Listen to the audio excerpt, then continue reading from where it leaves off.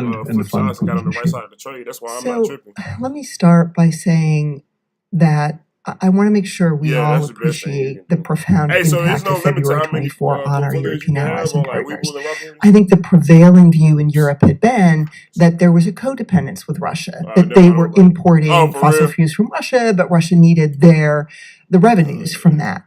And I Yeah, had that's a I European figured out too, like colleague how to say add to you onto me, my Karen, do LLC, you bro. I just understand gotta February basically all I 24 gotta do is is just essentially daggone. Europe's I would have to 9/11? send the paperwork, the That this has documentation off to the fundamentally Secretary changed of how State. we view I think Russia that's across President all Riley or some sectors, shit. I don't know. including energy. But I basically And the just fact gotta that we've damn send it seen the off there, EU like move to on the coal, IRS and or some shit yes, like that, that and just won't add hit you, until add August, you as a that we are likely to see movement on like an basically oil the ban organizer. in the Then you coming would be like weeks. We see official. how You would be contentious like, you this know is what I'm saying? within the EU because some You're gonna have countries more are percentage 100% than the dependent company. on Basically, Russia. we'd be split. And then that still leaves gas. We could do it that way. I could add And you, or like I think they were telling me too. our Like, role it's here probably best to is start a to whole new help business, a whole new Europeans partnership. find Then other supplies, and this is where U.S. LNG plays a critical role. you know what We're I'm seeing saying? a That's country just like because you know this Germany company make already plans started, to bro. build two I had LNG to explain terminals. all That'll the, take a I had to little explain while, but everything they're dating moving back in to that 2020 direction. with you. You feel We me? also then have to look at the But I don't know if you want to do all interconnectors that. But that shit, go we from could. I those don't care. I LNG don't mind. But terminals I'm just in saying we could Europe just easily to start another countries that business don't and have 50-50 terminals that this aren't shit. on the coast.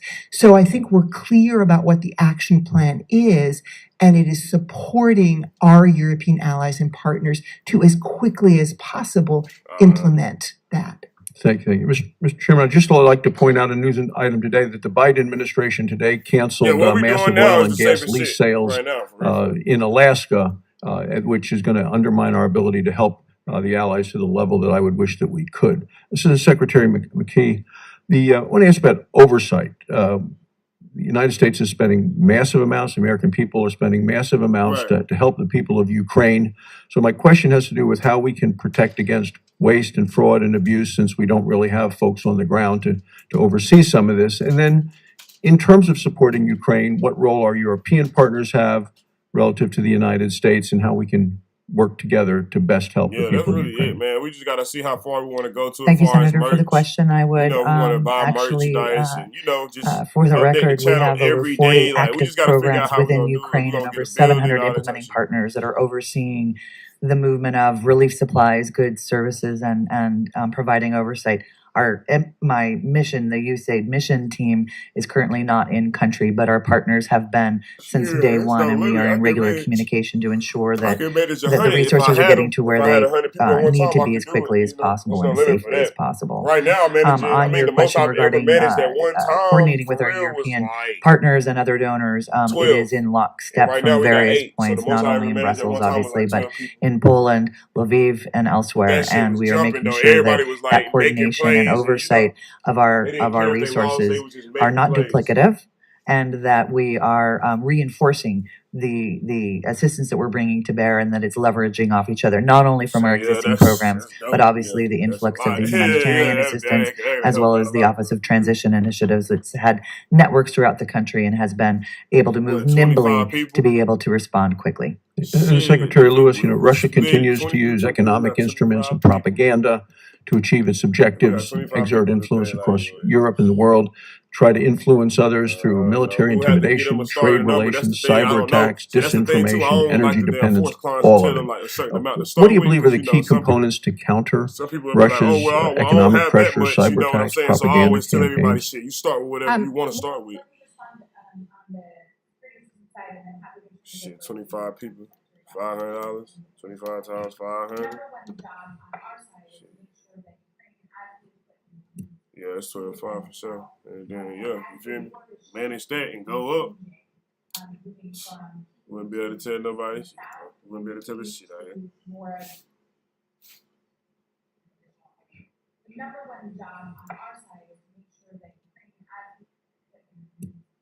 And see, that's what we need. That's what we need. We need whales. We need big sharks. We need big money. That's how like I said, bro. I mean, I know some people say like if you can't manage 200, you can't manage 2,000. But to me, I think that's false. I feel like in this market nowadays, you need leverage. If you have leverage, you can make more plays. You know. So your question is related to an essential part of the strategy, which is how do we impose costs on Russia and prevent them from influencing in a very negative way on allies and partners. So there are various elements of that strategy. Surely one is sanctions, and there I don't think Spy we picking appreciate up right enough the now. magnitude of the I'm gonna tell sanctions you we what's put in leading the place market, and I against missed it, Russia. man. It's an order of My magnitude chart different was than what we tripping did in though this morning, so it 2014. wouldn't We've know it never wouldn't put no chance sanctions in on hell the I was central gonna get bank, in for there because example, of a my chart G20 was tripping. country. But fucking And Amazon, Russia has been artificially inflating the value of the ruble, so I don't think we have a clear that shit was read on flowing the this morning, impact that but has had, but Robinhood I was believe it's freezing and profound. my We've seen computer over wasn't working, so I just 600 said fuck it. private When I sector came back, companies they was leave already up Russia, 40. and those are not They do short-term that every decisions. time. They're not going back anytime soon. On the export controls, those are having a clear impact in terms of our ability to degrade Russia's All right, defense hit me back there. industry. So I think if you look All right, across the range of costs we're imposing 276 on right there. Russia, it is affecting those different sectors that you highlighted. Thank you. Thank you, Mr. Chairman. Thank you. Senator Murphy. Thank you very much, Mr. Chairman. Good to see you all. Secretary Lewis and Secretary Donfried, I'm going to talk to you on the record about a few of the things that we were discussing before the hearing began. Secretary Donfried, yesterday, the relatively new Prime Minister of Bulgaria was in town. And of course, this is a nation on the front lines of this crisis, almost entirely dependent on Russian energy, now cut off from that supply. If Bulgaria survives this moment, if this government survives this moment, it's a really important sign to Russia that they are going to be unsuccessful in the future in trying to use energy as a mechanism to bully neighboring nations. There are a handful of things we can do. There may be some creative financing mechanisms we can engage in. We can also, try to shed light on the pretty massive profits that the private energy companies are making right now. There certainly is an ability for those companies to be able to do some kind of temporary discount for nations that are facing these crises. But I wanted you to just talk for a minute about the importance of supporting our friends in Bulgaria and the importance of, making sure that we have the right tool set available to help other nations that are going to be in a set of dominoes pretty soon. Greece maybe next, that are going to need help from Europe and the United States to figure out this problem of Russian cutoff. So I want to be clear, the administration is all in on supporting Bulgaria here. As you referenced, Russia made the decision to cut Poland and Bulgaria off of gas supplies. Poland was already moving in terms of weaning itself off of Russian energy, so Poland can manage this relatively well. Bulgaria is much more vulnerable. And I think you saw the strong support for Bulgaria when the Prime Minister was here. The National Security Advisor met with him, the Secretary of State met with him, and then he also had an opportunity to meet the Vice President. And I have colleagues who are working literally every day with Prime Minister Petkov on helping Bulgaria think through how does it manage this cutoff from Russia and how can we help them make sure they have the supplies. I just hope that everybody in the administration hears this as a priority and is ready to be nimble and quick, because this is a present crisis, and there's lots of reasons for us to decide that our bureaucracy isn't properly set up to help them, in particular our development financing arms, but let's find a way to get to yes.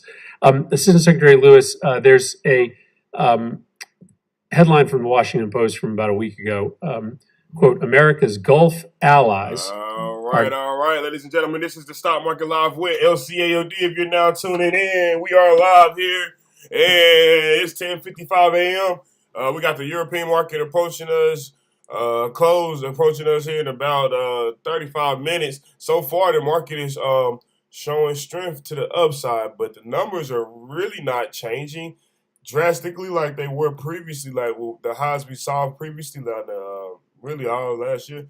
We're still kind of wiped here. We're still in the bear market, but they are showing direction towards the upside. So, that's looking good, and the gains are actually holding today for the calls.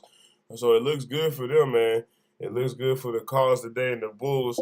So it looks like the bears are actually falling back, chilling out, taking a day off for once, and the bulls are taking advantage of that right now. So the SPY's breaking out here, going back up.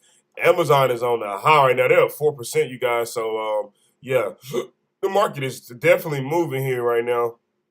We see a lot of green today. It's not big green, but Green is showing some strength here. Bitcoin is trying to come back up to back to 30,000. So they were crashing around like 2 or 3 in the morning, and now it's looking like they're trying to recover, and Ethereum is trying to regain 2,000. So yeah, man, everything is starting to come back up here. But I really still think right now it's the bull. It was just due for this. The Bulls that have a good day. I honestly believe this is a false breakout, and this will fade here eventually. Now I'm not gonna say it's gonna fade immediately. I think it'll probably fade maybe tomorrow. I'll give it another 3 to 4 days. The Bulls got a lot of momentum right now. I don't see the market just taking this away from them. They haven't had this momentum in literally about like 4 or 5, 6 days straight, you guys. So think about that. Now the SPY is picking back up though. 394 on the SPY, 394.14. That is the high of the day. Amazon just touched 2,200, 2201. They're picking up here. Tesla's starting to move now. So this briefing today here, or this Senate hearing today here is actually moving the market positive today. Not a lot of negativity here today. So that's good. That's good for once, you know. Well, like I said, I really still believe that this is a false breakout. They're just getting off the bottom. Powell's on the market side for a soft landing, you guys.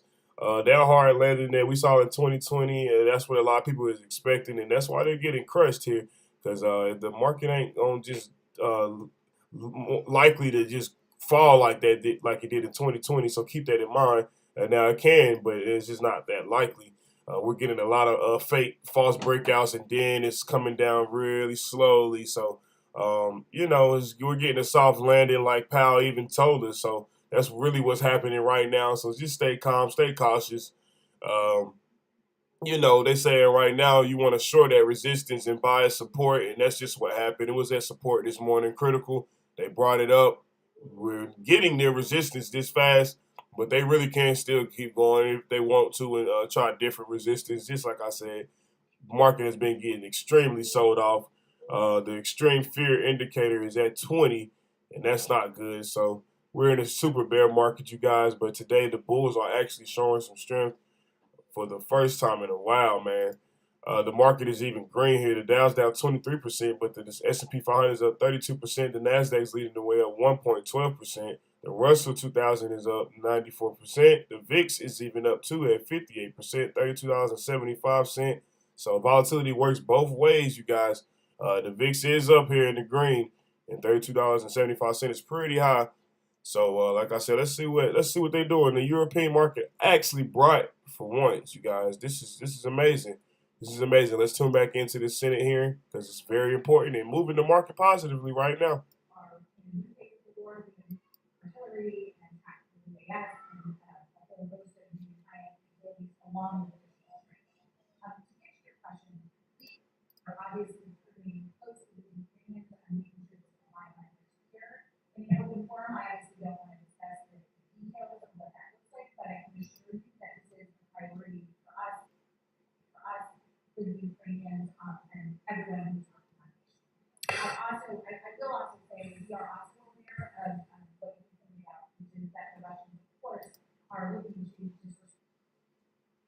So let me turn to the picture in the Donbass, in which the Russians have had a lot of time to move artillery into that area.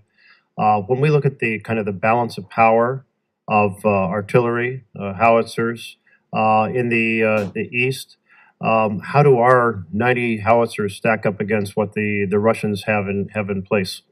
Well, I think that it is not just the howitzers that they have. As you are aware, we have provided them with a whole range of defense articles to help in that fight, and we're going to continue to do so. I would also say that as we look at this phase of the fight, we are looking at putting in different types of systems, and I don't want to go into the details of the systems for reasons, again, you can imagine we don't want to share what may be coming, but we are looking at additional high-end systems that would provide new capabilities. Some of those, of course, require training, and we need to make sure there's time to do that as well. So as we look at this dynamic, the ability to make a difference in this standoff is going to have a lot to do with how well the Ukrainians are able to know the exact locations of targets, which we have, of course, a lot of increased capability in determining those locations, and to take them out, but also not just kind of artillery, trying to take out artillery, but also the role of drones. And we've seen how the drone world has changed dramatically over the last 10 years.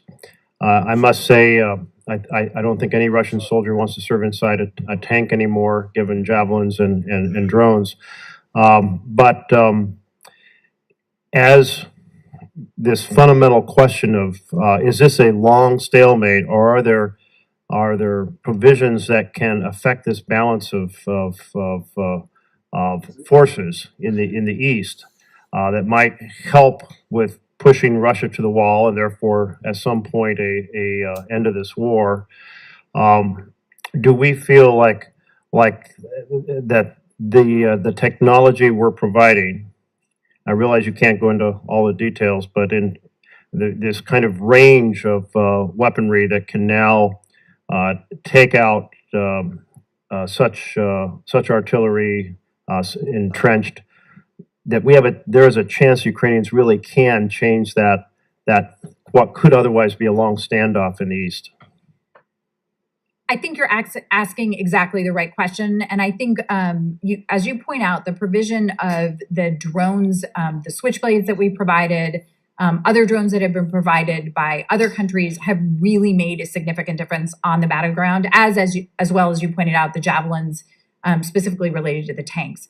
So we are looking hard at the question you're asking, which is how can we make sure that the technology needed for this phase of the fight is going to work and get them exactly what we need. Now, while I can't guarantee you the outcomes or the end game, I can tell you that we are going to do everything possible to make sure they have exactly what they need. And I would also add that I'm happy to discuss this in more detail with you or any other member of the committee in a closed setting where we can get into more details.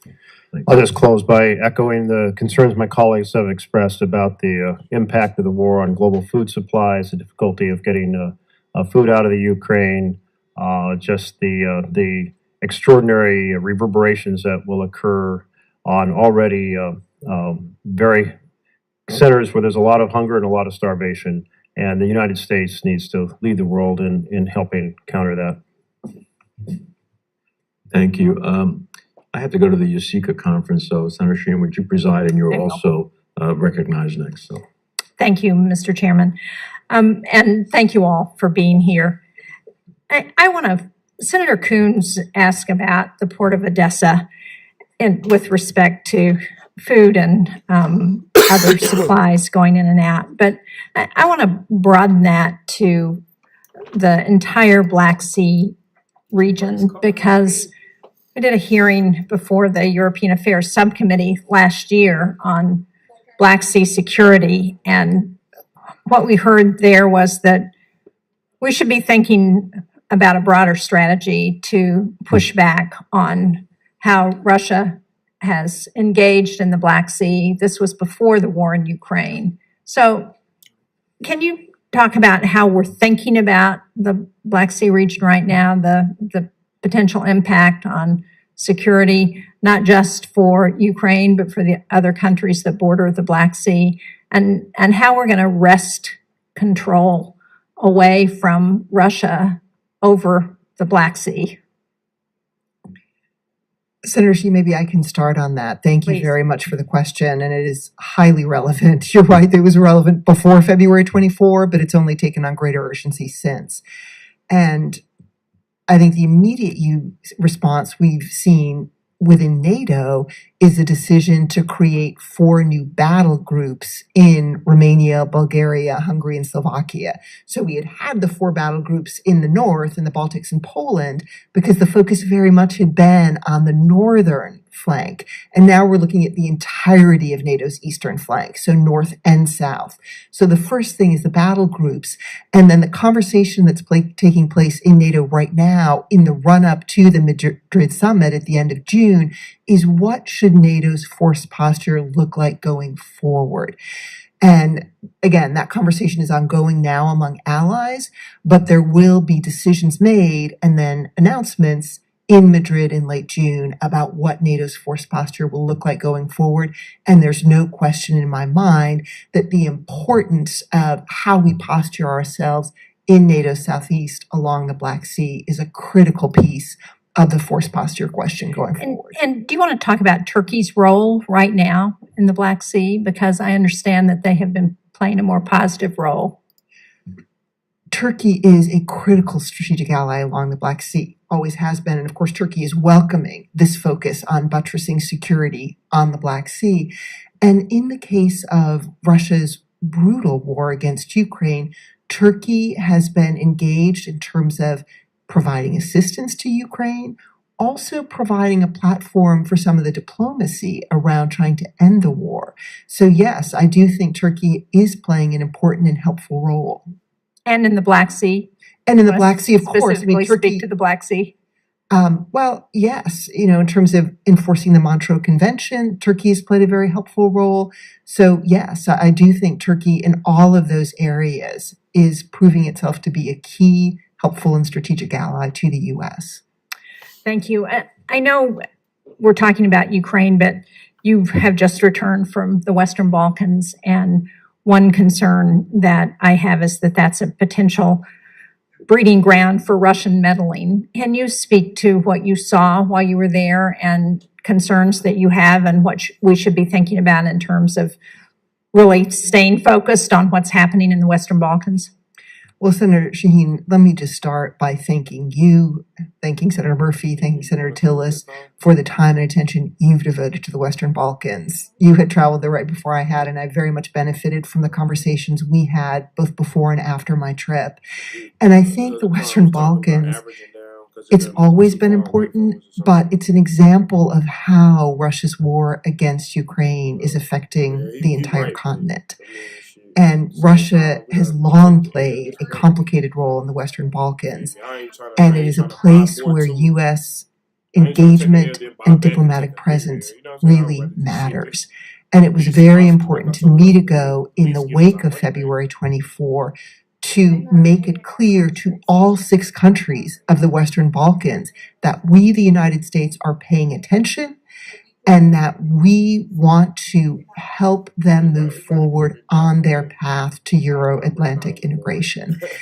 And there are different challenges in each of these countries, but it is a place where American diplomatic muscle can make a difference. And the fact that you were part of a bipartisan delegation there also underscore that this is not only the Biden administration, but in fact that Congress in a bipartisan fashion is focused and engaged on that region. Thank you. I appreciate that. I'm out of time, but I just want to put Ms. Lewis on the table, the importance of working with the Ukrainians as we're looking at implementing women, peace, and security, that they have a real interest in. The Ukrainian women are really the diplomatic arm now for much of what's happening in the country, and ensuring that we work with them throughout this crisis, I think, is very important. So I know you will be doing that, and I will put in a question for the record to get more specifics. Senator Kaine.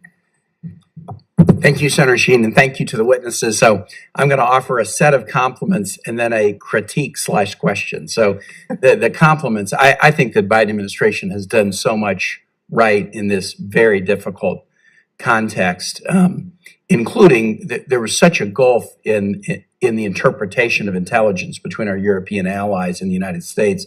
I could see this at the Halifax Security Forum in November. On the same evidence, the U.S. was saying there's going to be an invasion, and most of our European allies were saying, no, there's not. It's a muscle flexing exercise.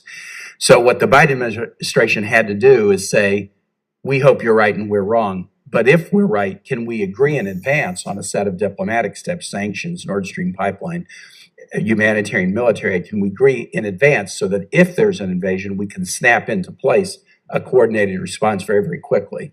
And I think that was just masterfully done. And I know State Department was very, very key in that. But the 2 areas of critique, and I want to ask you about one, are, one, we dramatically overestimated Russian military strength, and so that's a question for the Pentagon.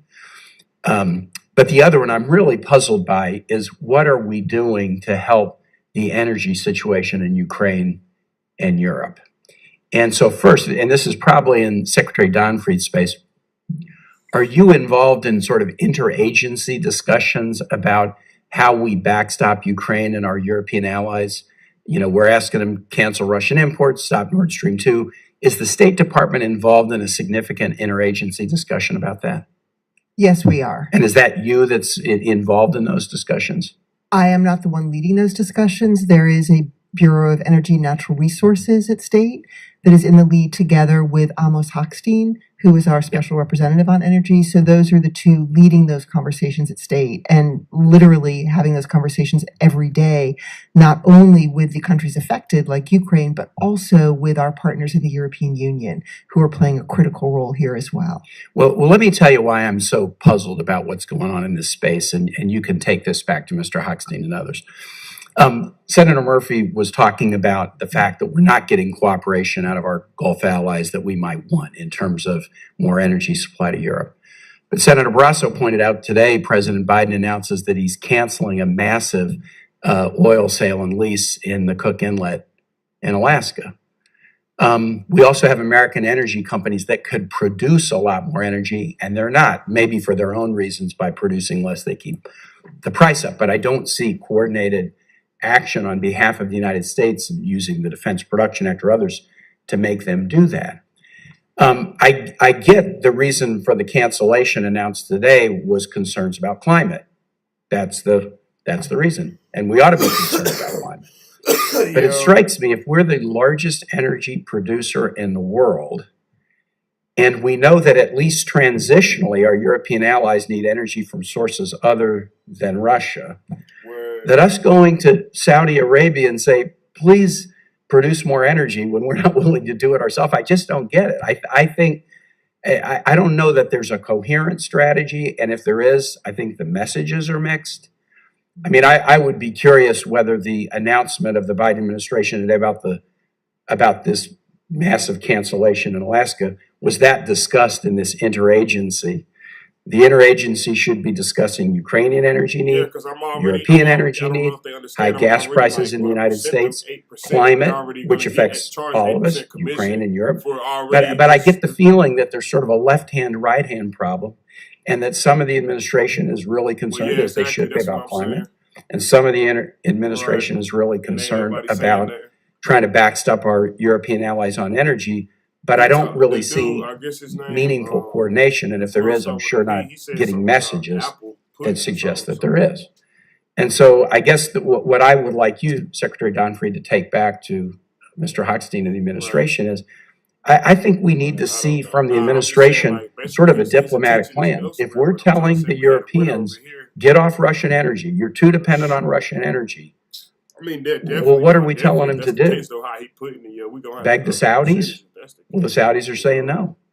And then the Europeans are looking at us, and we've got supply that we could use, at least transitionally, that we're apparently not willing to use. Now, I will say this Cook Inlet cancellation, if that had been granted, it wouldn't be producing energy for some time. So it's not like that would drop gas prices tomorrow. But there's a mixed message. And I don't really believe that the U.S. is full-throated leaning into helping our European allies deal with their energy needs. And in fact, if they were looking at what we were doing, we're asking the Saudis to help them, but we're leaving our own assets that could be used to help them sort of stranded right now. So I don't know if you have a comment on my puzzlement. I'd like you to take that back to the State Department. I'd like to see a lot more coherence from the administration on this, but if you have a comment, I'd be very welcome to it. Sure. Well, Senator, I am very happy to take that back. And it was kind that you started with compliments and totally appropriate that you have critiques as well. And we certainly could benefit from your thinking on this. I want to be clear that it's not just the U.S. saying to the Europeans, you need to wean yourselves off Russian energies. That is a belief the Europeans themselves hold. So I think there's a synergy there between the perspectives. And I think the hope in the administration is that there's a way to marry the climate concerns with the energy security needs. And I think if you look at some of the new technology, like the small modular nuclear reactors that, for example, Romania is Well, look, pursuing with this us, how I that do there are it. some real Whatever he's saying, opportunities if to, he, in if that, fact, that marry plane was to those come to two goals of Red Dead, climate we and just energy gonna have to security. we gonna put him 10, Certainly, the bro. We gonna put administration in 10 or releasing 20. It's strategic up to you. What you think, 10 or petroleum 20? reserve oil from the Strategic Petroleum Reserve is an effort also But we're to gonna split enhance it. supply that's out there. I But say I'm I say happy we to take start this with 10. back and Let's share it send with him my 10. colleagues. And I will Send him note 10%, right? that He gonna the start with 10, president he has start with 5,000. nominated But an we assistant send him 10%. secretary I'm gonna for get the 5%. Bureau You of gonna get 5%. ENR, Because it's your Environment and Natural Resources, and it is Jeff Pyatt, who just stepped down as our ambassador to see what I'm Greece. saying? So Boom, every I time we will flip this shit, we just get commend 5%. You the get what I'm saying? committee for looking He keep it with the expeditiously at that nomination and giving us even more muscle on these energy issues at the State Department. So thank you. Senator Sheen. Thank you, Senator Van Hollen. Hey, just don't Thank you, forget, Senator we're still in Shaheen. the Great bear to see market, all bro. of you. You might need to look. As We're still in the you bear all market. You well might need to look know, at the live stream. Finland's leaders announced they hold it in yesterday their desire to join NATO. We expect Sweden to follow suit Yeah, that's shortly. Senator Shaheen co-chairs the Senate NATO Observer Group, and we had a bipartisan meeting yesterday along with some NATO representatives. And my question to you, and I don't know, maybe Pastor Donfried, this is best for you, is it the administration's intention to process this as quickly as possible with our other NATO partners? And when can we expect to see a submission to the United States Senate for approval? So we right now are waiting on Finland and Sweden to officially apply for NATO membership, and our expectation based on the news today and other things is that that is likely to happen very quickly. And as you know, throughout, we have strongly supported NATO's open door policy, and in fact, an underlying principle that we have been defending in standing up to Russia's brutal invasion of Ukraine is the right of every sovereign country to determine its own foreign and security policy. And in Finland and Sweden, we have two close and valued defense partners. So certainly this is going to be a topic of conversation at the NATO Foreign Ministerial this weekend, where both the Finnish and Swedish foreign ministers will be there. And I know there's been bipartisan support in Congress on this issue. So I mentioned earlier, I think you may not have been here, that what strikes me really quite intensely as I reflect on where Finland and Sweden are is the extent to which this underscores the strategic failure Putin is suffering. Yes, no, there's no doubt about it. I think it underscores the miscalculation. Just on that point, well, beyond the NATO point, but a lot of our defense partners, as you know, we've been more and more successfully urging them to supply Ukraine with weapons. They need to have their supplies backfilled, sometimes with replacements, sometimes with the next generation, more modern U.S. systems. I hope we're really pushing hard. I don't have time to get into details, but just that is something we continue to hear about. Not lack of desire, but the bureaucratic levers moving too slowly in that process. Obviously, part of our approach is providing Ukraine with weapons. The other is the set of economic sanctions, including, as has been discussed here, the efforts to wean some of our partners off of their dependence on Russian oil and gas. We have a headline yesterday about the EU's efforts to adopt a Russian oil embargo being spoiled by Hungary. My question to you, Ambassador Donfried, what are we doing about Hungary using our bilateral relationship? I mean, they are right now holding up a decision by the European Union that's a critical part of our overall strategy. What are we doing about it?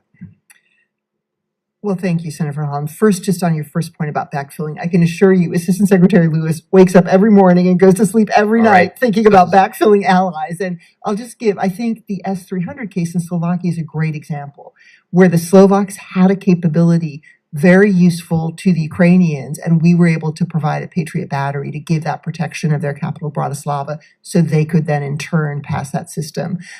Can always do better, but I do want to commend the work of my colleagues on that front. And then to your second question on the EU oil ban. So in many ways, this is a question for the EU. My assessment of what's happening. With all respect, I'm asking, using our bilateral relationship with Hungary, what are we doing to tell them this is unacceptable to be standing in the way? So what I was going to say is my understanding of what's happening right now is that Hungary is negotiating for a longer period of time to wean itself off Russian oil, and that is the deal that they are working at in the EU. So I am still rather optimistic that the EU will arrive at this, if not this week, next. I think we're actually very close to seeing the EU put in place that oil ban. Okay.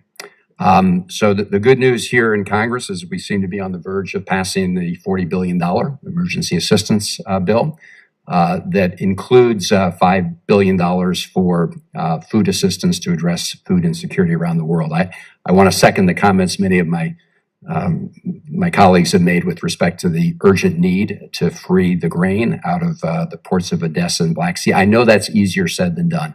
Here's the thing I want to emphasize. I don't think that we collectively have done a good enough job of telling the world that rising food prices and rising food insecurity and rising hunger is a part of a deliberate strategy of Vladimir Putin. We continue to hear from people that Putin is being successful in trying to persuade people in sub-Saharan Africa that somehow this is our fault, when he's killing people in Ukraine and he's killing more and more people around the world in days to come through food insecurity. And we need to really up our game in terms of explaining to folks around the world. And I've been looking at that list of folks in that original UN vote, the 35 abstentions and those that didn't vote. A lot of them are suffering. Their people are suffering because of rising food prices. We're seeing it around the world. We're seeing it here.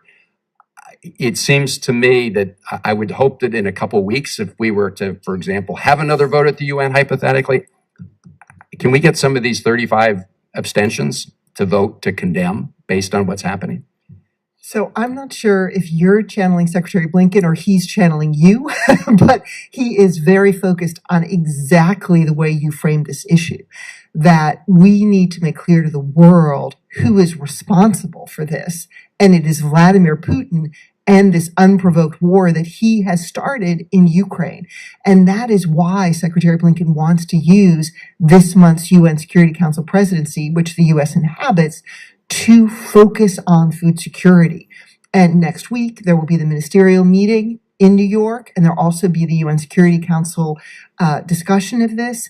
And it gets to your point that when you look at those UN General Assembly votes, whether it's those who abstained, the 141 who voted for that initial resolution to condemn Russia's war and demand that Russia withdraw, that we both want to hold that coalition together and move folks from that abstention column over. And Secretary Blinken completely agrees that food security is a critical piece of this because so much of the developing world is suffering from food insecurity. So yes, happy. Vladimir Putin could change the situation today, right? Yeah. If he just agreed to open up, help us open up those ports. Thank you, Senator Shaheen. Thank you, Senator Van Hollen. I am told that Senator Menendez is on his way back. So, Senator Kaine, you have another round you would like to ask? It's not a round, it's just a suggestion for my colleagues. World Hunger Day is May 28th. One of the worst famines in the world was a man-made famine, the Holodomor, that was carried out by Joseph Stalin against Ukraine in 1932 and 1933. It was a planned effort to starve millions, and the estimates of the Ukrainians that died in that effort were anywhere between 3 and 10 million. It was an effort that was specifically designed to stop Ukrainian independence.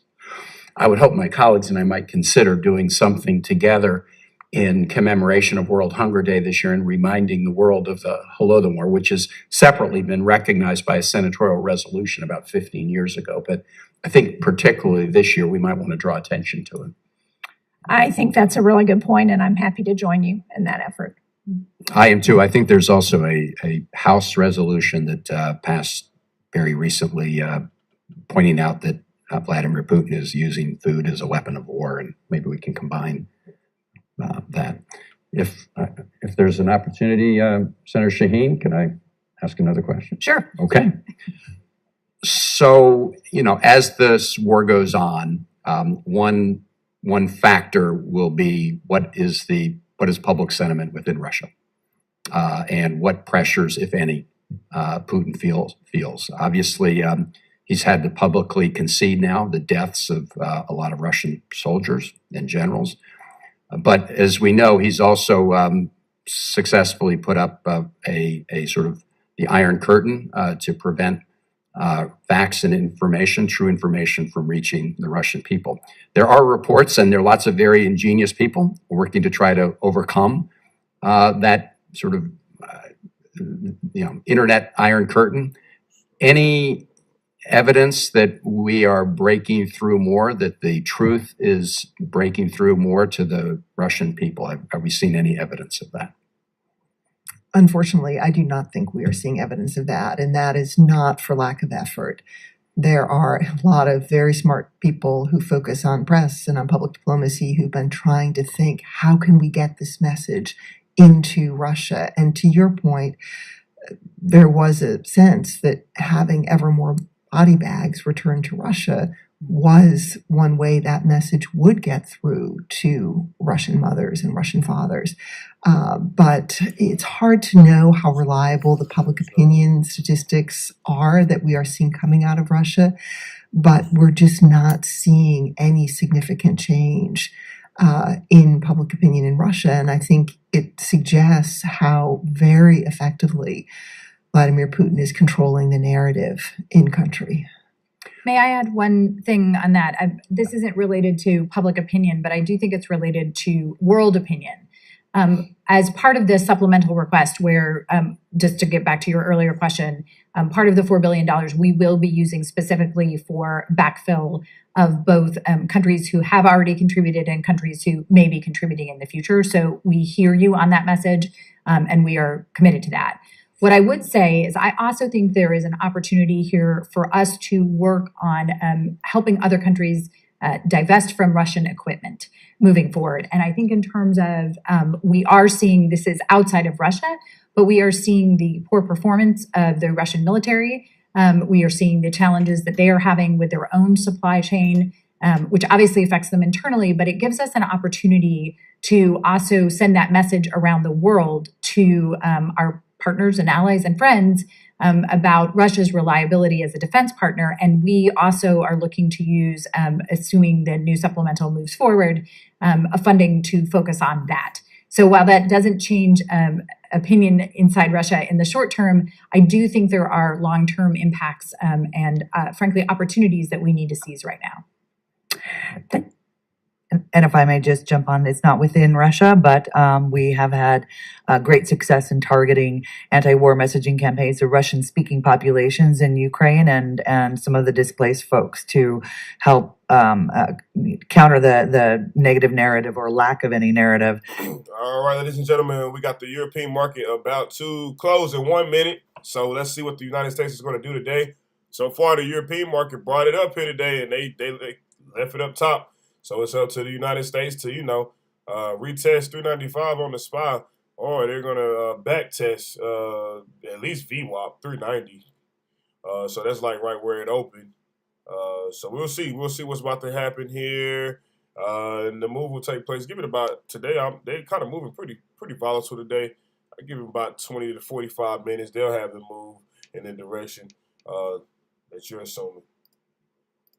Russian citizens more than it is right now, but I don't see that as a short-term effect. Thank you. Thank you, Senator Shaheen, for presiding. Thank you, my colleagues, I know, for their inquisitive, positive questions or keeping the record open. I wanted to come back and keep the hearing open because I have a question for Ambassador Van Schaak, and it's really a follow-up on Senator Cardin's question, which I know the State Department is loath to say yes or no to a question, but this one seems rather easy. And the question to follow up is, on the question of war crimes and human rights violations that are taking place by Putin and Russia in Ukraine, that is something that is a global call. It's not a Ukrainian call per se alone.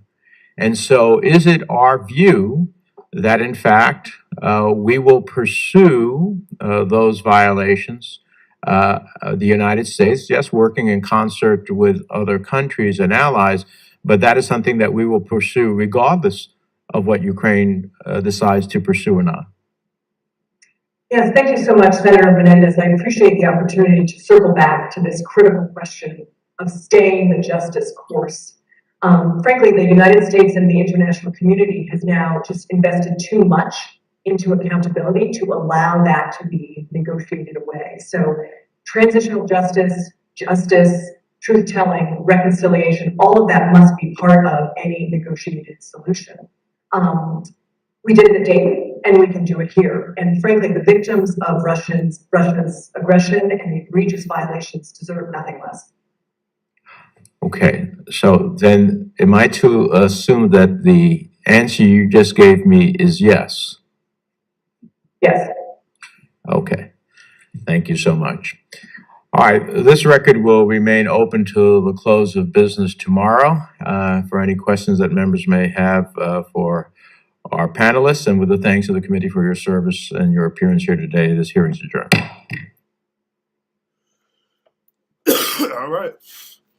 Hearing is adjourned, you guys. So there you have that. Let's check around, see what's moving the market besides that and the Euro close. United Nations looks like their aid and UNICEF officials speak on Ukraine. Tune into that real quick. See what that's gonna do. Yeah, so that has something to do with the market. Disclosures about the risks that individuals против сепаратистов и оккупантов. and regulators all Тотальная around the украинизация world очень. are acting I understand to that, but provide that will you commit to engaging Chairman Gensler in FSOC to assess the risks to our energy markets and exacerbating the inflation crisis posed by politicizing the allocation of capital through ESG regulation? And will the FSOC consider the risk of steering investors toward green or ESG firms that could make them riskier, not safer, by inflating their asset values? Well, look, I think you should note that the largest banks in the United States and around the world voluntarily joined an alliance this past year to commit to I know what they forming did. their portfolio's I'm asking you about financial risk. I'm asking you, Madam Secretary, I'm asking you about your job as chair of the FSOC to evaluate all financial risks. And I want to know whether you acknowledge that stocks in many ESG stocks in many ESG related ETFs and investments trade at elevated price to earnings ratios and multiples because investment returns are sacrificed for non-pecuniary factors. Are you evaluating that risk to the financial system because returns are sacrificed?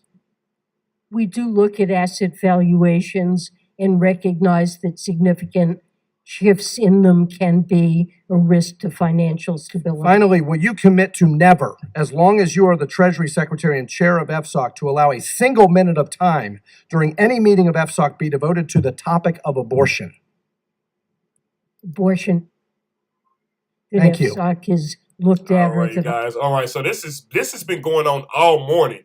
This is what's really been moving the market. I apologize I didn't have this up first. But yeah, this is moving the market, you guys. So let's tune into this. And then there's some other stuff going on in here today, too. So don't get confused now. Remember, I told you guys, we're still in the bear market. We're still in the bear market. And we got a lot of top officials out there speaking today. This is real. They didn't know that Janet Yellen was testifying for House Financial Services. And this is mainly what my company is about.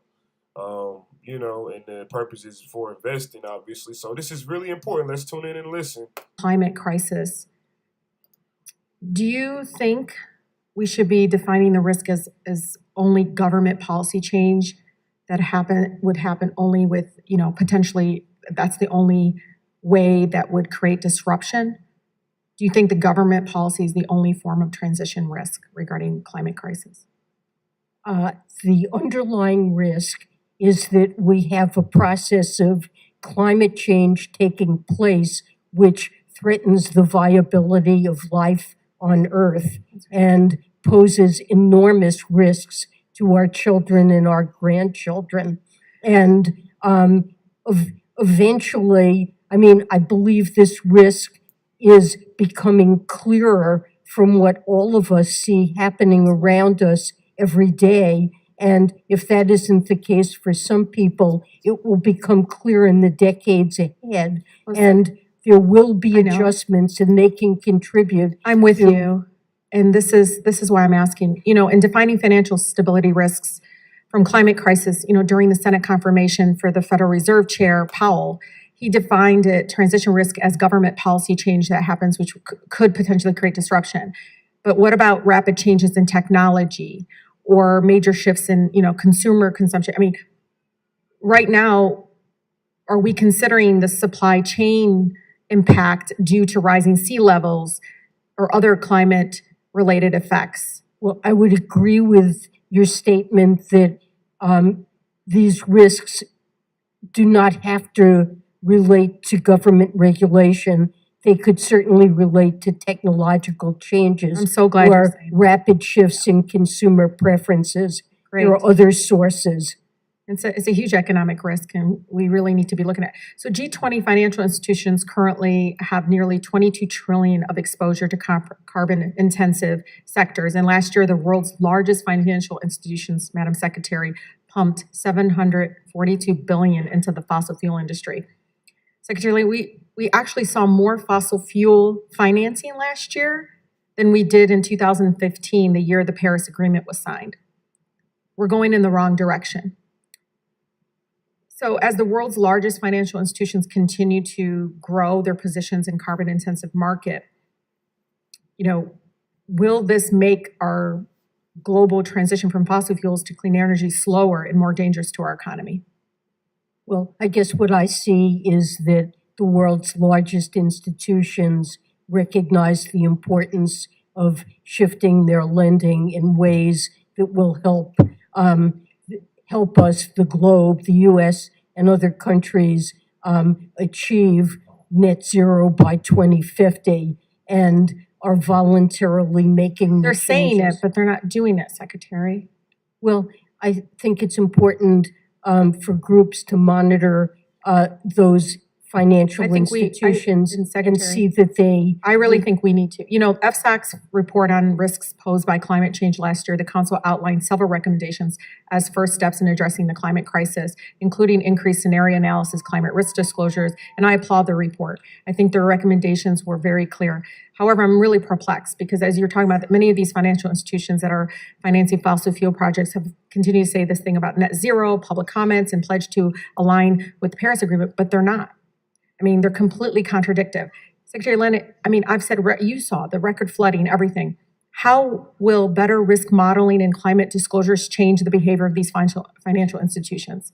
It will allow their supervisors to form a clearer view of the risks that these institutions are taking and then ensure that they're managing them properly. And it will help the institutions themselves better appreciate the risks that they're undertaking. They're probably not doing that kind of analysis now, and we want to promote that understanding.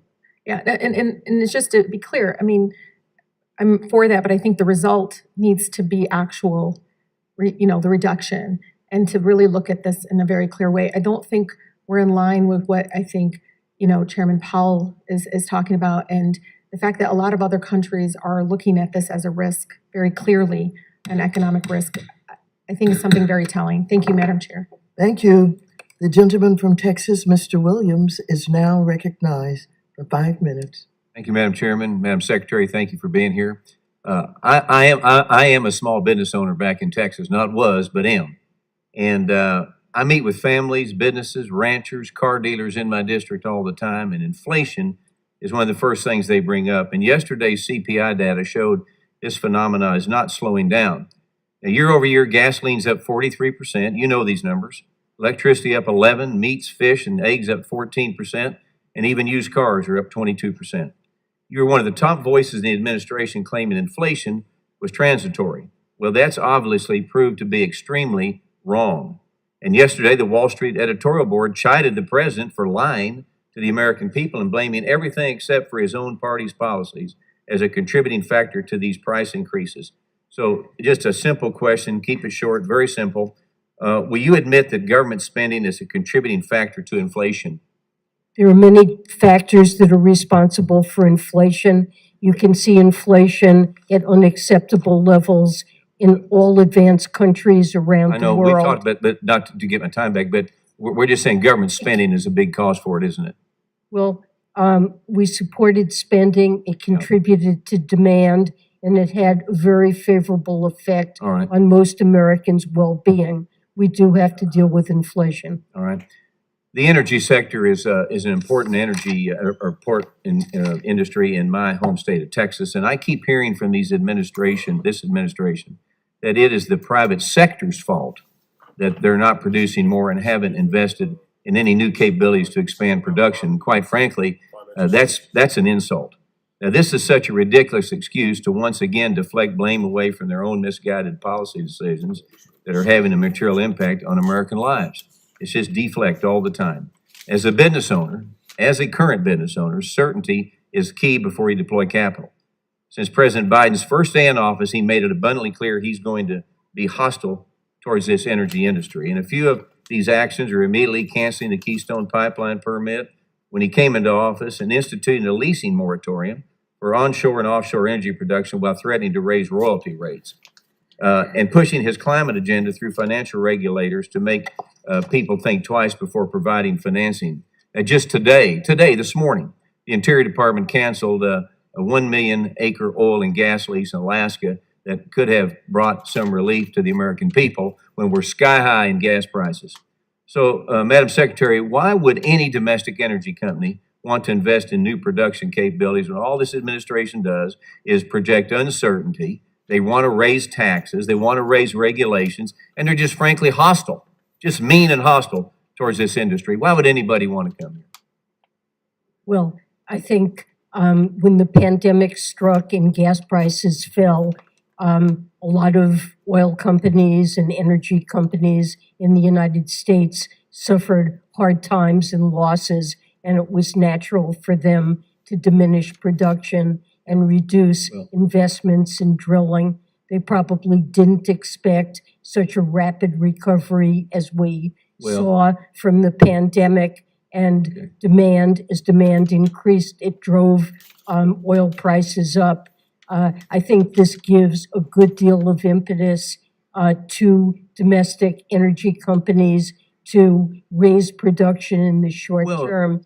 Over the longer term, climate change remains critical. All right, And I think what we've seen happen with energy prices rising because of Russia's invasion of Ukraine, it tells us that we need to move to renewable energy sources where our supplies and well-being and prices aren't so vulnerable. I might have a better idea. Maybe incentivize the private sector and let the private sector compete and help drive prices down. The government never gets that done. The government creates the problems that we're in today. So I would say you might want to try incentivizing these people.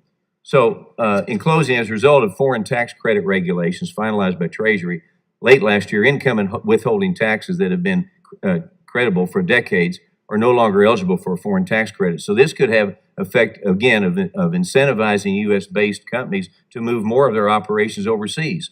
So quickly, are you willing to reopen this rulemaking to ensure that American businesses are not being put at a competitive disadvantage so they don't leave and cost us more jobs? Because this is America, the greatest country in the world. Would you be willing to do that? I'm sorry, what rulemaking are you referring to? Well, okay, my time is up. Thank you. Thank you. The gentleman from Illinois, Mr. Garcia, is now recognized for 5 minutes.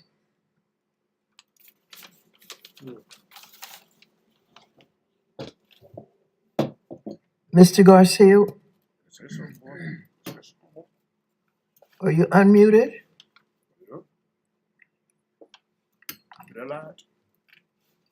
We'll wait for Mr. Garcia Meanwhile, the gentlewoman from Texas, Ms. Garcia, who is also the vice chair of the Subcommittee on Diversity and Inclusion, is now recognized for 5 minutes. Thank you, Chairwoman Waters, and thank you, Secretary Yellen, for joining us again today with this important annual report. First, I would like to applaud you, Madam Secretary, for the Treasury's handling of the financial stresses we've experienced recently. COVID-19 has caused much social and financial hardships to our community. Putin's brutal and unprovoked invasion of Ukraine has only exacerbated these problems. I commend Treasury's implementation of historic multilateral sanctions against Russia, punishing them economically and isolating them politically. You, this Congress, and the President have constructed a broad and effective international coalition. We hear good news of others that may be joining.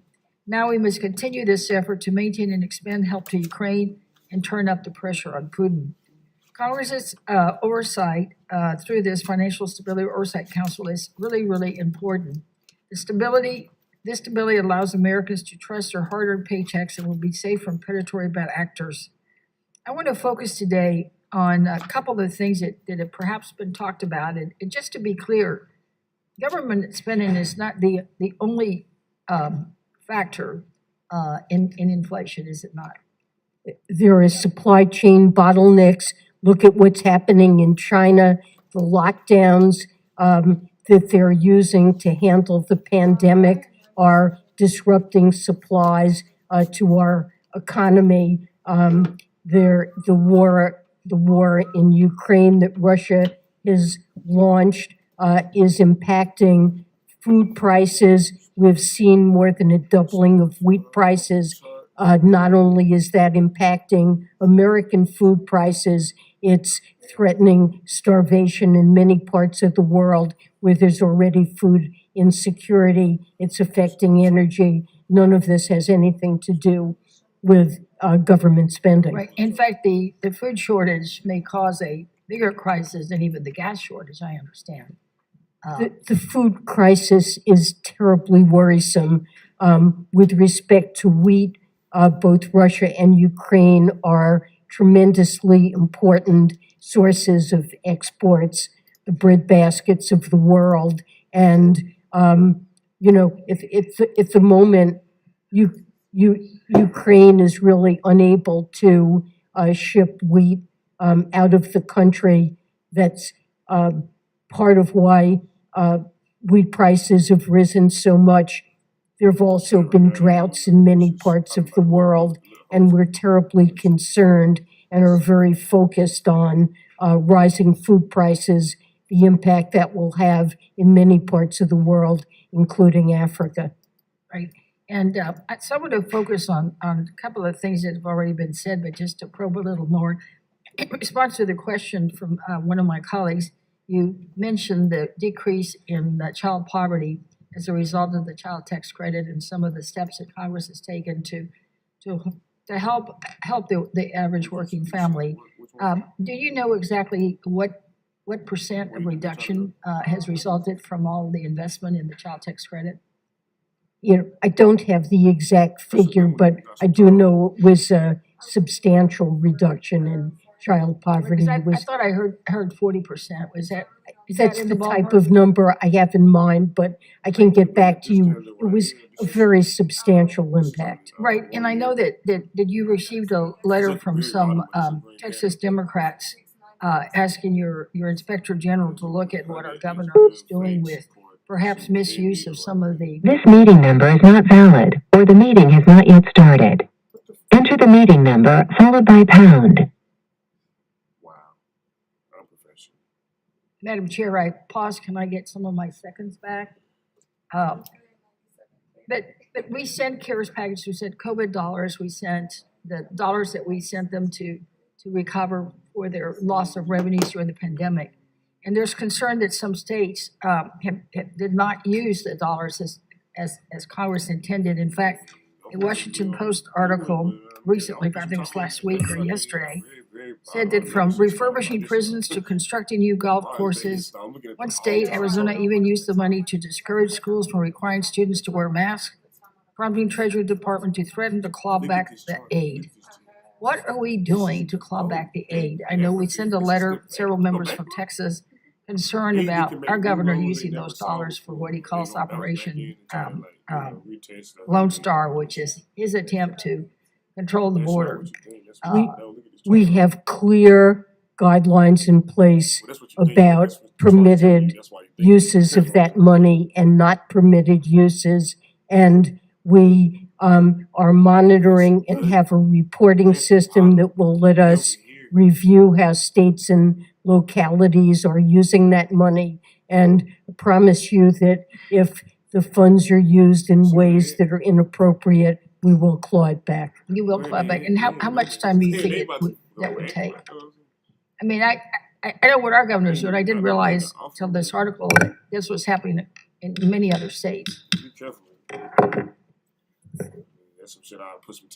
The gentlewoman's time has expired. Madam Chair, before you leave me, can I submit for the record, I ask for unanimous consent, the article, Texas Democrats urge review of use of COVID aid to fund border crackdown. Washington Post. Without objection, such is the order. Thank you. The gentleman from Arkansas, Mr. Hill, is now recognized for 5 minutes. Thank you, Chair Waters, and Madam Secretary, it's so great to have you back before the committee, and thanks for being responsive to our questions, and thanks for the incredibly challenging times you're in trying to guide our financial response to the Ukraine's tragedy of being invaded by Putin. So that, I want to start there quickly because I was looking back at the FSOC meetings. I'm actually going to talk about FSOC. Has met 9 times since you've been confirmed at the Treasury. And only in 2 of those meetings did you talk about cyber concerns to our financial institutions. And one of those was just because of the invasion. And of course, we've been briefed up here on the cyber risk potentially posed by Russia. In contrast, the FSOC spent a lot of time on climate. And so my question to you is, do you think that cybersecurity incidents due to the Russia conflict are a risk to the financial system here in the U.S.? Cybersecurity is one of the key threats to the financial sector, and FSOC has consistently identified it, including in this report, as a serious concern. The Treasury is also has responsibilities in this regard and is very focused on, especially with the Russia-Ukraine situation. We're working very closely with financial institutions to make sure that they have the information. This meeting number is not valid, or the meeting has not yet started. Enter the meeting number followed by pound. I tell you, those robocalls are a real problem in our political. Sorry for the interruption. We'll make up for the time. Go right ahead. No, thank you, Madam Secretary. So let me stop you there just for a second and say, do you, since you, in those 9 FSOC meetings, you talked in 7 of them about climate change and only 2 in cyber, would you say that at this time in war, global war with Ukraine? We have an ongoing and robust program to deal with cybersecurity, and have long recognized it as a critical threat. Climate change is something new that the Council has not previously addressed, and the reason we have discussed it in so many meetings is because it's a new initiative, it's a complicated one, it's one that requires agencies to work together, and it's a substantial long-term threat. Both things are important. One is not more important than the other. But you would say that cyber resiliency right now is a much more critical concern to the financial sector than long-term talking and planning and thinking about climate change, yes or no? Climate change is a substantial long-term threat, and cybersecurity is a long and a short-term threat we are very focused on. Let me change subjects and talk about the reverse repurchase market that your former organization, the Federal Reserve, runs. Over the last couple of years, we have about $1.9 trillion in an overnight repurchase agreement, showing just how much liquidity is out in our system that's not being able to be used. It can't be used for productive lending purposes, so the banks have effectively too much stimulus from fiscal contributions to the economy, as well as the laxity of our monetary policy recently. Do you think that reverse repurchase agreement balance is a challenge to financial stability as we go through a tightening phase at the Federal Reserve? Well, I really don't want to comment on issues that are in the domain of the Fed. It's the Fed's program, and I'm going to refrain from commenting on it. But I will say that FSOC is concerned about the functioning of the Treasury market. We've had episodes in which liquidity has dried up, and we're working very hard coordinating with the Interagency Treasury Working Group to look at reforms to make sure this critically important market for the United States and the globe functions well, has the liquidity that it needs. Good. Well, I would invite you to look very closely at what Gary Gensler has said about the primary dealer market and urge him to be very cautious about injecting any uncertainty in our primary treasury dealers at this time of, tough conditions as we tighten and want to maintain that liquidity. Thank you, Madam Chair, and I yield back. Thank you very much. The gentleman from Massachusetts, Mr. Auchincloss, who is also the vice chair of the full committee, is now recognized for 5 minutes. Thank you, Madam Chair. Madam Secretary, welcome. I'd like to discuss in these 5 minutes what more the United States Treasury can do to defeat Russia in Ukraine.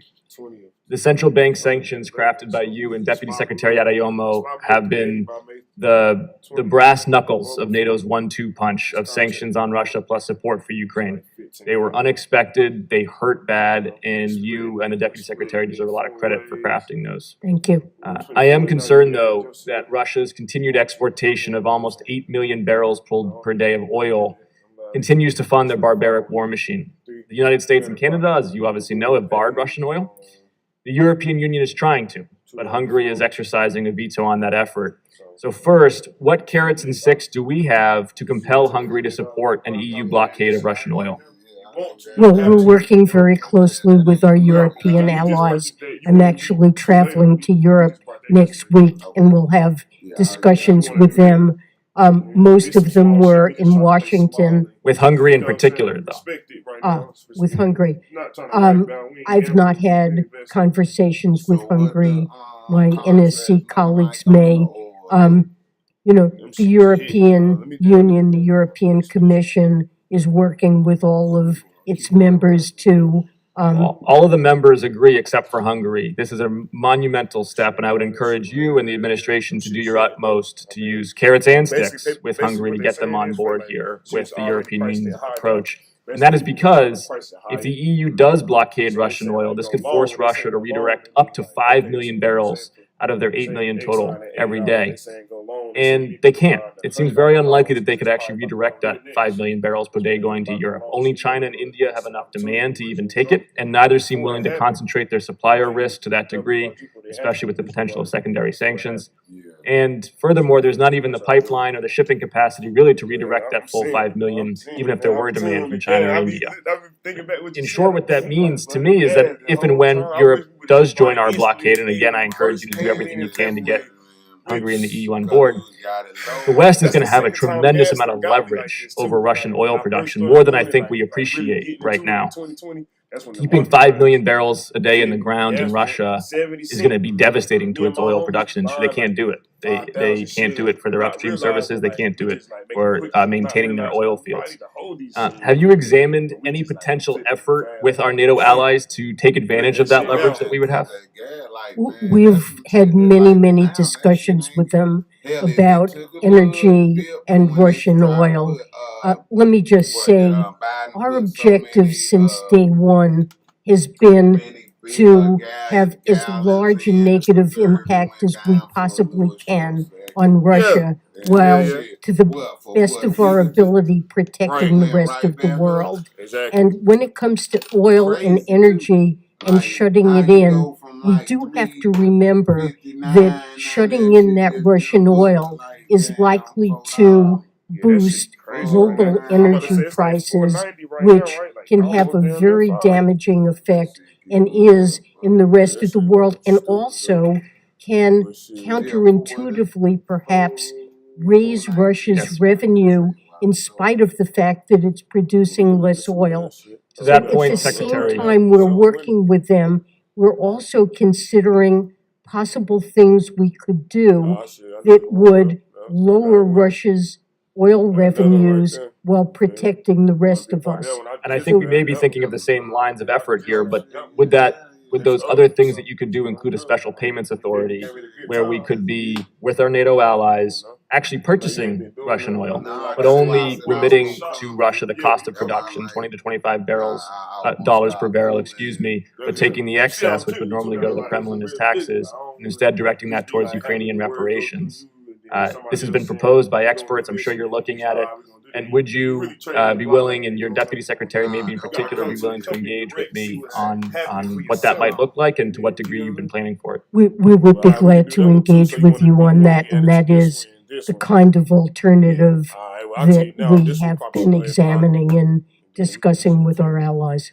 I appreciate that. In the final 20 seconds, Secretary, have we explored sanctions on oil field services providers who enable Russian oil production upstream of their actual of the actual distribution of that oil? Those companies have escaped sanctions, and they provide much needed technical expertise that Russia has not developed organically.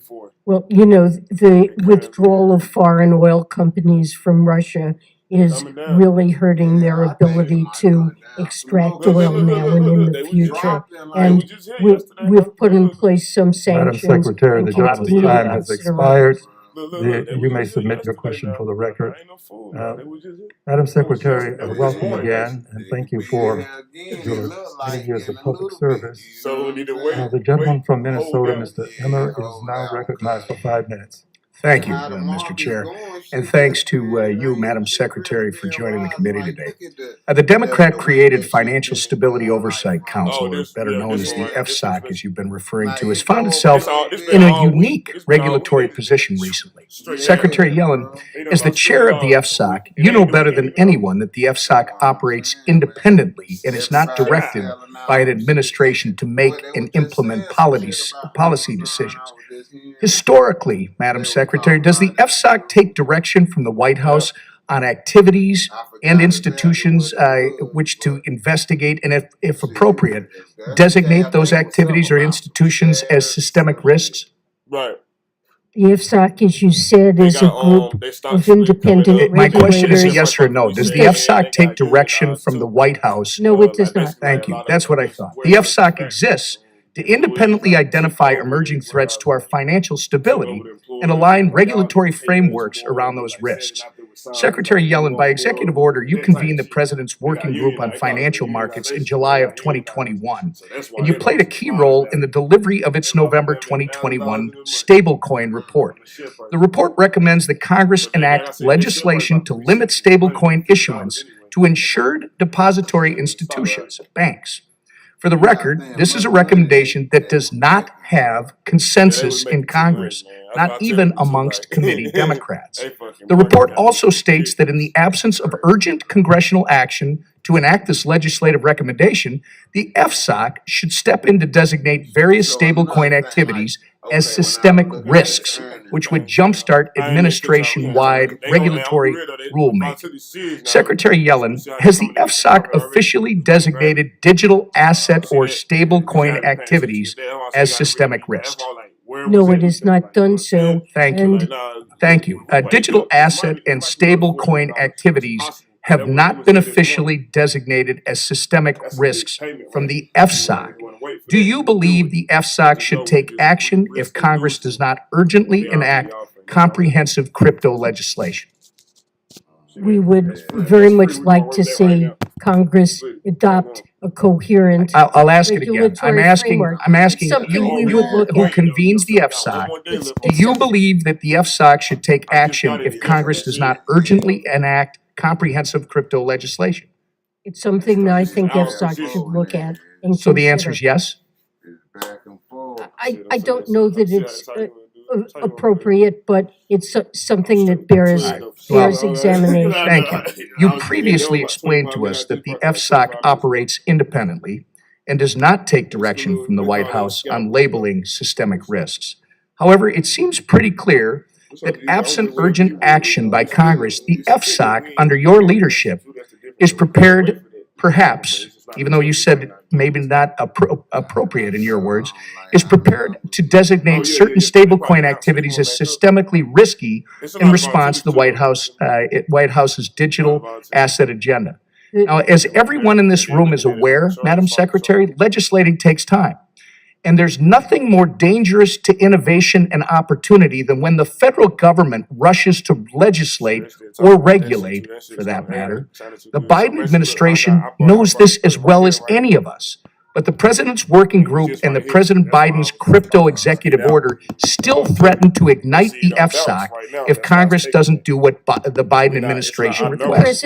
Put simply, Madam Secretary, the administration intends to weaponize the FSOC to circumvent Congress and the American people on digital asset policy. This recent history of activity demonstrates to me that the FSOC is no longer independent of partisan pressures and should be brought under control, under congressional appropriations supervision, so elected officials can make sure the voices of the voters are represented in the decisions of the FSOC. And for that reason, I introduced the FSOC Reform Act, which brings the FSOC under congressional oversight and increases the transparency of the council. The future of crypto, Web3, and the ownership economy cannot and must not be dictated by any entity that is supposed to be independent, but instead takes its cues from a political agenda. Thank you, and I yield my time, the balance of my time. The gentleman yields. The chair now recognizes the gentleman from Illinois, Mr. Garcia, for 5 minutes.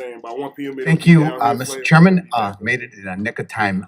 Good afternoon, Secretary Yellen. Thank you for being here. And thank you, Mr. Chair, for hosting this important hearing. Secretary Yellen, you were chair of the Federal Reserve in 2016 when FSOC finalized a study examining state and federal banking laws that could have a negative effect on the safety and the soundness of the financial system. One of the recommendations that the Federal Reserve made in that report was to close a loophole known as the Industrial Loan Company, or ILC, loophole. The ILC loophole allows commercial companies to operate banks that are not regulated like banks, and it has caused financial stability problems in the past. As the Fed wrote in that report to FSOC, quote, "It must also be noted that the companies that failed or required assistance at the outset of the 2008 financial crisis included a number of companies that owned and controlled ILCs," end quote. So, Secretary Yellen, my question is this. In light of the financial stability risks that we are discussing today, including digital assets, shadow banks, and big tech entering the financial services space, do you still agree with the past recommendation by the Fed to close the ILC loophole? So this is an issue I haven't looked at recently, but I have no reason to think that my view would change on this. The Fed felt at the time that report was written that there are great dangers in connection with ILCs. We've long been opposed to mixing banking and commerce for reasons weaker than they were then. And I continue to believe that it's likely to be appropriate. Thank you, Secretary. And as I mentioned before, the ILC loophole allows commercial and technology firms like Amazon, Facebook, and Walmart to acquire a full-service FDIC-insured bank. So can you share why it's important to maintain that separation of banking and commerce principle? And please describe what systemic risks can come from allowing non-financial companies, such as tech companies, to enter the banking services space. So there are a number of reasons why this seems to be dangerous. One reason that the Fed always worried about is that when a commercial company owns a bank, that credit decisions can be influenced by issues other than banking and safety and soundness considerations because of incentives that come from the other part of the business, the commercial part of the business. In addition, this tends to diminish competition and to promote monopoly and market power, and that's probably more important than it ever was before. And if sufficiently large commercial company were to become dominant in the payment system, I think there could certainly be financial stability risks. Thank you for that, Secretary. Another question. I introduced the Bank Merger Review Modernization Act of 2021 to ensure bank mergers are in the public interest by clarifying and strengthening the public. That activities-based approach would be more appropriate, and I appreciate that. Do you still stand by those comments you made to the Senate? So, let me clarify. There are two different tools, designation and activities-based approach. And I believe in different circumstances, each can be appropriate. It shouldn't be one or the other. Now, designation was meant for non-bank financial companies whose material distress or whose failure would cause material risk to the financial system. We are focused on non-bank, the FSOC is focused right now on non-bank financial risks coming from money market funds, from open-end mutual funds, and from hedge funds.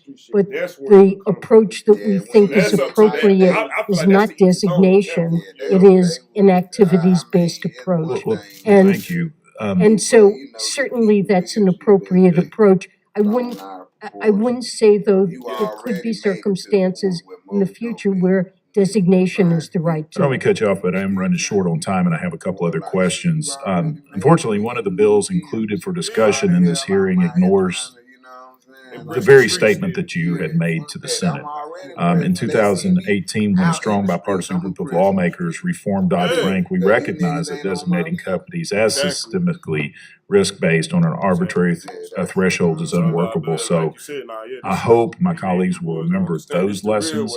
Moving on to another topic, one that Mr. Emmer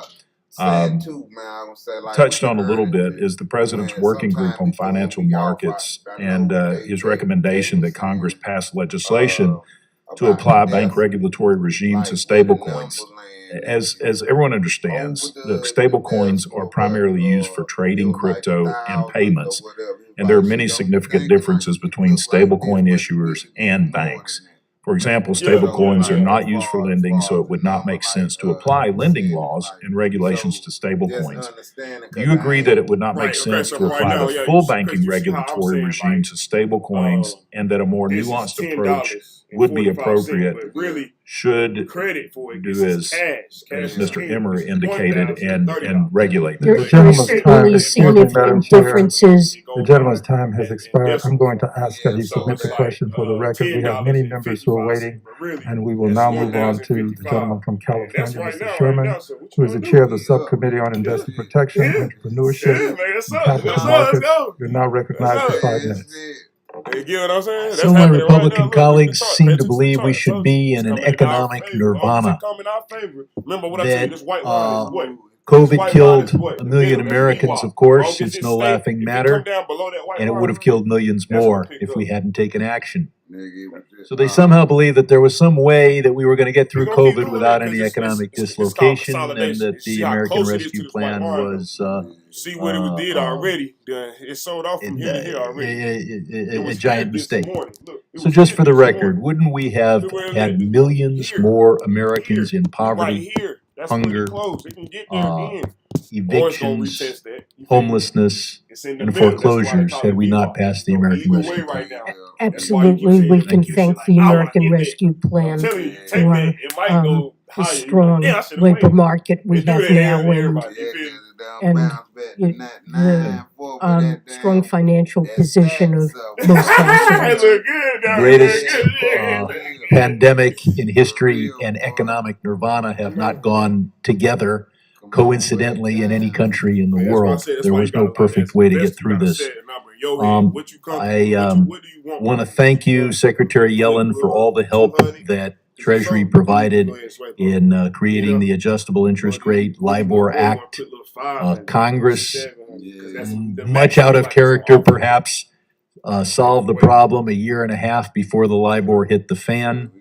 It is now up to the Fed to write the regulations, and I hope you can inspire them to do so expeditiously, because you have testified that the whole LIBOR issue is one of systemic risk.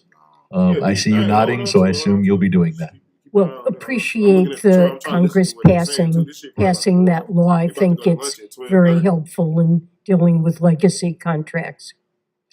Some of my colleagues have put forward the idea that gas prices are entirely a matter of U.S. oil production, and that somehow a speech saying that we've got to move to a carbon-free future leads to higher prices in one country, the United States. Yeah. In fact, and they somehow say that the Biden administration has constrained oil production, and if it wasn't for low oil production, we'd have low gas prices. Here are the facts. In 2021, America produced more oil than we did in 2020, the last year of the Trump administration. And next year, we're going to produce more oil than we ever had in history. Unfortunately, oil is a worldwide commodity, and while we will produce more oil next year than any time in history, we will not have the lowest oil prices at any time in history. If you open the dictionary to oxymoron, they'll say C, stablecoin. Coin says it's stable, not stable. We have seen Terra drop from 18 billion of investment down to, I think, a value today of about $1 billion, maybe a bit less. It is not terra firma, it is terra incognita. Tether has an $83 billion cap. It's claims to be tied to the dollar, but I'm told that they have not issued any audited financial statements, although they keep promising them. So I have no idea whether their statements of what reserves they have are accurate or not. But they apparently have invested substantially in Chinese commercial paper, which may or may not have value at various times, and they've invested in cryptocurrencies, which have lost over half their value in just the last few months. This does not look like my father's money market fund or my grandfather's bank. So their assets don't appear to be very liquid. What are the implications for our economy if Tether, which just broke the buck, goes all the way to terra incognita? Well, I think you've just illustrated, and we've just had over this last week with Terra and with Tether, an illustration of the risks associated with stable coins, that there can be runs, and we've seen this historically with private monies, and we invented a good regulatory framework, I think, for dealing with this. I'm going to try to sneak in one more concept. Through our tax system, we provide tens of billions of dollars of subsidies for those who have pensions and 401ks. We do so that they'll have a stable retirement and invest their money in operating companies that provide jobs. I would say allowing time has expired. investments in cryptocurrencies do neither. The chair will have to now recognize the gentleman from Ohio, Mr. Davidson, for 5 minutes. Thank you, Chairman. Madam Secretary, thank you for your time here today. I wish we all had a little more of it. But yesterday when you were at the Senate Banking Committee, you stated that student loan forgiveness could be good for the economy, and that you will, quote, support anything that President Biden decides as a part of his policy on the issue. Do you really believe that? I'm sorry, on what issue? Student loan forgiveness. Whatever Joe Biden says, you're good with? I believe all I've said on student loans is that they can be extremely burdensome and make it difficult for individuals to begin to buy a house or to save for retirement. Of course, all debt has that effect. The principle of compounding interest should be taught earlier and often. And as a consequence of the federal takeover of the student loan industry, we're looking at, according to the Department of Education's estimates, over $400 billion at risk of default because students can't repay them. There are complications in the program, and yet no one who talks about canceling student debt talks about stopping the problem, which is highly correlated to the federal government's takeover. So I was just concerned by your response, at the Senate Banking Committee about student loan forgiveness and kind of an unconditional support for whatever President Biden decides. All I said is that the president is currently considering the options and trying to formulate his position on this matter. Well, let's hope he sees the moral hazard of doing that. And frankly, the people best equipped to pay back loans sometimes would be the biggest beneficiaries. And so the biggest debts are borne by people that are overwhelmingly, thankfully, in a position to repay their loans. And lots of people have debts that could be forgiven and have big impacts on the economy, and they didn't have the same kind of challenge. So that aside, look, we were just talking about the crypto markets, and obviously everything in the news over the past couple days is related to the markets being down, but overwhelmingly crypto being down at an alarming rate. And just a bit ago, you said, we're so concerned about runs on stable coins and the hazard of stable coins to the market. But my colleague, Mr. McHenry, started off by making it clear that algorithmic stable coins have a different risk than a one-to-one fiat or a one-to-one commodity backed. There's not even fractional reserve banking there. There's 100% of the assets liquid and available. So would you like to qualify your distinction in terms of fear of a run? Well, it depends on the backing of a stable coin. Terra is algorithmic and doesn't really have a backing as such. Tether Tether is a time bomb, and it operates completely outside U.S. markets. So, and it is maybe fair to say that they are more like a money market fund, but an unregulated one, because we don't really see the transparency and disclosures. But others are regulated as New York trusts. Most of the stable coins in the United States are well regulated as New York trusts. So do you see those at the same kind of risk and same regulatory approach? Look, I just think there needs to be a comprehensive and consistent regulatory approach for stable coins because of the risks they can pose to the financial system. And I think that on a bipartisan basis, we ought to work together to make sure stable coins that are introduced have such a regulatory Yeah, I framework. think you can't treat algorithmic stable coins the same as something that's Haven't proposed to do that. okay. Yeah, so just common framework, but not common for algorithmic. But Secretary Yellen, I had a number of members who wrote to you earlier about Section 6050I provision, and it was rulemaking for 8603 of the Infrastructure Act. And this was a requirement, a reporting requirement to the IRS on transactions in crypto that were supposed to mimic things that are cash transactions. And so it's a very complicated ruling, and it's also technologically not entirely feasible for digital assets. Treasury issued some opinion about it. Would you consider, what's the process of the rulemaking right now? I'm sorry, I'm going to have to look into that and get back to you. Thank you. My time's expired, and I yield. Gentleman's time has expired.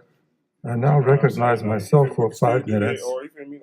Madam Secretary, there are those who believe that if you don't vote for legislation, you have to denounce it as ineffective. The American Rescue Plan was effective legislation. And here's what my colleagues didn't vote for. They didn't vote to help those who were unemployed during a pandemic. They didn't vote to save small businesses during a pandemic. They didn't vote to provide vaccines and to distribute that vaccine to those who needed it during a pandemic. They didn't vote to help children in schools during a pandemic. They didn't vote for food for children Could be wrong though. during a pandemic. I think this is the second And they top they didn't gonna vote flush again for to real. provide for working families That's a top over here for sure. during a pandemic. Shit trying to come back this high. They would call all of that inflation. It's going down. But I believe that at some point the American people will understand that there were many of us who were trying to save the economy and prevent it from sliding into a deep, deep recession, and to help persons who were suffering during a pandemic. Madam Chair, you've spoken quite well on this topic this day. I don't want you to entirely repeat yourself, but there was a pandemic, and the American Rescue Plan was there to do what the government should do during a pandemic. Would you kindly give us additional thoughts on how the American Rescue Plan prevented us from sliding into a deep, deep recession or possibly something worse? We saw unemployment rise after the pandemic struck to double-digit levels, something we hadn't seen in the United States in decades. And there was immense suffering. The pandemic unfairly struck those low-income minority workers, those least able to bear its consequences. Who went to work every day, many of them, Madam Secretary, risked their lives to make sure that there was food available for those of us who could stay at home and work from home during a pandemic.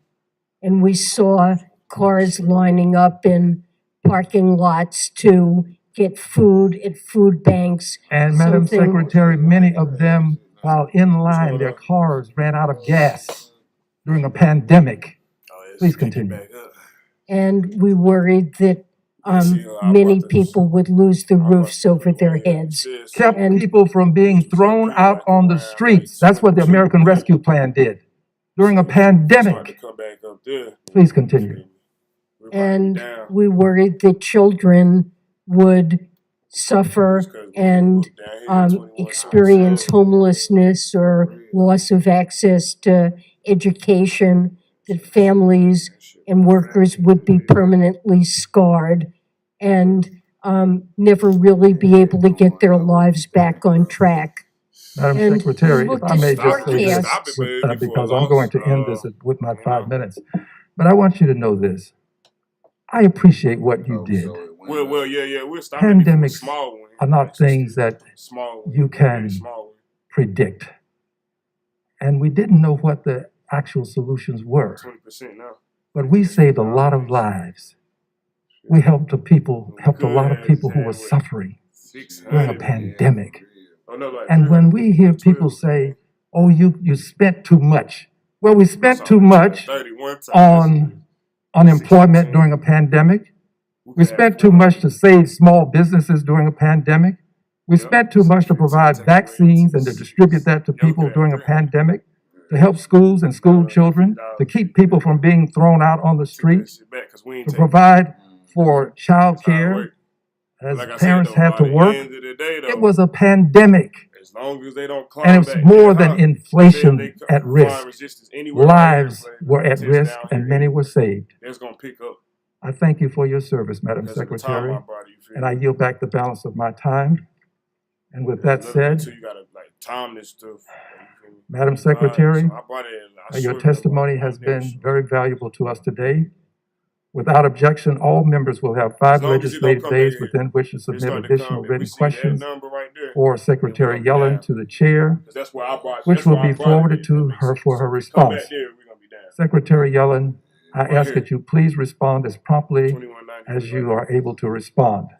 Without objection, all members have 5 legislative days within which to submit extraneous materials to the chair for inclusion in the record. The hearing is adjourned. Remember that number I showed you this morning at 4,000? It might be coming to us if we really just wait. You feel me? This might have a massive sellout tomorrow. Because that didn't just sound good and it's over. Lunch just started. Saw they got off the camera, they about to go eat. I ain't tripping. I got patience. I got time. You feel me? If you was just on there by yourself, then I would have definitely told you, like, I get that, because that's a solo. You feel me? Like, you feel me? But we splitting it, so it's like, you feel me? We ain't tripping, really. We want the bigger outcome, really, if we splitting it. In sales, timing is everything.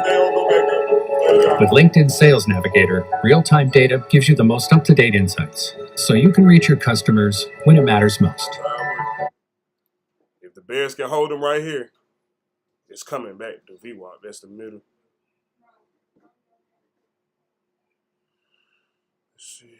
Let's see. Oh, no, is this going on? All right, you guys. Oh, no, that's it. No, that's it. Yeah, no briefings right now. So, look, we about to take lunch here at LCLD. You guys enjoy your lunch. We'll be back in an hour. Be cautious. Follow the charts and numbers.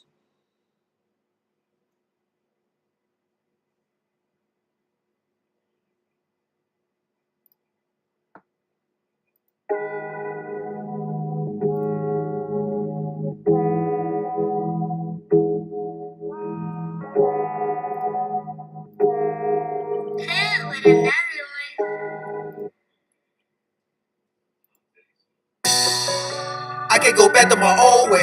If I do, they gon' hate me. Baby mama tryna break me. Sister tryna lock me down and rape me. I'm tryna take care of my baby and not let the street drive me crazy. I can't go back to my old ways. If I do, they gon' hate me. Baby mama tryna break me. Sister tryna lock me down and rape me. I'm tryna take care of my baby and not let the street drive me crazy. Cause most of these niggas be shady. Most bitches wanna have my baby. I can't go back to my old ways. If I do, they gon' hate me. Baby mama tryna break me. Sister tryna lock me down and rape me. I'm tryna take care of my baby and not let the street drive me crazy. Cause most of these niggas be shady. Most bitches wanna have my baby. Everyone niggas they shady. I'm tryna fuck on this lady. Then I go ice out a bracelet. Pull up and everybody hate me. Why they gon' hate me? Tryna provide for my baby. Fuck whoever gon' hate me. They gon' hate me till they take me. Second starving with my people. Had they go swipe me a visa. Fact I get butt full of reef. Bad bitch, she's a certified eater. And she there when I need her. Got a stash in the needle. Bitches mad they wanna beat. Tryna get wet like a pawn. Told them I'm rich, I can yes I'm a dog. We can get lost in the mall. I'm on whatever you want. Caressing your body, I lie you more. I got this shit out the mud. Bitch, I ran to the plug. So many drugs and I cashed out on that shit. And I caught me a pack. I double that pack. And then I cashed out on the wheel. She said that how you want it. I want it for the back. You know I be loving that shit. You know that ass fat. Can't even cap. Girl, you know you loving it. I can go back to my old ways. If I do, they gon' hate me. Baby mama tryna break me. Sister tryna lock me down and rape me. I'm tryna take care of my baby and not let the street drive me crazy. But most of these niggas be shady. Most bitches want have my baby. I can go back to my old ways. If I do, they gon' hate me. Baby mama tryna break me. Sister tryna lock me down and rape me. I'm tryna take care of my baby and not let the street drive me crazy. Cause most of these niggas be shady. Most bitches want have my baby.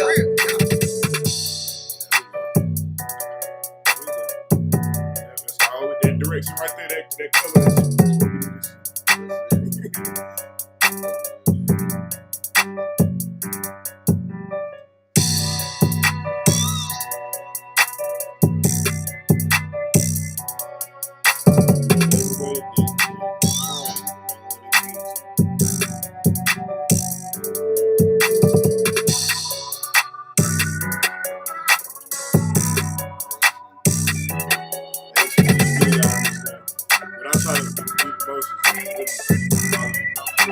Remind myself about the numbers. Shit price. If I see this mom jumped on this lady because she got wide and spread. If they were credit spreading, they would be inside of this channel. You see this channel right here? They would just be in there, not doing that. The fact that they done went out of that motherfucker, they done came in it.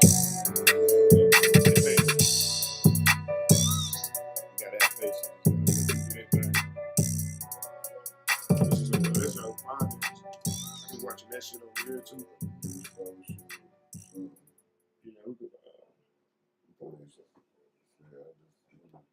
Nah, this is good to be looking at too. Social media, Yahoo Finance. All been sort of looking for what community means to us. And so as my team was maybe like having the 411 on a lot of like shit that just be breaking news and shit. Now, this is a very relevant discussion right now with regards to, what types of voices are allowed on these platforms. And, Elon Musk addressing what he thinks of Trump's Twitter ban, at least on that platform, relevant because of his ownership now of the company. This happened at the Financial Times feature of the CAR Summit yesterday. I want you to take a listen to what he said. Not correct to ban. Oh, this previous report, I think this was yesterday. Yeah, that way he was talking about. Because he said he gonna reverse Donald Trump ban from Twitter, because Donald Trump banned from Twitter. Yeah, but he said because he just bought Twitter. He said he gonna take that off. He gonna put Trump back on Twitter. That's gonna be crazy. And, obviously, this is a very important discussion within the context of free speech on these types of apps. And before we kind of get into it, I'm gonna also point out that Apollo, which is the owning company of Yahoo, is also involved in financing for this Twitter bid. But how do you approach this as someone that's kind of creating this space? Would you like to have kind of rules around what people can't say, who can't be on the platform, given the importance of being able to communicate there? Yeah, so what I will say is that Summer Good has been around for exactly 3 weeks. So we are very early in a lot of aspects of what it means to be on the platform. In terms of moderation, we have a lot of thoughts. We're trying to move very slowly and intentionally around what the experience is like. I will say unequivocally that we won't allow any language that revolves around hate and all the encompassing ways of what that could mean. Now, I'm curious what your ambitions are. I mean, yes, you're in a very early stage right now, but when you think back to how social media started, or at least the early days of the current social media as we know it, it was about being able to bring everybody onto a platform, whether that was Facebook or Twitter, being able to connect with people that wouldn't normally be in a circle. You gotta hold it. Feels like we're moving in the direction now with more and more fragmentation. This time, right? Is that what your app is playing to? I mean, do you want to create a more of a safe space for people to interact? Yeah, or do you want to go for scale? Straight up. Definitely go for scale, but I think in scale there can be very ready to pop different it, groups inside that space. I think fragmentation has been happening since the beginning of the internet. We just had sort of these conglomerates and sort of bring everyone to that space. I think that can still happen within Somewhere Good. And the beauty of what we've done is we've already set it up so that becomes really easy. It's not something we're thinking about later. Right. I really want to see it down here, man, and just know it. That 4,000 coming. And now, lastly, I want to ask kind of about how the platform is going to onboard people. As you mentioned, you're kind of in the early stages right now. What's the marketing strategy for a company like yours? Because, I mean, at the end of the day, this is a social app, so it's about getting the social word out there. Are you kind of trying to get plugged in with certain communities and say, hey, here's a thing that's out there that you can use as a tool to kind of hang with your homies and have kickbacks, is I think the language that you guys are using. How do you kind of get plugged in? Yeah, that is exactly correct. Over the last year, we've spent a lot of time connecting with both IRL and digital communities that were looking for more innovative spaces to share what they were talking about, and so we've started a relationship there. When we launched 2 weeks ago, we sent out an email saying, hey, we're live, here is your code. Quick, don't they? Right now the app is code protected, mainly because we have a small team of 8 people, so we're trying to be, again, very intentional about what that first experience is, but we're excited to publicly launch in the coming months. IRL, I love that. Naj Austin, Somewhere Good founder and CEO, thanks again for stopping by the show, appreciate it.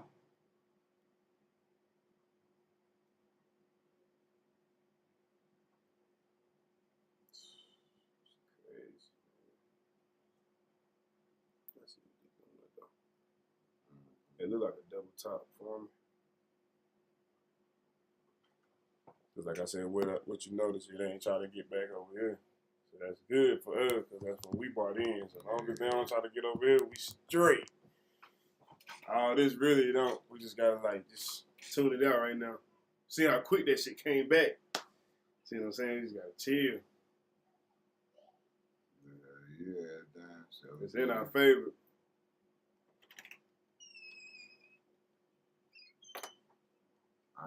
Boy, I want to get back down to where it was. right there, right there, boy.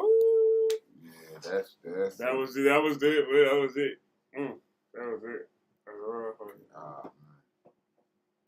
But shit, it just be happening so fast, though. You feel me? Because if you think about it, it kind of happened as I was explaining it to you.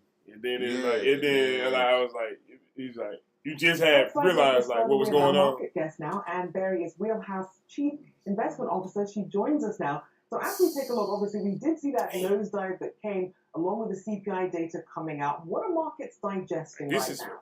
volatile as fuck. It's Look the how quick this shit just bounced. between inflation 21.45. It just and bounced expectations $20. is not being hit. That was People like really 60 thought that we were top of Like, how inflation the fuck levels. are We've you? really seen the Like, that's how I know opposite, it's coming back down. back in March. April There's was no way. off, The economy and so ain't even until we jumping. start Think about it. We're seeing about to go in that the fucking pace recession. of Who in the growth in fuck prices doing come that? down, consumer confidence gets hit, business That's investment inflation. That confidence shit coming gets down. hit. We just And gotta that's be what we're patient seeing and across wait. the markets now. It's moved just from NASDAQ and You it's feel moving me? across all Like, you sectors. just gotta be patient and wait. And what do you think this They doing means for some the crazy Fed? shit. I know that this is just one reading since the news that we bro. got last week from Fed Chair Jay Powell, but do you think this changes the calculus or potentially could make the Fed a bit more hawkish than we initially thought? Yeah, right. It feel good when it's in So your interesting favor, when right? we look at But that's when you know Jay you gotta Powell pop it the too. 'Cause last see how quick in they the press come release grab it of when the you, last while Fed you in the meeting, process there of would thinking not be a like, shit, I'm about 75 to take basis that point shit. hike. I do wonder if this They is not, going they like, to no, push we'll get him it if you to just still be thinking. more aggressive than had been anticipated. It's crazy So, with this does this speed, change yo. the calculus for the next Fed announcement? Quite possibly, and I didn't think that was necessarily going to be the case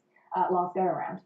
We're looking forward to Brian Chung interviewing James Bullard, who at one point had referenced a 75-point hike. Perhaps he has come full circle on that. But let's talk about, is there any opportunity out there with 5 straight down days for the Dow and now the NASDAQ down 26% That was crazy, year to date? Where I ain't seen are nothing the like that in opportunities a if while.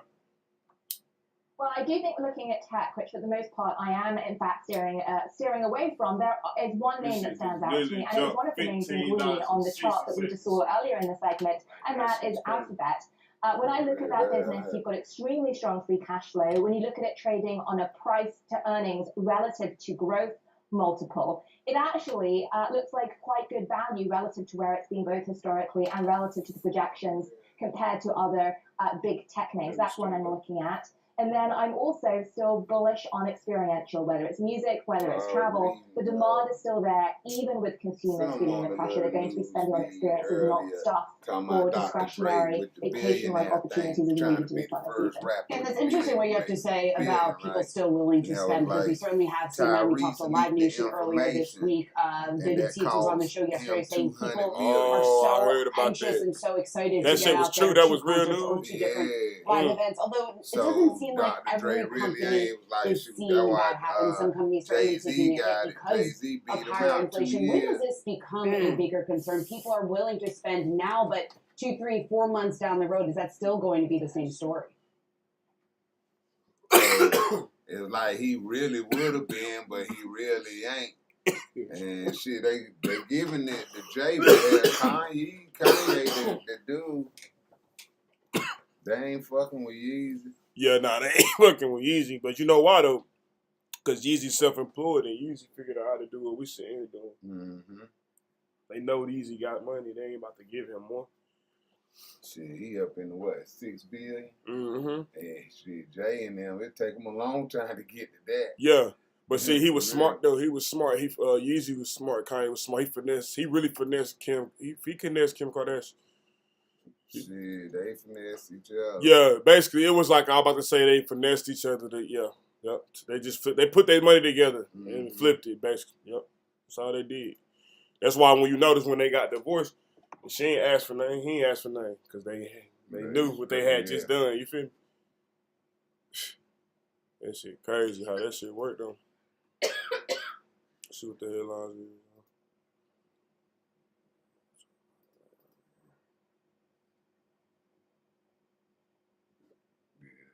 Steak. Sunday mornings, this is the place. Taking on all the tough questions. Straightforward reporting. No spin, no hype, no bull. Thank you for making ABC's This Week with George Stephanopoulos the #1 Sunday morning news show versus the competition. Welcome to This Week.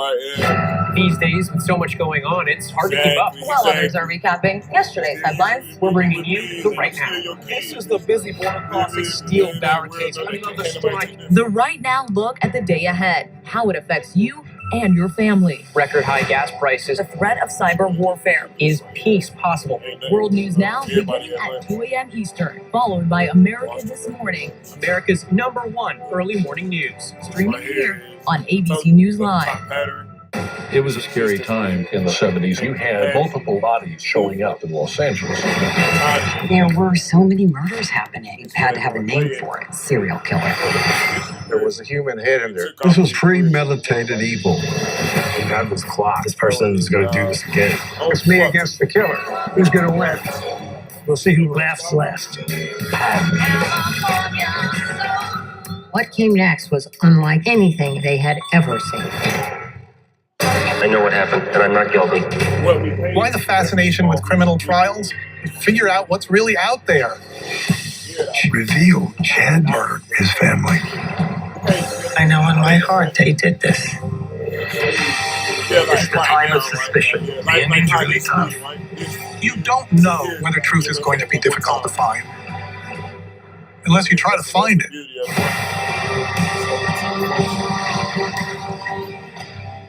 Take America's #1 news with you anywhere you go, anytime, free. Download the ABC News app now. Breaking news, exclusives, 24/7. There for you with one touch. The ABC News app. Download it now.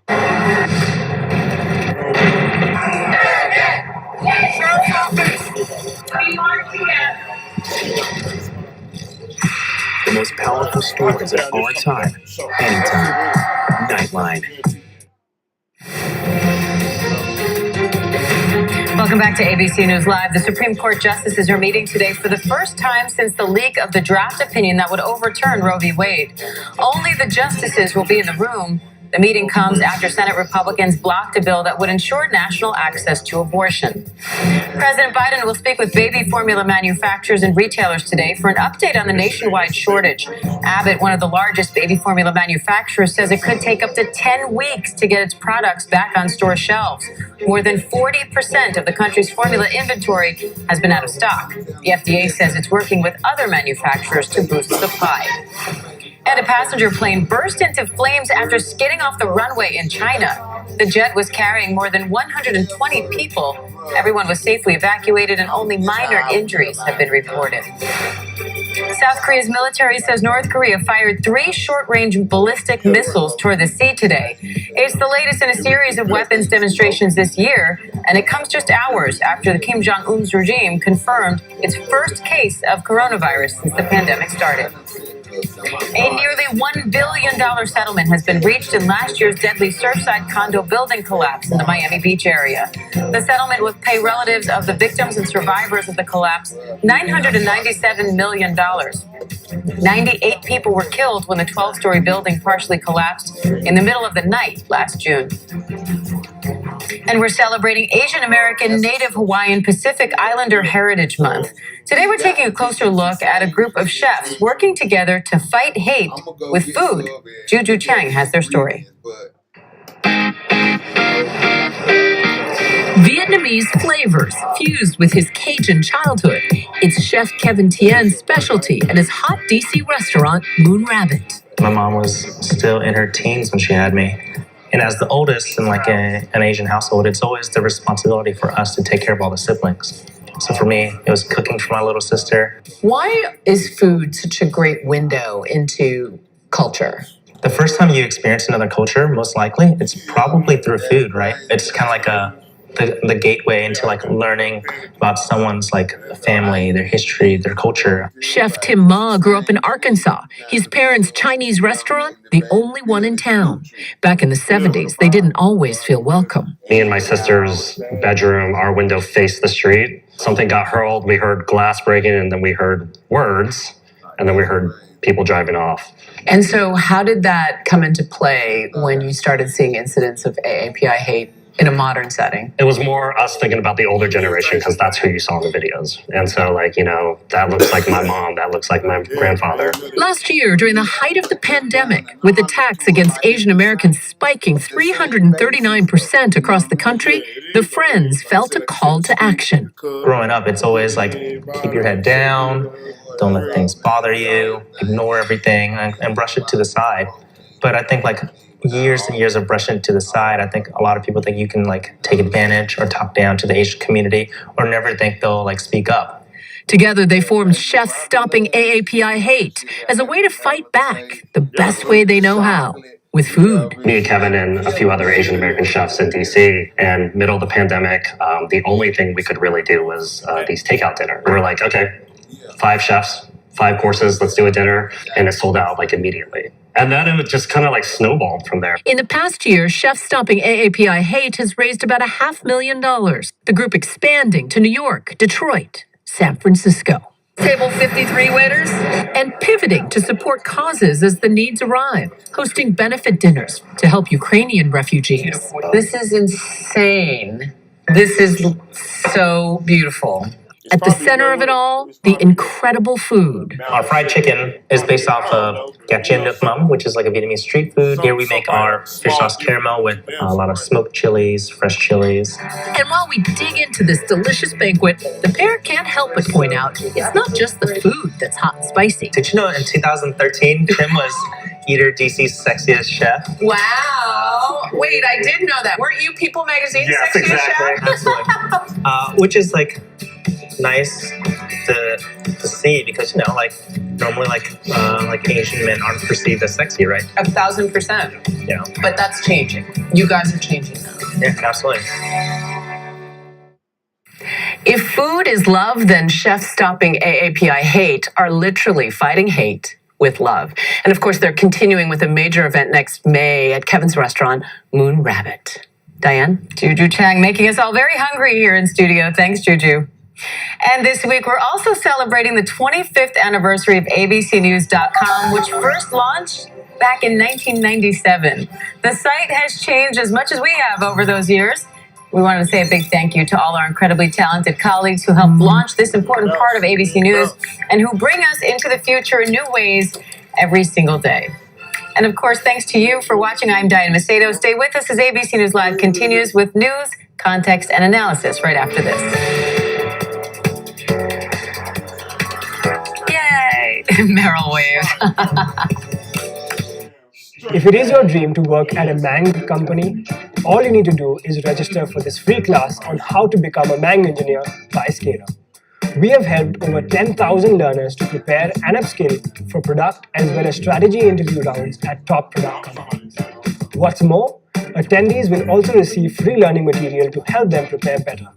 Click on the link below to register.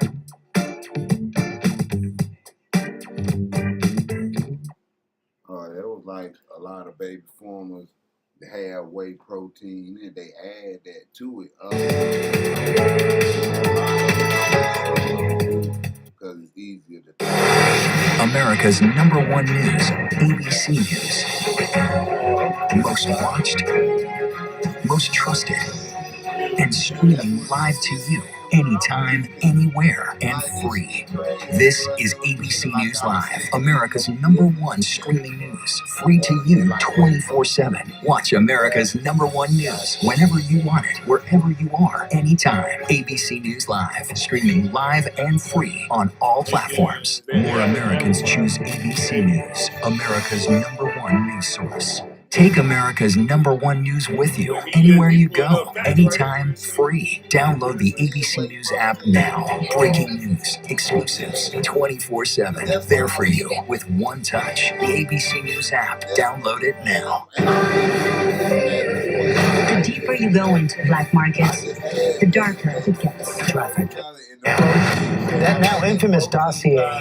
Supposedly a tape showing prostitutes hired by Donald Trump urinating on a bed. It would be quite a tape if it in fact existed. I said take out the PP tape. It quickly became a question of how much of this was accurate This is the stuff of movies. A lot of this is the stuff of movies. The story of epic proportions. Phony stuff. It's a bunch of crap. It changed history. ABC News, America's #1 news source.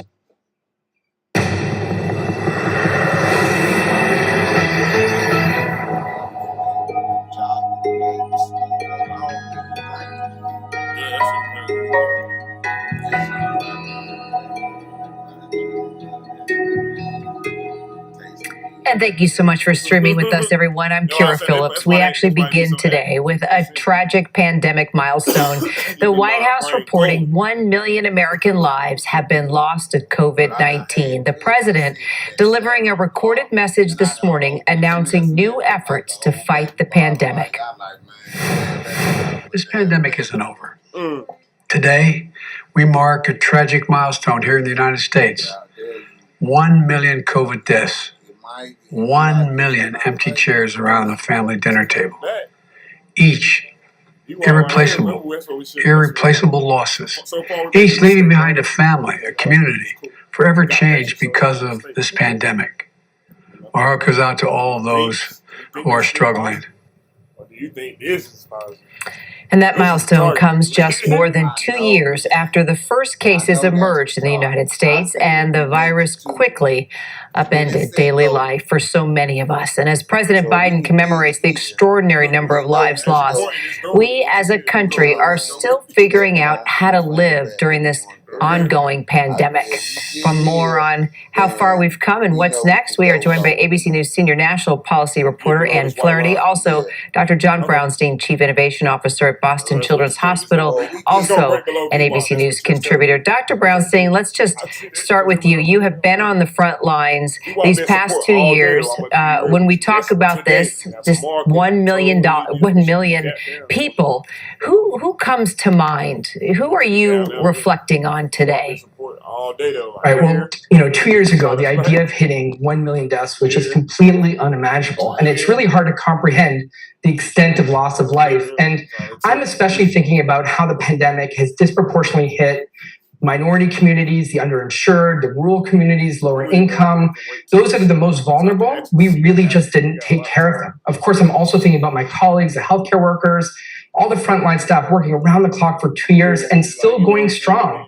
And it just really, it is also highlighting the fact that, we lacked clarity, preparation, and will to really drive this virus down. And while, zero COVID was always going to be impossible, I really think that we could have done better. We have the vaccines, we have the tools we needed to drive transmission down and to reduce risk and to reduce death. And unfortunately, because of misinformation and just not being able to get everyone on board with this virus, we have unfortunately hit this devastating milestone. And I'm still worried about future milestones, to be honest. So, Anne, just looking back, what were some of the government's biggest missteps, do you think? And was it inevitable that we would get to this 1 million number, or did we do something wrong just as a society? Well, Kara, I don't think it was inevitable that we were going to get to this milestone. I mean, certainly mixed messaging out of the government was one of the biggest problems. I mean, early on, we made this assumption that only people who had symptoms would transmit the virus. That turned out to be absolutely dead wrong. I think politics, too, colored everything. So early on in the pandemic, I remember hearing about internal government estimates of 500,000 deaths being possible if we did nothing. And at the time, we had a president who was comparing it to the flu. And so people quickly formed their camps. And I think they dug in. We refused to hear new information. And I think it just spiraled from there. So certainly huge missteps from the government, but also from the public as well, and during such a partisan time.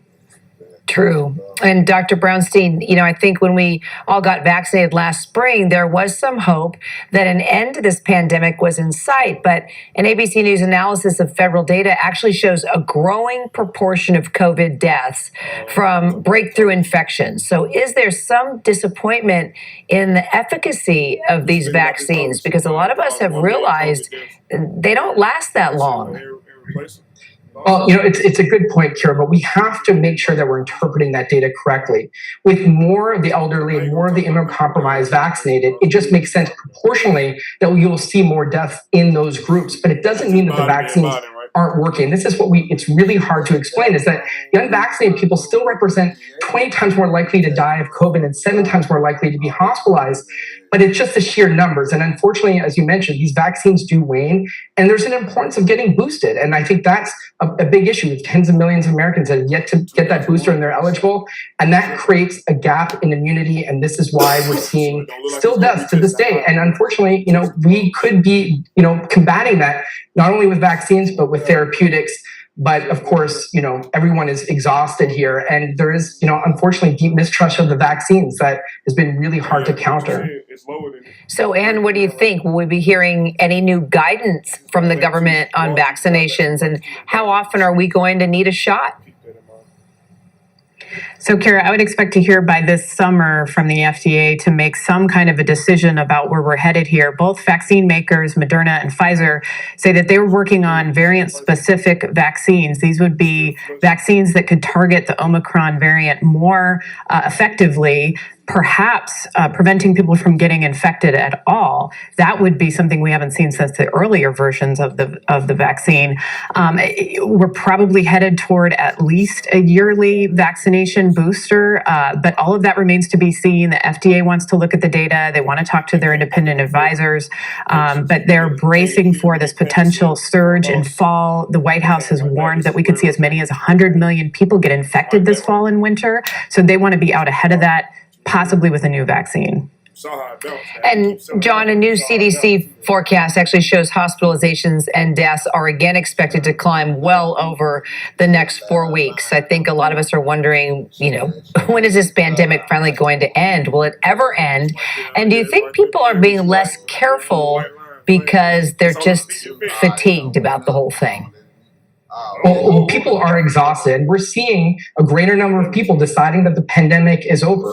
People are numb to these milestones, even, at this stage, seeing 1 million deaths. And that is a problem because people don't see there being a pandemic, then they will act like there's no pandemic. And unfortunately, it leads to transmission, to cases, hospitalizations, and deaths. And then we're in this never-ending cycle where then you have the emergence of new variants. We are getting to a better place. We are in a better place where we can manage this virus with vaccines, with testing, with therapeutics. But it's not going to be binary. It's not going to be one day the pandemic is just over. We are getting to that place of endemic, but it takes some time. And unfortunately, we're still going to be with it for the next few months, at least. So, Anne, I guess we're all looking ahead to summer and the travel season, of course. So what do you think? What can we expect? So, my best advice is to stay flexible. COVID has proved itself to be extraordinarily unpredictable. We've been talking to the CDC about when they might change that rule that you have to test to fly back home. They don't seem to have an appetite for that yet. They're still recommending masks on planes, even though they can't enforce it.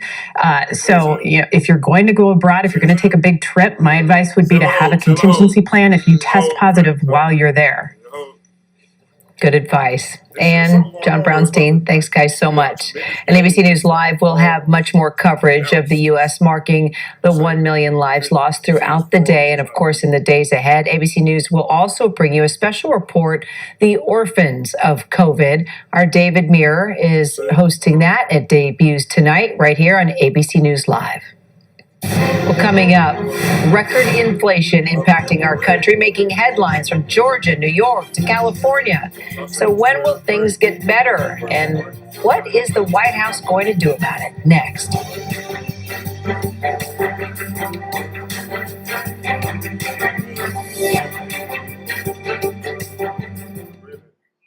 With so much at stake in our world right now, we wanted to thank you for your trust and for making ABC News America's #1 news. And thank you for making ABC News Live America's #1 streaming news. Now streaming on ABC News Live 2020. True crime, cinematic, real-life drama, stunning, the unthinkable. Follow the clues. The Hunt. True crime 2020. Now streaming on ABC News Live. Admit it. These days, what you need to know Seems to change just about every day. What is it that you really want to know? need to know, To help you not just get through your day, but to make the most of it. Feel smarter. feel better. Feel happier. Well, how about a third hour of Good Morning America? GMA3, what you need to know. Now streaming on ABC News Live. It's all about you. I know what happened, and I'm not guilty. Why the fascination with criminal trials? Figure out what's really out there. She revealed she had murdered his family. I know in my heart they did this. It's the time of suspicion. The ending's really tough. You don't know whether truth is going to be difficult to find unless you try to find it.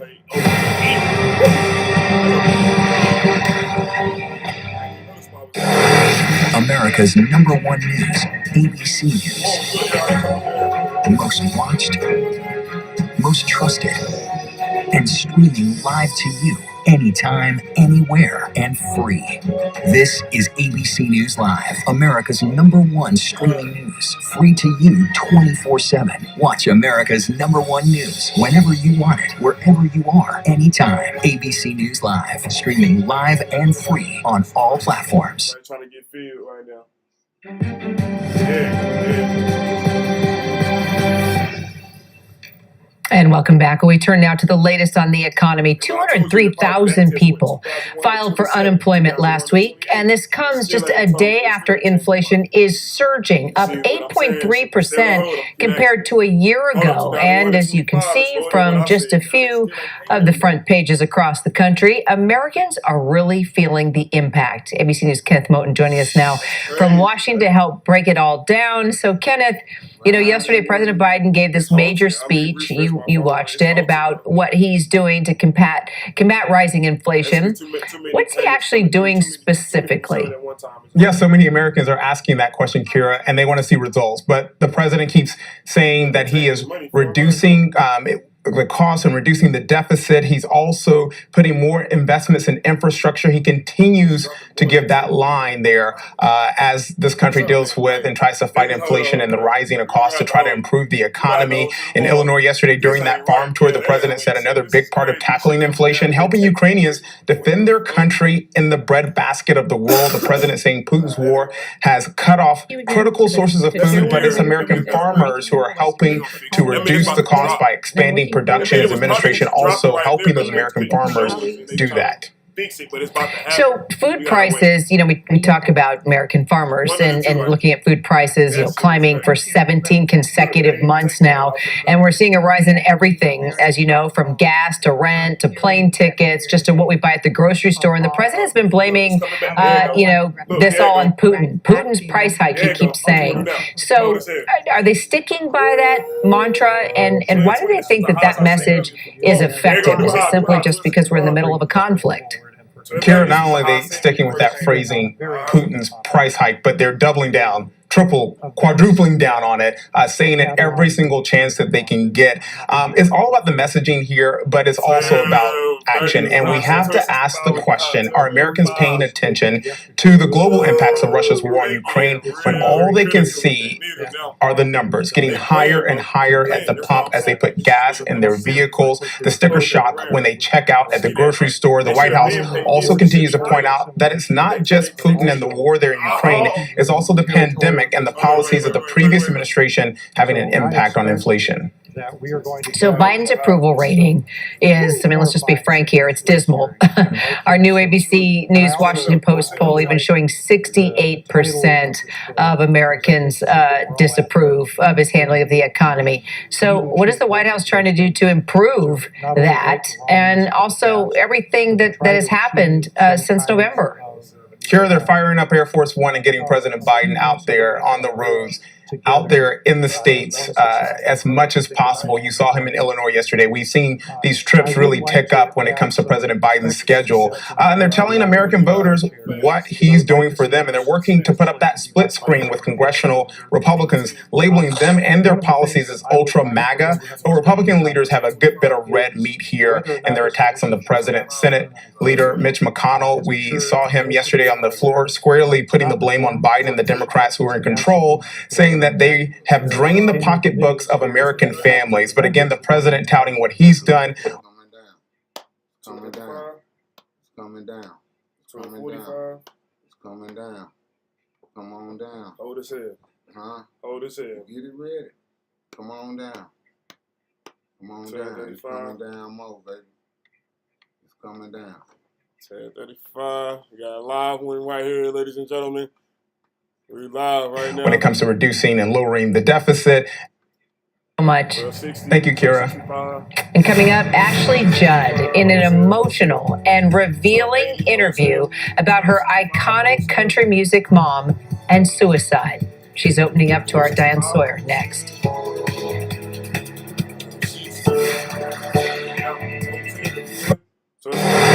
America's #1 news, ABC News. Most watched, most trusted, and streaming live to you anytime, anywhere, and free. This is ABC News Live, America's #1 streaming news, free to you 24/7. Watch America's #1 news whenever you want it, wherever you are, anytime. ABC News Live, streaming live and free on all platforms. More Americans choose ABC News, America's #1 news source. Take America's #1 news with you, anywhere you go, anytime, free. Download the ABC News app now. Breaking news, exclusives, 24/7. There for you with one touch. The ABC News app. Download it now. The deeper you go into black markets, the darker it gets. Traffic, Wednesdays at 9 on National Geographic. He thought he was God. He's now one of the most vilified men in the world. He is the everyman. Zelensky is the Tom Hanks of Ukraine. The fact that a little nice Jewish boy is 5'7" is showing up this KGB agent in the Kremlin. What do you say to Americans who see Russia and you not only as a rival, but an unfriendly adversary? Two men at war. Which Vladimir will take over. The world is not going to be the same. Christopher Steele, The guy who picked a fight with 2 presidents, and he's lived to tell the tale. That now infamous dossier. Supposedly a tape showing prostitutes hired by Donald Trump urinating on a bed. It would be quite a tape if it in fact existed. I said take out the PP tape. It quickly became a question of how much of this was accurate. This is the stuff of movies. A lot of this is the stuff of movies. Story of epic proportions. Phony stuff. It's a bunch of crap. It changed history. You saw that, right? Like something happened right here. Something happened right here. Nah, we just got out right there. And welcome back. Well, it's been 12 days since the world learned that country music legend Naomi Judd died after battling with mental illness. This week, her daughter Ashley invited our Diane Sawyer into their home in Tennessee for something that the family really wanted to say about their mother's life. It's so beautiful in the hills of Tennessee where the amazing Judd family has lived in separate houses but minutes apart. And through the years, they've spoken publicly about their challenging family life with a mother who was wounded by trauma and depression but filled with dreams and drive. As we arrived, Ashley waited at the door. Good morning, my fellow contestants. Her grief shared by her sister and the stepfather they call Pop. The kind of grief where the darkest heartbreak is framed by the brightest light. Yeah, beautiful, Mom. That's it. As someone said, the size of the loss is the size of the love. And that can be infinite. And you know, I appreciate so deeply and really want to start by thanking everyone for their outpouring of love and condolences. And that my sister and I, we have a depth of gratitude. We're very, and I also want to address Diane. You know why we're doing this, and I say, us. I'm here as an individual sitting with you by myself, but both sister and Pop have sort of deputized me in certain ways to speak on behalf of the family at this early time before things about the 30th of April become public without our control. whether it's the autopsy or the exact manner of her death. And so that's really the impetus for this timing. Otherwise, it's obviously way too soon. And so that's important for us to say up front. Where do you want to begin?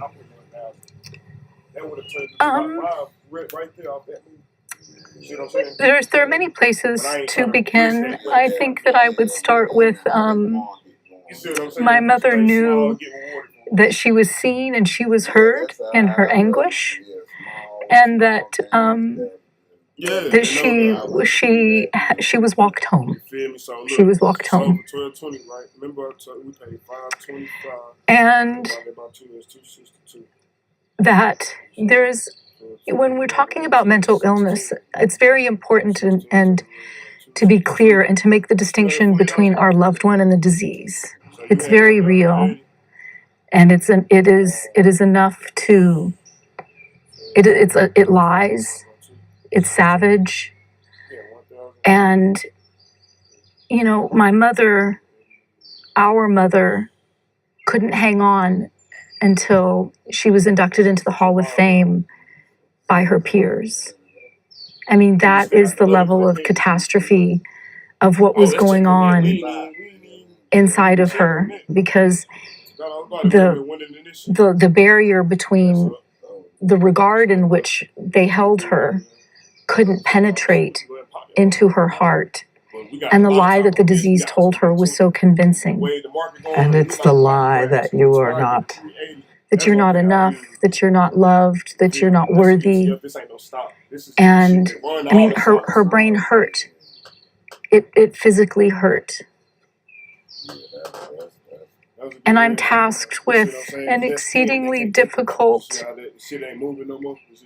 whatever plays pending now, that's just where it's gonna move from. Task in disclosing the manner of the way my mother chose not to continue to live. And I've thought about this so much because once I say it, it cannot be unsaid.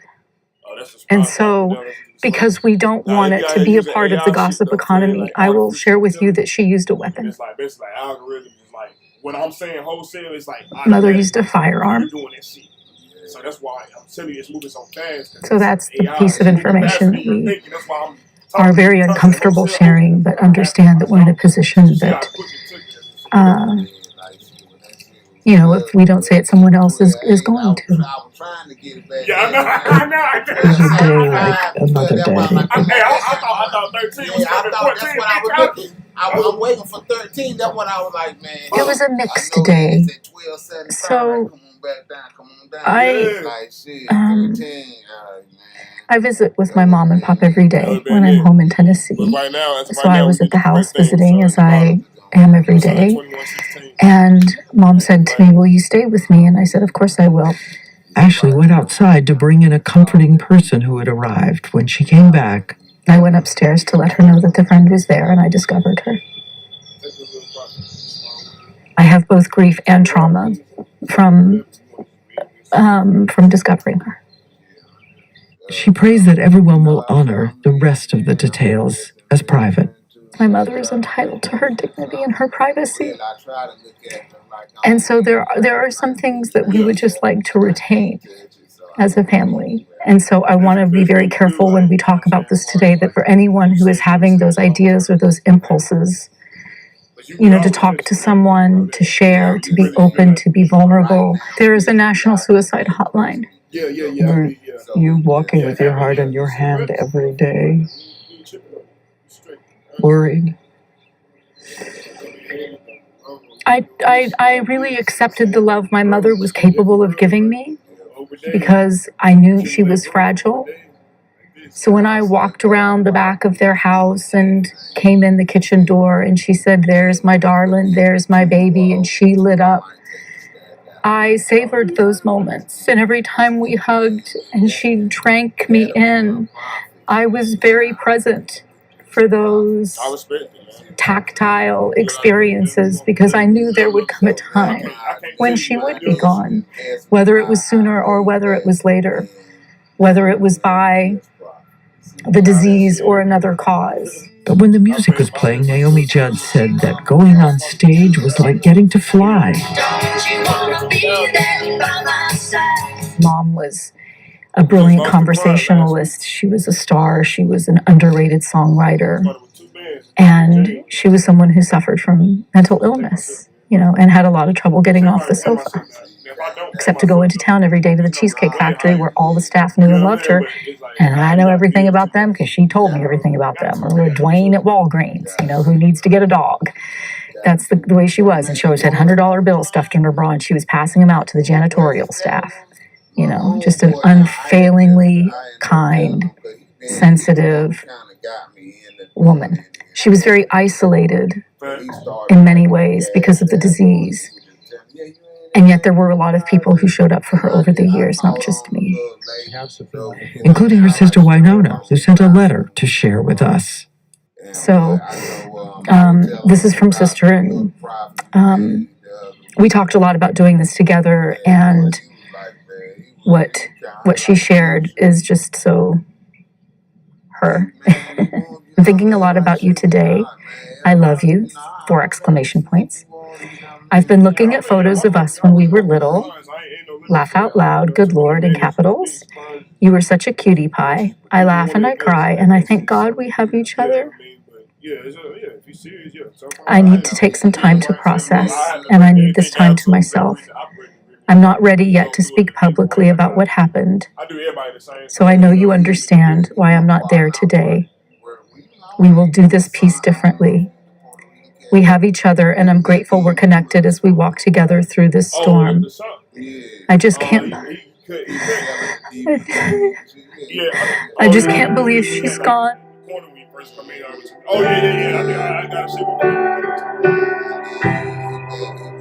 I'm here. This will take time. I love you, dear sister. I'm proud of you, and I'm here whenever you need me. Our thanks to Diane Sawyer and, of course, Ashley Judd. And if you are struggling with thoughts of suicide or worried about a friend or a loved one, we ask that you call the National Suicide Prevention Line at 1-800-27... Corporal punishment was common. The priest would often get impatient and discipline us by hitting us with a leather strap or a willow stick. There was also punishment, too, that we call the Jesus rope, which was a rope with several strands coming off of it.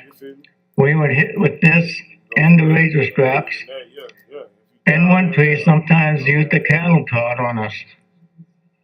Another way the priest disciplined us was to lock us out of the school during the cold winter.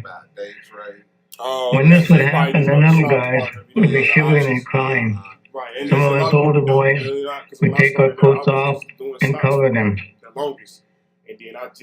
One time, a priest threw my older brother Joe, more on it, down a flight of stairs, and he broke his arm. I think the priest was also abusing him in other ways. The priest also punished us by isolating us and limiting our access to food. One time I got in trouble, and my punishment was for 10 days I was separated from other kids and given only bread and water to eat. I don't even remember what I did to deserve this type of punishment. Each June, every parent would come and pick us up to go home for the summer. My parents were Lakota speakers at home. Because we were at school, we were not allowed to speak.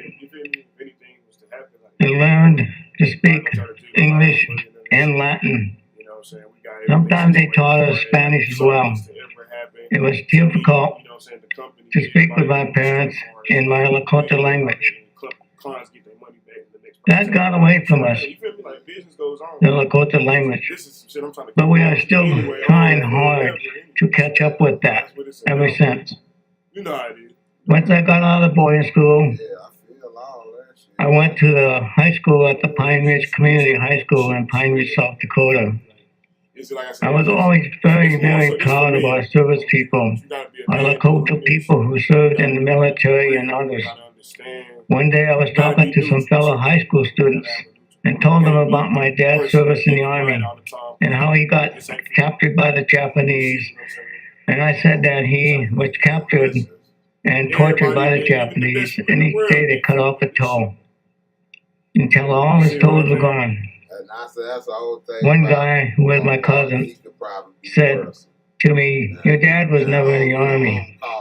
Of course, I said, calling my dad a liar and got in a fight. When I went home, my dad told me that when he was in the first or second grade in the school, he ran away. And because of that, he broke his toes off. And when he died, it's because his toes gangrene set in. All those kids that attended boys' school, we never speak about our experience in the school. Our family has never spoken to each other about it, and our parents have never told us about it. I guess we just didn't want to hurt each other.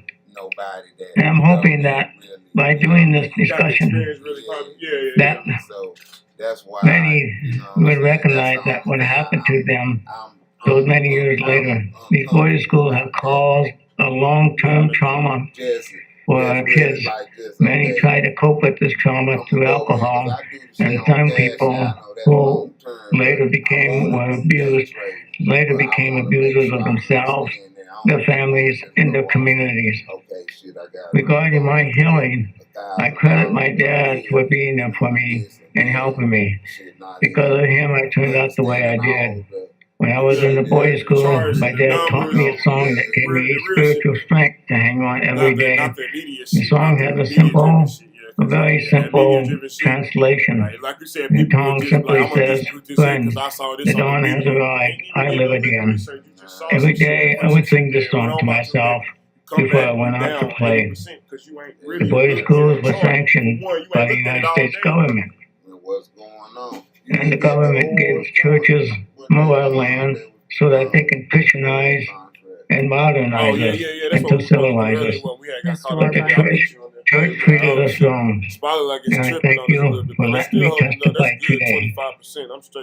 Thank you, Mr. Barnett, for that moving testimony and sharing with us the songs that have helped you in your process. The chair will now recognize Dr.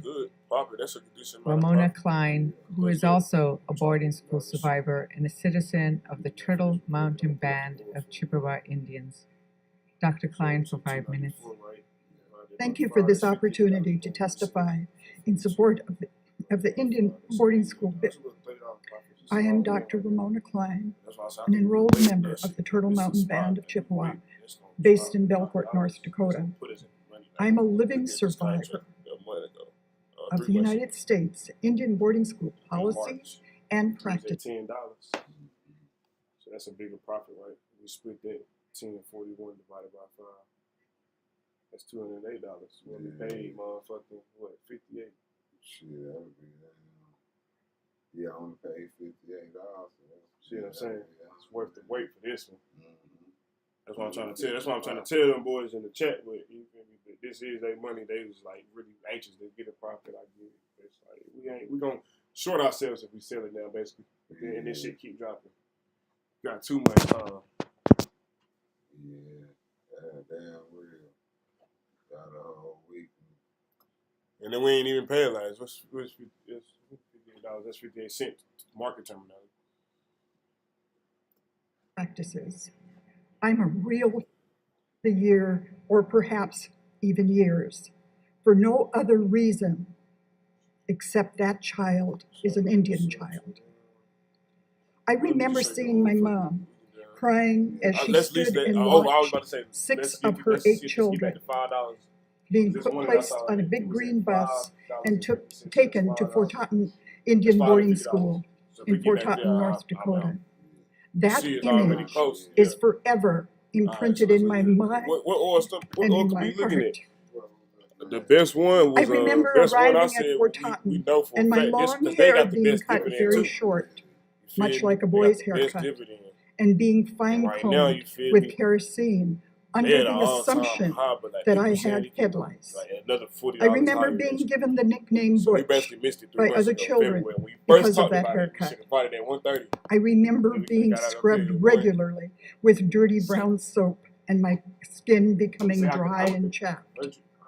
I remember that they used a stiff brush and that soap was made with lye. I remember arriving at the dormitory, which was so big and cold, feeling so scared and alone. I wish you would have just I remember scratchy wool army blankets.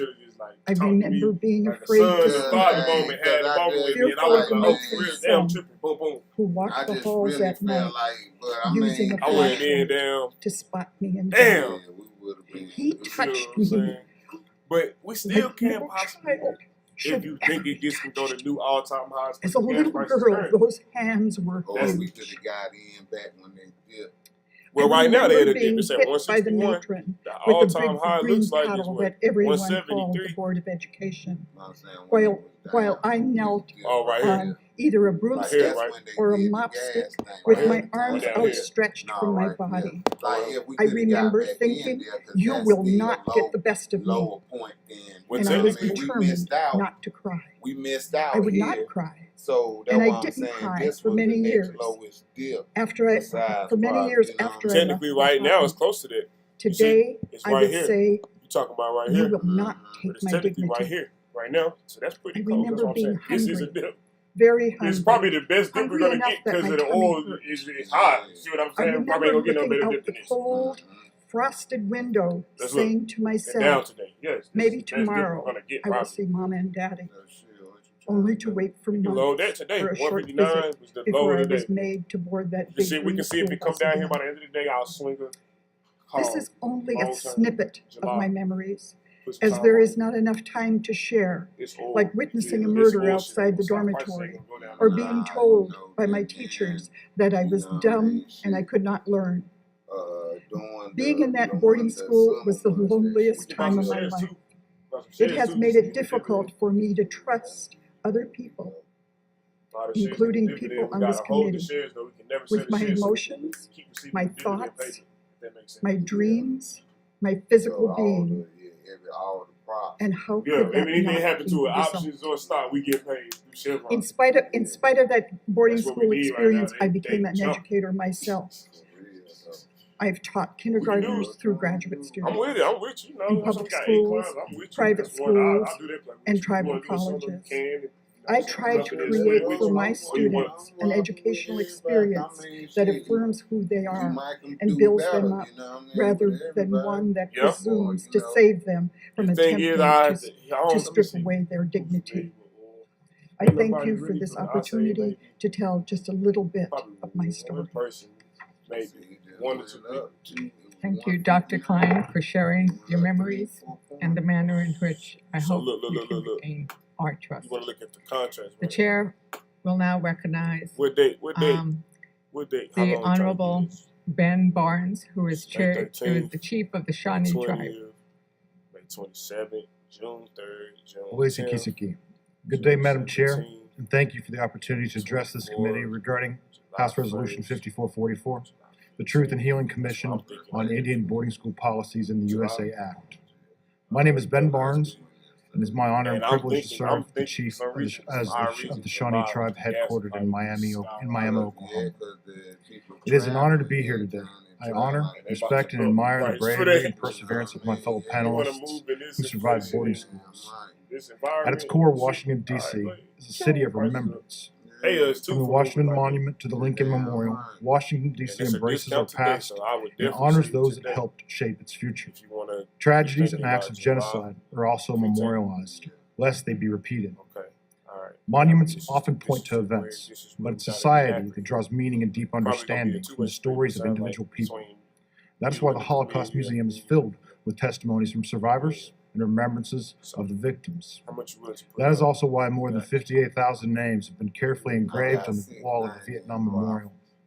These people and their stories matter. For over a century, it was the policy of the United States government to tear Native American children away from their families, communities, and culture, to civilize them by erasing any vestige of native identity. And yet, relatively little is known about the tens of thousands of children who suffered at these institutions. What were their names? What did they experience? How many of them died? Where were they buried? These children's stories have been cast aside, forgotten, or lost, as if this tragedy never happened. These children matter. Their stories matter. So that's why I didn't know as far as As chief of the Shawnee tribe, the issue of Indian boarding schools is extremely Okay, right here, boom. This is what they running, right? This is what Over I want. 150 years ago, Shawnee children were sent to the Shawnee Indian Manual Share price Labor right now, School 161, in what is right? now Fairway, Kansas. So, share price In right many now, ways, that 161. school, which still stands today, is a memorial to the struggles and perseverance of the Shawnee people. But like other sites, its history remains incomplete. We know that the residents there were malnourished and mistreated. We can still see carvings left in the windowless attics where children were forced to sleep in hot summers and cold winters. We know that our school was closed in 1862 due to abuse and mismanagement, but we don't know the full extent of what went on there, because in large part, we don't know the stories of the children that went there, including the names of those that died or the locations of their burial sites. Hell, I was even thinking. Finding answers and honoring these children's stories is important to the Shawnee tribe. We've engaged historians and researchers to assemble all available information regarding the Shawnee Indian Manual Labor You don't School. gotta do this, but I was just We have found that some records are seemingly lost forever. We have also discovered that crucial parts of the story are inaccessible within government archives or exist within the private collections of religious institutions that operated some of these schools. As time continues to pass, we will lose the testimonies of survivors and more documents will become misplaced. That is the importance of H.R. 5444. Creating a mandated commission empowered to locate every available record and ensure this history is preserved and made available for examination. Finding answers to long-asked questions will not be without consequences. Understanding the stories of our children will cause mourning among our people. The discovery of unmarked graves will provoke difficult conversations about best how to honor those children. But amidst the pain, a burden will be lifted. Acceptance, healing, and growth will follow. So this commission's purpose is not to point fingers, lay blame, or evoke guilt on people who are generations removed from these atrocities. It will simply help American Indian communities find information that would otherwise be unattainable and bring an opportunity for some semblance of closure. We cannot go back and And if change you the get past, download this on your phone, but download we this on can download and this on must your hold phone, ourselves so you can look at it accountable on for time, doing too. the right thing today. When you get a chance. The stories of human suffering at these institutions can no longer be hidden from view or It's on ignored.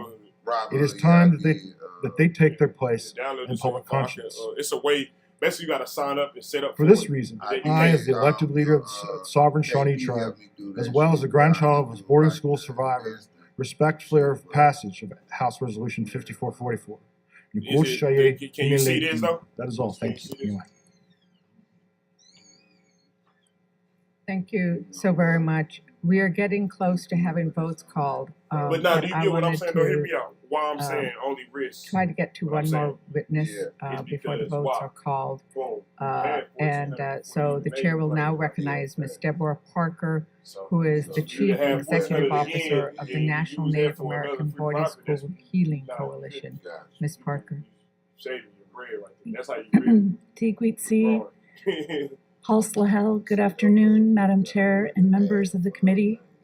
Oh, okay. So let me show you. Yeah, when you pull it My up. name is Sitsayaltsa Deborah Parker, citizen of the Tulalip Tribes, and I have the honor of serving as the Chief Executive Officer of the National Native American Boarding School Healing Coalition, also known as NABS. NABS formed in 2011 following public outcry about the lasting impacts of the boarding school era. Shortly after Canada launched their Truth and Reconciliation Commission, leaders from the United States and Canada came together to discuss the need for such a process in the United States. NABS supports a community of thousands of boarding school survivors and descendants. On behalf of these relatives, as well as 54 endorsements and 26 resolutions from tribes and national organizations, I am here. Just click on any, just go to the search bar. little circle in the middle, yeah. Click on any one of them.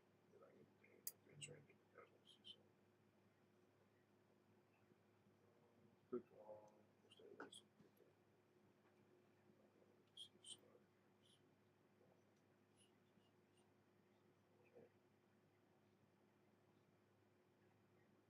oh yeah, so yeah, you gotta I don't know, you got it right here. You got it. This is it. Yeah, this is it. This is it. Okay. So this is the contract. So remember how to get to this. Always hit trade, and then it's gonna say trade options. Boom. Here is the dates. Remember, you buying a put, then you think something going down. Yeah. If you buying a call, then you think something going up. Now remember, always have that on the buy button because that's a debit spread. Don't ever have it on this. That's a credit spread. I mean, you gotta have collateral that fuck your money up. Basically, it's like credit. It's like some other shit. That shit I be talking about. The market be doing that sometimes. Like when they pay people both ways and they don't care. The market don't. That's the people be doing. They be buying, sell, call, sell, put. You feel me? But you always want to have it on the buy, call, and buy, put. That's how you accumulate growth. We always. You looking for debit spread. We looking for debit spread. We looking for companies that's giving us the money. They want you pay for the free profit. So boom, yeah, that's how I remember that. So I always have it on buy, and then like I said, you think something going up, all right, boom, say this going up. Now they got it set now where, for example, matter of fact, I'm gonna go to Chevron because now as I see it's working, you don't even need the card. But when you want to put the card, that's just how the money goes to the straight there. So you can invest. But clicking on Chevron, you can trade the options here now. Boom. What day we say? On 15, on July 15th. Facts. Call. So, I said about 290. Shit. Let me see what I'm talking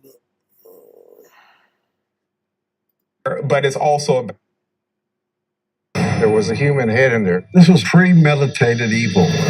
We have this clock. This person is going to do this again. It's me against the killer. Who's going to win?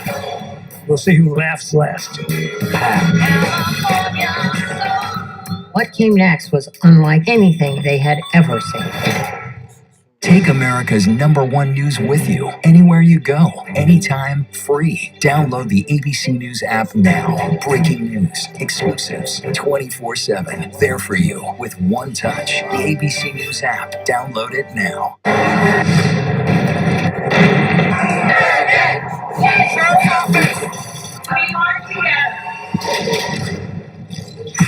The most powerful stories of our time, anytime. Nightline.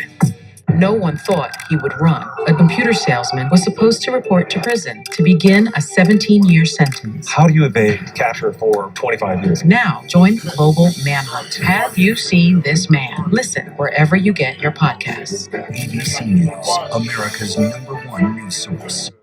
This update, that's why I'm showing you. And welcome back. Well, it's been 12 days since the world learned that country music legend Naomi Judd died after battling with mental illness. This week, her daughter Ashley invited our Diane Sawyer into their home in Tennessee for something that the family really wanted to say about their mother's life. It's so beautiful in the hills of Tennessee, where the amazing Judd family has lived in separate houses but minutes apart. And through the years, they've spoken publicly about their challenging family life, with a mother who was wounded by trauma and depression, but filled with dreams and drive. As we arrived, Ashley waited at the door. Good morning, my fellow Kentuckians. Her grief shared by her sister and the stepfather they call Pop. The kind of grief where the darkest heartbreak is framed by the brightest light. As someone said, the size of the loss is the size of the love. And that can be infinite. And I appreciate so deeply and really want to start by thanking everyone for their outpouring of love and condolences. And that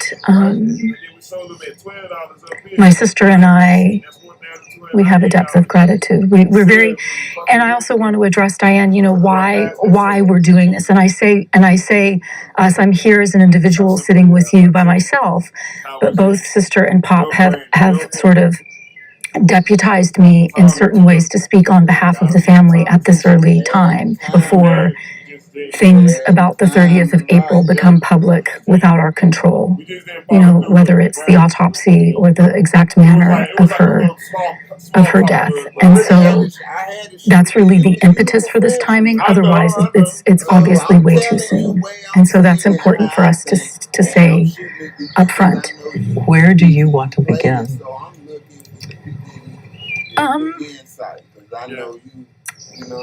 There are many places to begin. I think that I would start with my mother knew that she was seen and she was heard in her anguish, and that she was walked home. She was walked home. And that there's, when we're talking about mental illness, it's very important and to be clear and to make the distinction between our loved one and the disease. It's very real, and it is enough to. It lies. It's savage, and my mother, our mother, couldn't hang on until she was inducted into the Hall of Fame by her peers. I mean, that is the level of catastrophe of what was going on inside of her, because the barrier between the regard in which they held her couldn't penetrate into her heart, and the lie that the disease told her was so convincing. And it's the lie that you are not. That you're not enough, that you're not loved, that you're not worthy. And I mean, her brain hurt. It physically hurt. And I'm tasked with an exceedingly difficult I think I seen the headline. task in disclosing the manner of the way my mother chose not to continue to live. And I've thought about this so much because once I say it, it cannot be unsaid. And so, because we don't want it to be a part of the gossip economy, I will share with you that she used a weapon. Mother used a firearm. So that's the piece of information that we are very uncomfortable sharing, but understand that we're in a position that, if we don't say it, someone else is going to. Yeah, Biden said something about working with China. It was a day like another day. That's a part of his life. It was a mixed day. So I visit with my mom and pop every day when I'm home in Tennessee. So I was at the house visiting, as I am every day. And Mom said to me, "Will you stay with me?" And I said, "Of course I will." Ashley went outside to bring in a comforting person who had arrived. When she came back, I went upstairs to let her know that the friend was there, and I discovered her. I have both grief and trauma from discovering her. She prays that everyone will honor the rest of the details as private. My mother is entitled to her dignity and her privacy. And so there are some things that we would just like to retain as a family. And so I want to be very careful when we talk about this today, that for anyone who is having those ideas or those impulses, to talk to someone, to share, to be open, to be vulnerable, there is a national suicide hotline. You're walking with your heart in your hand every day, worried. I really accepted the love my mother was capable of giving me because I knew she was fragile. So when I walked around the back of their house and came in the kitchen door and she said, "There's my darling, there's my baby," and she lit up, I savored those moments. And every time we hugged and she drank me in, I was very present for those tactile experiences because I knew there would come a time when she would be gone, whether it was sooner or whether it was later, whether it was by the disease or another cause. But when the music was playing, Naomi Judd said that going on stage was like getting to fly. Don't you wanna be there by my side? Mom was a brilliant conversationalist. She was a star. She was an underrated songwriter. And she was someone who suffered from mental illness, and had a lot of trouble getting off the sofa, except to go into town every day to the Cheesecake Factory where all the staff knew and loved her. And I know everything about them because she told me everything about them. Or Dwayne at Walgreens, who needs to get a dog. That's the way she was. And she always had $100 bills stuffed in her bra, and she was passing them out to the janitorial staff. Just an unfailingly kind, sensitive woman. She was very isolated in many ways because of the disease. And yet there were a lot of people who showed up for her over the years, not just me. Including her sister Winona, who sent a letter to share with us. So this is from Sister, and we talked a lot about doing this together, and what she shared is just so her. I'm thinking a lot about you today. I love you, 4 exclamation points. I've been looking at photos of us when we were little. Laugh out loud, good Lord, in capitals. You were such a cutie pie. I laugh and I cry, and I thank God we have each other. I need to take some time to process, and I need this time to myself. I'm not ready yet to speak publicly about what happened, so I know you understand why I'm not there today. We will do this piece differently. We have each other, and I'm grateful we're connected as we walk together through this storm. I just can't believe she's gone.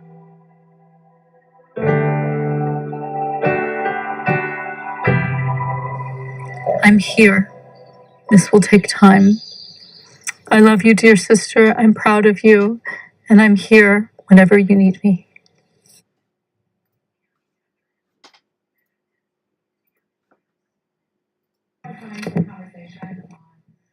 We'll have more time for conversation on these, but we need to move on because every subcommittee needs to present. Just quickly, there were several questions about where there's language, in conversation with language access and making sure subcommittees can work together on this. And I think there were at least 3 recommendations on that. So let's keep that in mind. PSA, several comments on PSA and the narrative on the PSA. Lots of conversation on certainly the federal reporting and how we want to think about that. And if I'm reading this correctly, it's about conditioned federal reporting, and it's not about how much money goes out, but how to condition the federal funding that goes out. But just keep that in mind, and we'll have more conversation about this. And then how to incorporate community-based organizations in that. So we'll keep going with the next round of recommendations. I'm sorry we have to keep cutting these short, but commissioners, as you know, we don't have much time. We have 30 minutes for each of these, and you have a lot of recommendations. So let's. I'm sorry I have to cut you all off, but we'll have a longer conversation about this as we vote for the recommendations at the end. The health subcommittee, I'm gonna have Teresita, Carrie, and Mia provide your recommendations. So Mia, I think you're presenting for us, right? I am. Can you hear me? Yes. All right. Awesome. Well, I've been tasked with trying to not make this too boring is what I've been tasked with. So I apologize if it goes on. First, of course, we want to thank you and recognize the leadership of the co-chairs, including HA's Secretary Becerra, Trade Representative Ambassador Tai, Executive Director Crystal Kai, Chief Commissioner Sonal Shah. I also want to recognize my co-chairs, Teresita and Carrie, and all of the members on the Health Equity Subcommittee. So we went over a broad range of topics to try and figure out and narrow down sort of what we wanted to do. And that included things around equitable COVID-19 response, mental health, environmental health, particularly around Red Hill, challenges in healthcare access, disparities and health outcomes, federal resources to community health centers or organizations, culturally and linguistically appropriate services in healthcare, disaggregated healthcare data, and healthcare workforce. So what we did was we sent out a little poll for our members to decide sort of which were our short-term goals and what were our more longer-term goals. And what we decided was that our short-term goals would be on Red Hill and mental health. So we had multiple meetings on February 3rd and March 2nd, 24th, April 7th, April 21st, May 2nd, and May 5th. We received presentations, 1 to 2 presentations each meeting. And our first presentation was with SAMHSA, and they provided an overview of SAMHSA's mission, structure, and resources, and shared data on mental illness and mental health services used by race and ethnicity. Also discussed resources including the National Network to Eliminate Disparities in Behavioral Health, culturally and linguistically appropriate services, and tools to seek crisis counseling and behavioral health and treatment. Then we had another meeting with the U.S. Environment Protection Agency, the senior advisor for Region 9.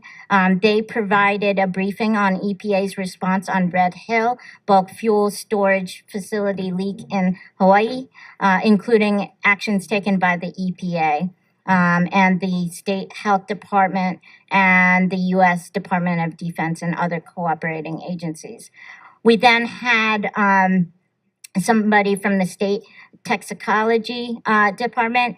They came and provided a briefing on Red Hill, discussing the history of its 2020 well contamination incident, the status and health impacts of the contamination in drinking water, and plans for remediating the issue. Then we spoke with the Asian American Psychological Association and a professor at DePaul University who presented on data for Asian Americans and their needs around mental health. They provided some data to us and then actually gave us a list of recommendations that they had already suggested. So we, after reviewing all of the information that we gathered through those meetings, we decided that Red Hill was actually a very sort of on the ground, immediate issue that we felt that we weren't ready to take action on. And so we have been trying to figure out ways to continuously get more information so that we can keep an eye on the situation and figure out if there's other things that we need to do. And we're hoping to hear more from communities, et cetera, on sort of what are their priorities in those issues. We did, however, make a recommendation around mental health. And this is particularly the reason why we thought that this was particularly important was when President Biden made it clear that addressing mental health issues was a key priority in the unity agenda of the nation. And thus, we thought that it was essential that we work in collaboration with the Department of Health and Human Services, in coordination with the White House Office of Public Engagement and Commission, to host a mental health summit focusing on Asian Americans, Native Hawaiians, and Pacific Islanders and mental health. This would be a 2-day summit that would bring together mental health practitioners, advocacy organizations, and individuals with mental health disabilities, and leadership representation from key federal agencies funding mental health to discuss ways to improve access to mental health services for AA and NHPI communities. The summit would provide an opportunity for WIAMPI to better understand the practical issues that AA and NHPI communities face in obtaining mental health resources and the policy priorities that need to be enacted to reduce the barriers to receiving treatment. We highly suggest that the summit take place in a location with a high concentration of AA and NHPI communities, such as California, New York, or the Pacific Islands. And then one of the reasons that we thought that it would be of particular interest for particularly HHS to work on this is that in coordination with the anti-Asian group, that we know that it's been significantly impacting individuals' mental health status. We know that it has increased depression, anxiety, and stress, and other physical symptoms. While current statistics show that Asian Americans and Pacific Islanders report mental health issues at lower rates than many other minority groups because of language and cultural issues, we believe that we need to dig deeper into the data, and we think that that is going to show a lot more nuance and complexity of the issue. 15% of people who identify as either Asian American or Pacific Islander report having mental health issues, with Vietnamese and NHPI groups experiencing higher rates of mental distress than other Asian American groups. Also, AA and NHPI groups have the lowest rates of seeking mental health treatment than any other racial category. 77% of Asians surveyed had difficulty opening up about their mood disorder to others, compared to 69% of white individuals. This may indicate that researchers may not be truly getting the full picture of how many AA and NHPIs are actually experiencing negative mental health symptoms. Research currently shows that barriers to receiving mental health treatment include cultural stigma, language barriers, insufficient health insurance coverage, and a lack of culturally competent care. So, we believe that, we need to understand the broader issues around AA and NHPI mental health. We think it's prudent to bring all key players to the table to better understand the issue and discuss the various policy changes that could reduce barriers to access to information, resources, and services. While there have been statewide events on Asian American mental health, national conferences on mental health, and national summits on Asian American health, there have been very few national summits or conferences solely focused on AA and NHPI mental health, and none hosted by the White House or HHS. The committee feels that this 2-day summit would provide the needed input to produce detailed recommendations to the president. So that is our main recommendation at this time.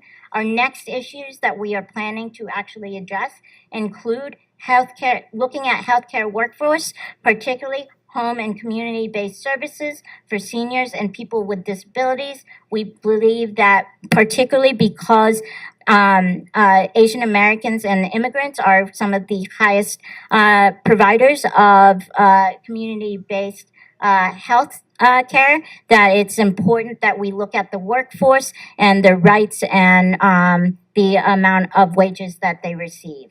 The next thing that we also want to talk about is gender-based violence and exploitation, particularly after the Georgia incident at the spas.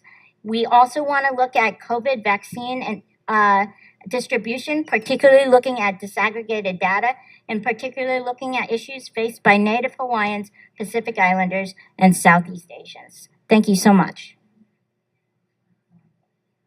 Thank you, Mia. Questions regarding this recommendation? Amy?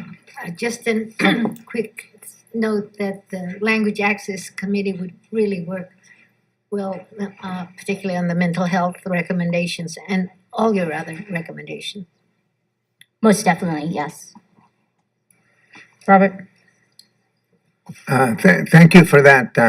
Mental health is very important, and of course, it intersects with kind of a wide variety of cultural influences on how to deal with that. But I did want to raise a particular issue on the Affordable Care Act.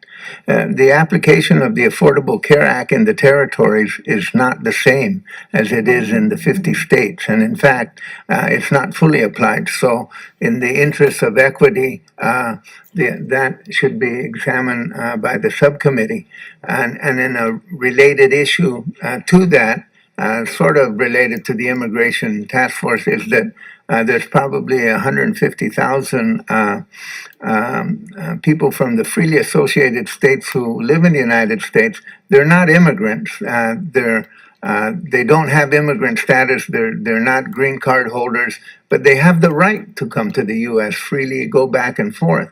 And of course, the application and their eligibility for a lot of health care is cloudy, and different states deal with that issue.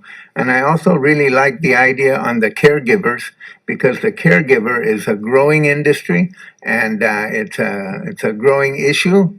It's an issue that I might face one day pretty soon. So, and I can say that probably being the senior member here, but I just want to point out that that's really critical, because there's a huge variety of how the elderly are cared for. Thank you for that. Thanks so much to the subcommittee. This is a huge problem that our community's been dealing with for generations. So thank you. And we don't talk about mental health enough. So my gratitude to you and all your work. One thing I did want to point out, though, is health disparities are not uncommon in subgroups for Asian Americans and Native Hawaiian and Pacific Islanders. We face some of the most atrocious health disparities compared to all ethnic and racial groups, considerably Filipinos, Southeast Asians, and Pacific Islanders and Native Hawaiians. I don't mean to sort of draw a division amongst us, but what I do want to call into point is that these conditions are not isolated. That COVID has sort of taught us that it isn't the pathophysiological properties of these conditions, it's the systemic inequities that we've been faced to endure that have caused the disproportionate burden on our communities. And I was wondering if the subcommittee has talked about attacking these structural inequities, since there's some points of effort being done in the administration with the COVID-19 Equity Task Force, along with other points that that can help sort of bring that to light. And as data disaggregation, we'd be happy to join you in regards to sort of bringing some of those to light.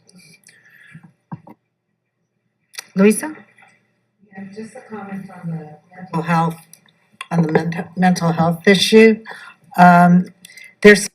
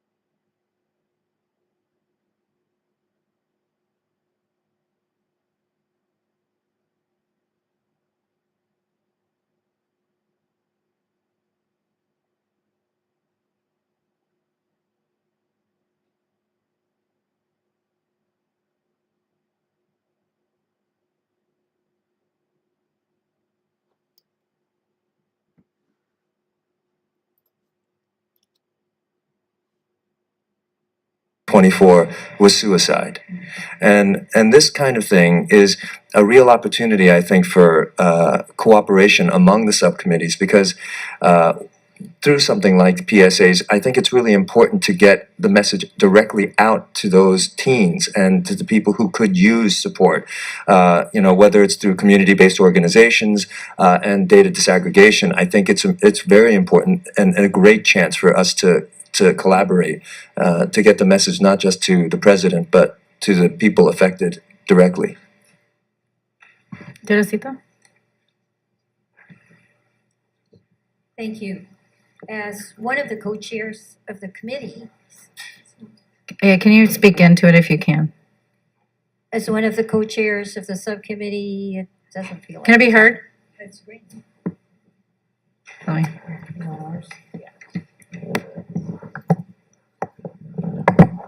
As one of the co-chairs, yay, of the subcommittee, we have been really eagerly looking forward to this day because we really felt that our work had a lot of overlap and intersection with the rest of the other subcommittees. So this is really important that we are now talking about it in public and we can collaborate and work together a lot more. All of the things that each of the speakers have brought up are very important to us. Commissioner Underwood, ACA really has so much more to do. One of the things we talked about at one point was Medicaid and how even those who are legally present here and who would otherwise be entitled to Medicaid services, if they have been here less than 5 years, they are not going to be able to get those services. Commissioner Samoa, definitely the data disaggregation is so important. And our ability to use COVID-19 as a kind of a barrier breaker to try and get at that is another thing that we've been interested in. But because we have COVID-19 distributed across subcommittees, we really need to be able to pull together. So yes, we definitely look forward to being able to discuss all of these different intersections. And even though the healthcare workforce aspect was slightly different from, the rubric of what health equities thought about, we really felt very strongly that because it is our population, our communities, our people who are doing the backbreaking day-to-day work on the front lines and in the homes, any setting where we have people who need care, that we have to find a way to also elevate those issues. So thank you so much for all these comments. Excellent. We've got a few more coming. Kimberly.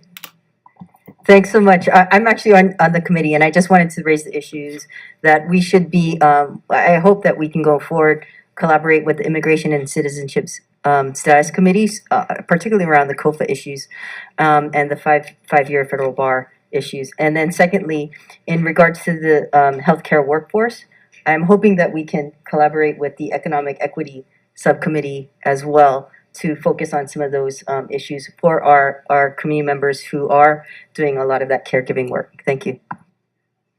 Smita. Thank you. I also want to commend the subcommittee for the great work and the proposal that was put together. I see the same, the opportunity for collaboration amongst several of the subcommittees, the data. I mean, Daniel's point about 15 to 24-year-olds as the number one cause of suicide in Asian American, it's such an astounding and deeply disturbing statistic that we want to make sure we're addressing this type of subject. Language access, economic opportunity. In any way we can help, we're happy to help and support that collaboration. The only comment I had about your recommendation is I noticed you said high populations in California, New York, or Hawaii. I want to put in a good word for Chicago as well. We have a really solid population of Asian and engaged Asian Americans. And Minnesota, the Midwest, well, Chicago is the economic engine for the Midwest, and we would gladly include and the lobbying begins. I think we could say a lot of different places. Great. Thank you, Smita. Thank you. Is this on? Yeah. Okay. One of the pieces I wanted to just lift up, and it's one of the challenges that we face, I think, in a lot of these areas, is around the lack of research and information about what works and what's helpful. And so I would just want to make a plug in it with respect to your recommendation, whether it be an implementation or whatever, as it kind of integrates the needs of language access and cultural competency and all of the pieces, but having investment in research about what works and what would be helpful as it relates to, if people can get culturally relevant care, if they can get care through, does care through interpreter, does that work, and all of that information. So I would love to add that in, or support your recommendation with, that plug for that aspect of the work too. Just want to say thank you to the Equity Subcommittee for all of the great work and for all of the information that you've given us in even just providing the recommendation that you have put forward.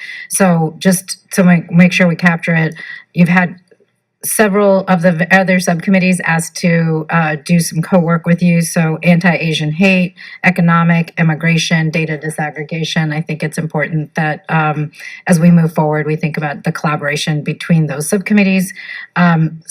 Good conversations on making sure that we are including and taking into account the vast disparities even amongst our own communities, and that we are addressing that, thinking about PSAs and how we might use that as young people, addressing young people per Daniel's comment, really looking at COVID and thinking about, and I think both of you have also mentioned it, all of the work that you would like to do with our care workers and what moves forward. So I think there's a lot here as we move forward to do that, and we will certainly be voting on this. So just keep this in mind as we sort of come to close. We'll be voting on the recommendation that the subcommittee has provided. So thank you for all of the work from the subcommittee.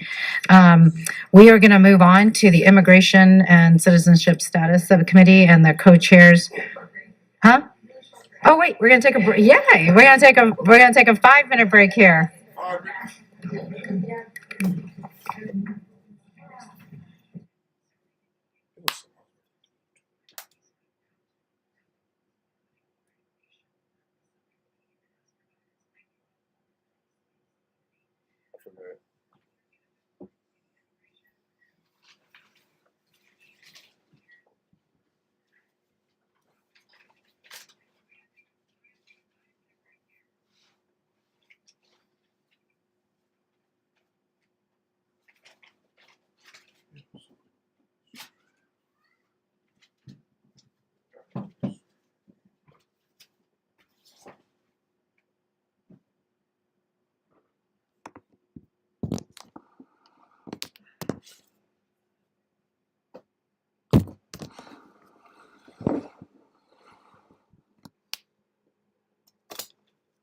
All right.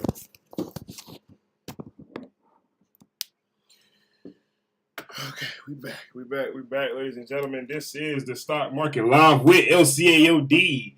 We had a client came through earlier, and man, you see we got into a quick little scalper there on the stream.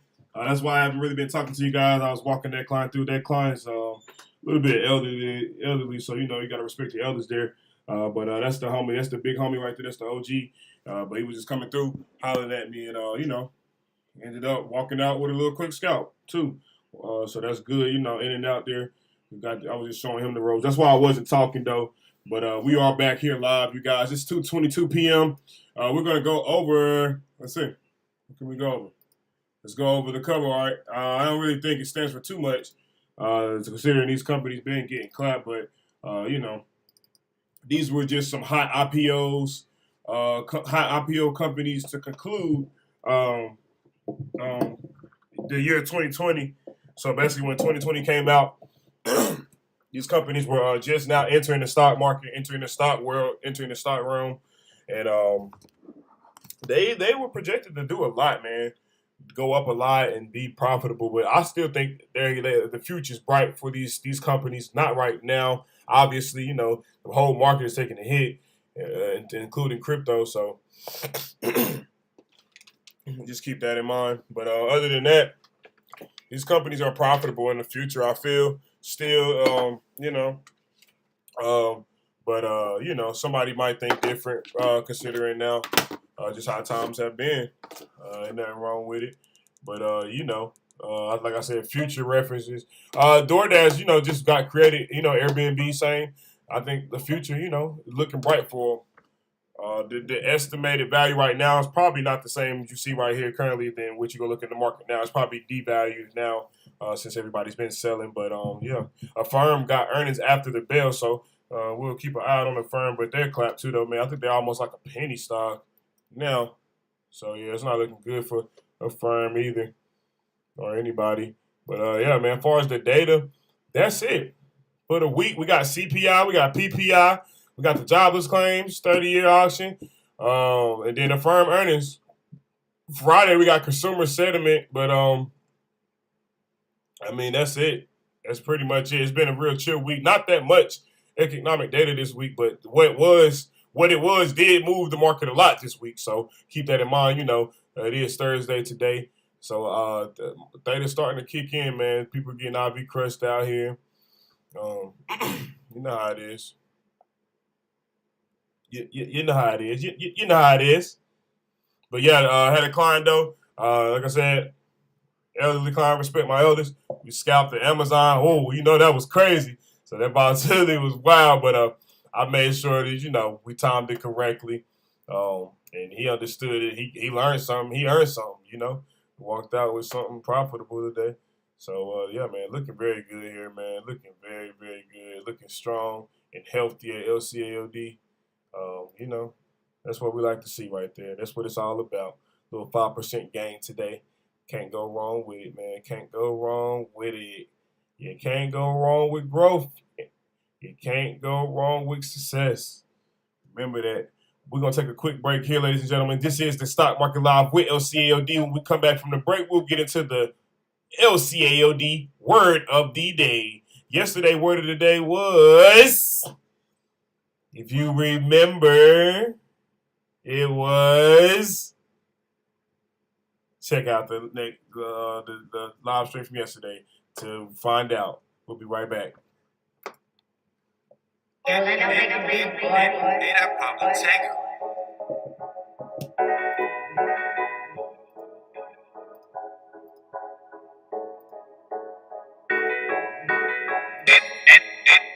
Pull off what you save.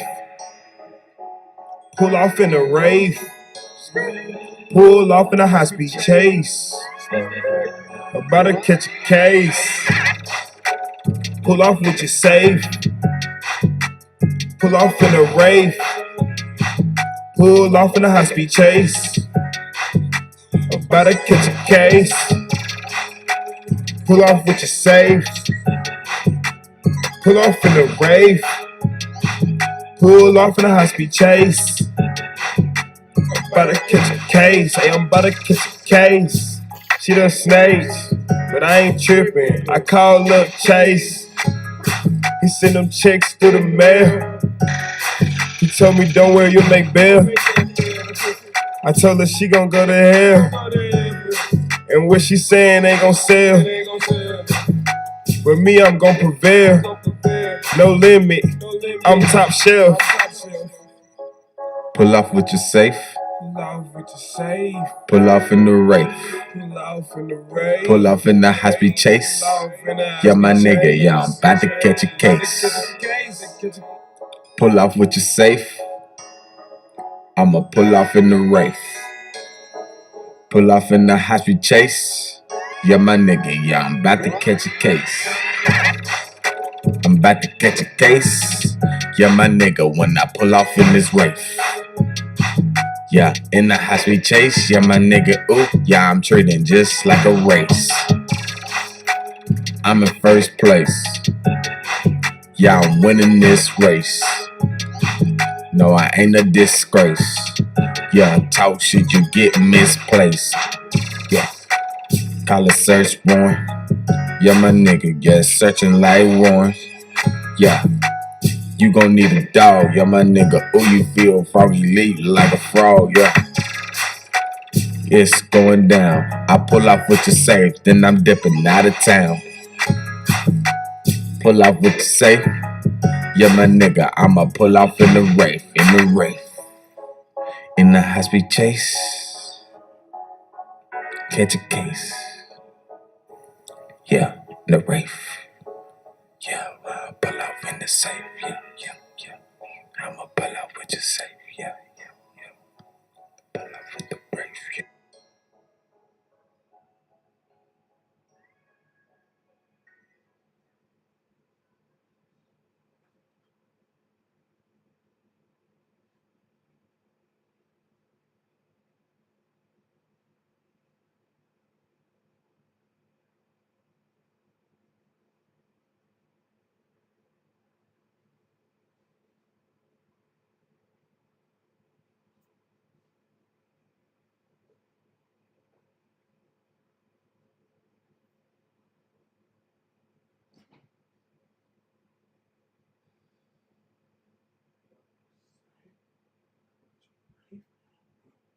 Okay.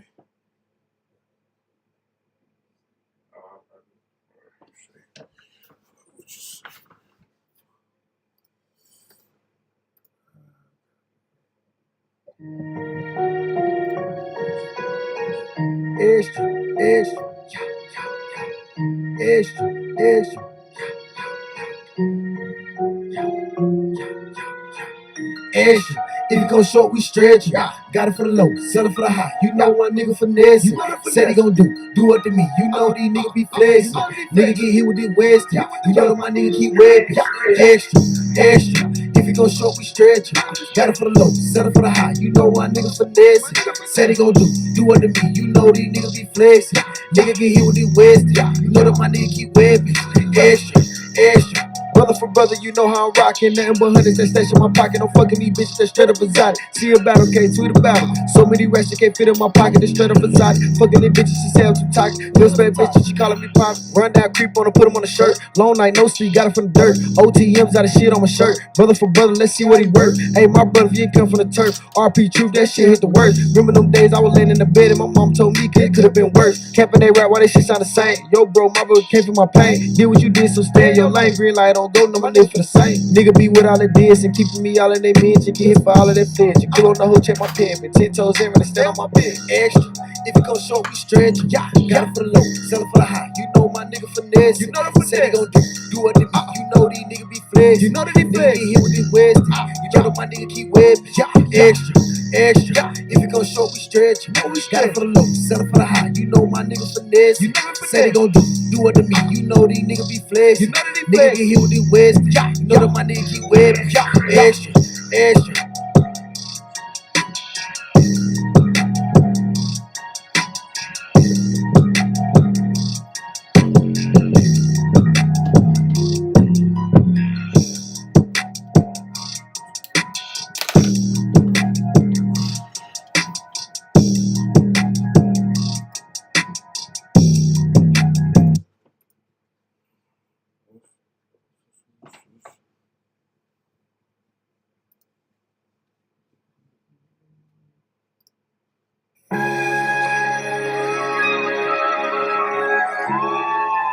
Yeah.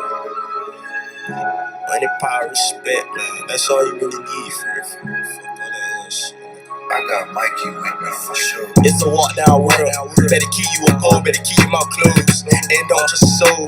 Niggas ain't double lock, in the end they gon' fold. I was at the trap, got kicked out my home. What you need, what you want. Remember late night, I was hitting them lips, it was me and just go. MJ's ripped through his bones. Money, power, respect, yeah, that's the code. Money, power, respect, yeah, that's the code. Money, power, respect, yeah, that's what I'm on. We bout to stick, we not finna roam. Every day was a motherfucking stroke. I was on my grind, stuck to my hustle. Got off my ass, got to my muscle. Fuck your blick, I got the ups too, yeah, I'm a fucking bitch, I don't trust you. Niggas start snitching, got too much to lose. People did ride, they don't fuck with you. I thought lit, she gon' suck the crew. Ain't no one man above the crew. Up in the trap, what you need, what you want. I got what you want, you. Money, power, respect, that's the code I stuck to. If you not walking down in this, fuck you. If you not walking down in this, fuck you. Swear to God, yeah, nigga, it's fuck you. If you not walking down in this, fuck you. If you not walking down in this, fuck you. Swear to God, little nigga, it's fuck you, bitch. Damn, it's a walk down world. Better keep you a pole, better keep your mouth closed. And don't trust your soul. Niggas ain't double lock, in the end they gon' fold. Remember late nights, walk down with the stick, it was me and just go. Two MJs ripped through his boom. Money power spent, yeah, that's the code. Money power spent, yeah, that's the code. Money power spent, yeah, that's what I'm on. Money power spent, yeah, that's the code. That's the code. Money power spent, yeah, that's the code. I got Mikey with me for sure.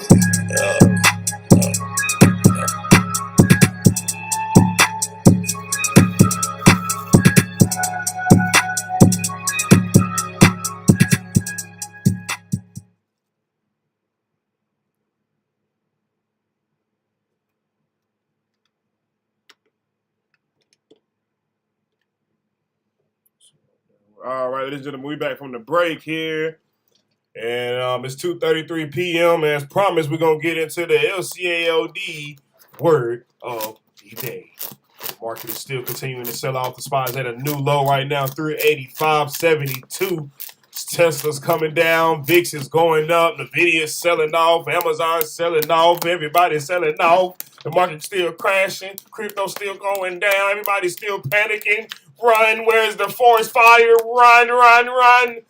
Run, run, run. Someone help. What do we do? Hit LCALD up to sign up. Website is www.letcashaccumulateoverdays.com. All right, ladies and gentlemen, let's get into the LCALD word of the day. Oh. Ooh. Ooh.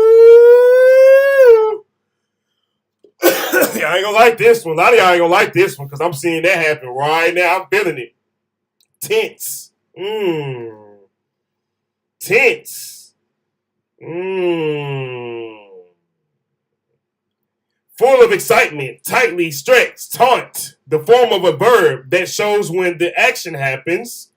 Past, present, or future. The word of today is tense. T-E-N-S-E. Full of excitement, tightly stretched, taunt. The form of a verb that shows when the action happens. Past, present, or future. Oh, man. I can relate this to the market. I can relate this to reality. Which one you want? Which one you want first? Market relation first. It's tense right now. Do you see this volatility? Oh, my gosh. People are going crazy right now. The selling is everybody's panicking. Wow. Everyone's showing action that something in the past is making this action take place right now. Everybody is excited for another move in a huge direction. It feels like the market makers are taunting you. Oh, y'all don't hear me though. Tension, you guys. Tension. I can relate this to the reality here. If I go around you, and I know I've been around you, and I don't see you in your normal mood, you ain't excited or you too excited, I'ma know. You acting a little weird. You acting tense. Loosen up. Stretch. Show some action when things change. When the past has changed, or the present has changed, or the future is about to change. Show some excitement. You know? Be positive at all times, even when things ain't going your way out here. There ain't no need to be tense. Loosen up. Loosen up. Stretch. Get the blood flowing. Do some jumping jacks. Move around. It ain't all about you. It ain't all about you. It ain't all about me. It's really about we. As a whole, whether you believe that or not. Universal law is serious. What the next person do will affect you. Regardless. Oh, y'all don't hear me though. It's too tense right now. It's too tense right now. Y'all tight. Some of y'all tight right now listening to this. Relax. Loosen up. Why you so tense? Relax. Back to the market. It ain't got to go your way. Relax. Learn something. You don't gotta be boring. You don't gotta be asking for others. You got it. You good. You have it. You got it all inside of you, in your mind, in your heart. It's all on you. Ain't no need to be tense. Relax. Because if you tense now, your future ain't gonna be tense later. If you still tense about something that happened in the past, the present is gonna be tense. Prime example, that just happened. Oh, y'all don't hear me. Word of the day today, ladies and gentlemen, is tense. T-E-N-S-E. Full of excitement, tightly stretched, taunt, the form of a verb that shows when the action happens, past, present, or future. The market is selling off, you guys. This is the Stock Market Live with LCAOD. We're going to take a quick break here. We don't see any briefings. It was very tense this morning. It was a lot of briefings this morning, but it's just chilled out. It's getting tense now because it's to the downside. This market is selling. Relax. You know, be full of excitement. If you're going to be tense, be excited. Be positive. Not negative and huffing and puffing and... Oh, y'all don't hear me. Y'all don't hear me, ladies and gentlemen. Tense. That's AOD. Don't be tense. Don't be tense. If you're going to be tense, be full of excitement tense. Be excited tense. Be excited about the future. Taunt something that you believe in. Taunt something. Taunt change. If you want change, taunt it. Go after it. Try it. Be tense positive, not tense negative, you guys. You want your past? Screw it. You can't change it. The day over with. Shout out to bruh from bruh, the comedy show. But yeah, for real though, that makes sense. You want your present to be tense positive. You know, if you're going to be tense, be positive, be full of excitement. The future. Go after your dreams. Work harder. There's no handouts in life.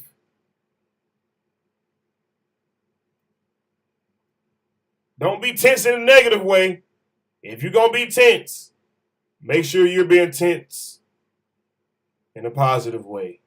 Make sure you're being tense about being successful, you guys. Don't let bad energy and bad vibes rub off on you and to others.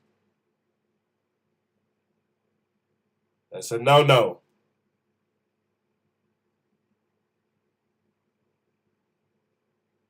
So, yeah. Word of the day. Tense. Strong.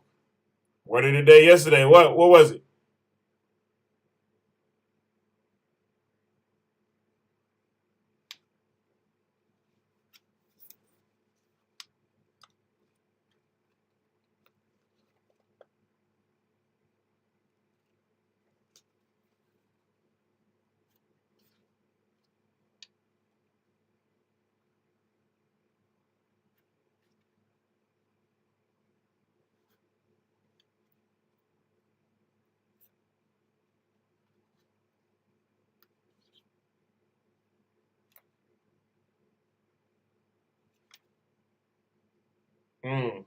That's what it was.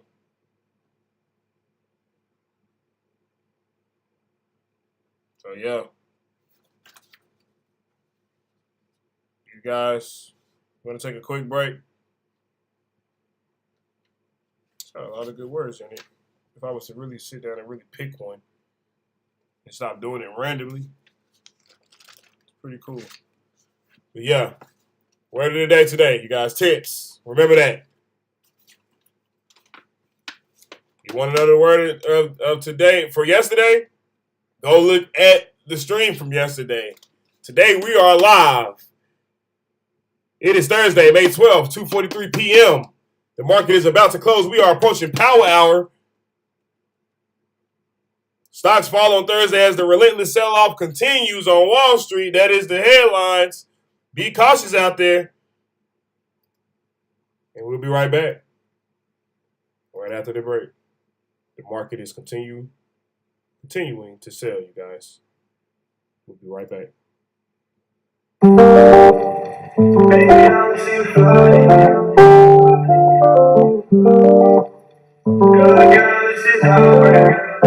Baby, I don't see a flaw in you. You're just my type. Good girl, this is all brand new. Everything is alright. I don't wanna rush this, but I love it when you're touching on me in public. The way your body push against me, how I feel when you ain't with me. Go down just to see what we come up with. I realize if I just take my time, this ain't never gonna fall through. I've been trapped in my mind, but everything's alright when I'm body to body on you.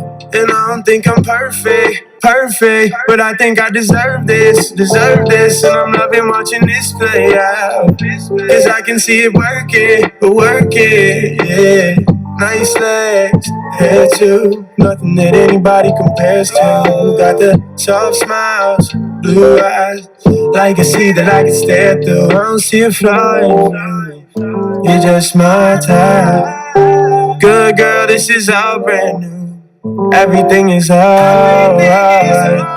And baby, is it new to you? It's new to me. I could lie, try to tell you that I've got this. Is it news to you? You move me through everything that's been weighing on my conscience. Bad girl, but she's honest. What I wanted. Couldn't tell you how I'd act if I lost it. No, I ain't giving up flawless. Baby, I don't see a flaw in you. You're just my type. Good girl, this is all brand new. Everything is alright.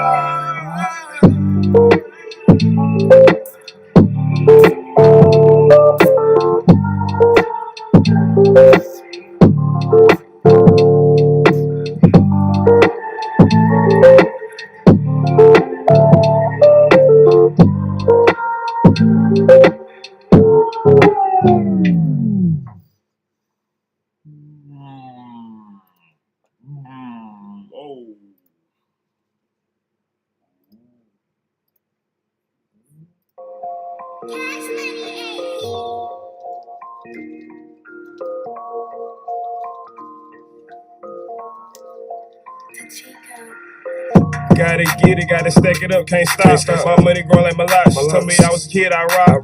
Niggas claim they trapping, but ain't sold no rocks. Niggas claim they stars, but all they do is block. Gotta get it, gotta stack it up, can't stop. My money growing like my life. She told me I was a kid, I rock. Niggas claim they trapping, but ain't sold no rocks. Niggas claim they stars, but all they do is block. Hey, Lego, stack it up, my money held in props. Don't fuck around with static, listen tryna get shot. They bridges in my pocket, they more lives than living. If you try to jerk my profit, then boy, you ain't even living. My money got them so living. I see right through them, they glitching. They nervous now, they twitching. They ain't competing now, they switching. If you a nigga acting like a lady, boy, no, that's bitching. If you a boss, bitch, shout until you get money, keep winning. I'm in love with money, I'm sinning. Please, Father, forgive me. At least I'm admitting. I know this money forbidden, so I'm trying to remotely keep on clicking. And you can never ever catch me switching or snitching. Staying on the motherfucking money mission. My intuition, you can't even picture it. Gotta stack it up, can't stop. Ayy, middle finger to the cops. And middle finger to the ops. Ayy, and shout out to Chop. But nigga, I'ma keep choppers. My niggas team full of robbers. If they bet, man, I'm robbing. Man, they don't want no problems. My money jump in other gym. Yeah. So, my money jump in another gym. Sink or swim, Gotta get it, gotta stack it up, can't stop. My money growing like my lot. She told me I was a kid, I rock. Niggas claim they trapping, but ain't sold no rocks. Niggas claim they stars, but all they do is block. Gotta get it, gotta stack it up, can't stop. My money growing like my lot. She told me I was a kid, I rock. Niggas claim they trapping, but ain't sold no rocks. Niggas claim they stars, but all they do is block. Yeah. Nigga try to block me, but no, nigga, no, you will not stop. No. Yeah, you a op. Fuck around, yeah, you're gonna get popped. Yeah, I'm headed to the top. A young nigga, but my grind won't stop. I'm a shot till I drop. Yeah, but my bread, yeah, you're gonna get dropped. My dreads tryna drop, nigga. I'm tryna get some top. Chasing at the guap, so my nigga know the grind don't stop. It won't stop. Not gon' stop. Till I make it to the top. Yeah, the grind won't stop. Gotta get it, gotta stack it up, can't stop. My money grow like Malak, she told me I was a kid, I rock. Niggas claim they trapping, but ain't sold no rocks. Niggas claim they stars, but all they do is block. Gotta get it, gotta stack it up, can't stop. My money grow like Malak, she told me I was a kid, I rock. Niggas claim they trapping, but ain't sold no rocks. Niggas claim they stars, but all they do is block. Oh, it's just him. Shut the door.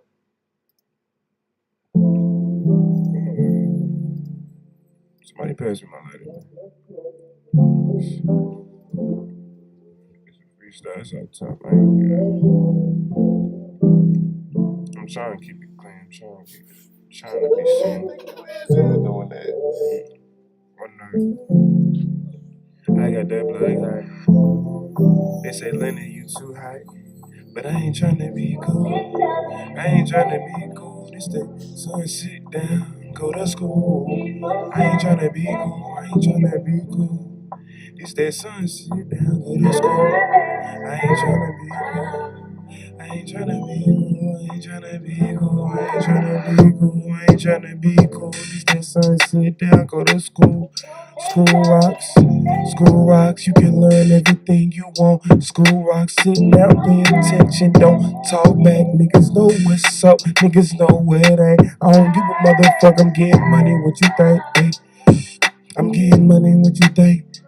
Hey, take care, roll out, it's fair, go up, go down, it's there, it's here, my mind, we racing, I'm here, I'm there, you here, you there, we here, I'm here, I did it, came up, I'm committed, you did it, I'm committed, you send it, I send it, we send it, you sent it, we swipe, we win it, shit reverse though, it can be a fucking curse though. If you're running your mouth, I hope your shit go down south. Like my bitch going down south, but we ain't gonna talk that now. This ain't about no fucking bitch. Man, that bitch ain't shit. Man, she lied on my list. Then she asked for some dick. Then this shit got twisted. Then I said, ain't no twister, but this ain't no game. You can't get it. You can't fit it. You can't fit in with my team. I'm committed. Yeah, I said it when I said it. Then I know that I did it when I did it. If I did it, then you know that you did it too. So that's all I know, that I did it, boo. Every nigga talked against me, they dead, ooh. Damn. And they dead, ooh, and I don't even brag about that. I just ask God, why is it is like that? Damn, I done did some fucked up shit, but I know I'm gon' go. But it ain't lit, yeah, it ain't lit to be talking about death. That's why I don't even gon' get on that subject to death. You get it? Don't talk about death, don't get on the subject to death. Niggas that got death. They run out of breath. They run out of breath, yeah. Hey, they run out of breath. Hey, but I'ma step with that 4-5. I step with my hands, yeah, I got hands. It don't matter what you wanna do, leave you in the sand. Knock a nigga down, leave his hands to the land. Rest in peace, that's my mans. That's my mans. Yeah, that's my man. To the land, rest in peace, that's my man. I was in the hood, on the west, man. Yeah, we got it in the best, man. Niggas is some real trappers. Real trappers speak up for the real trappers.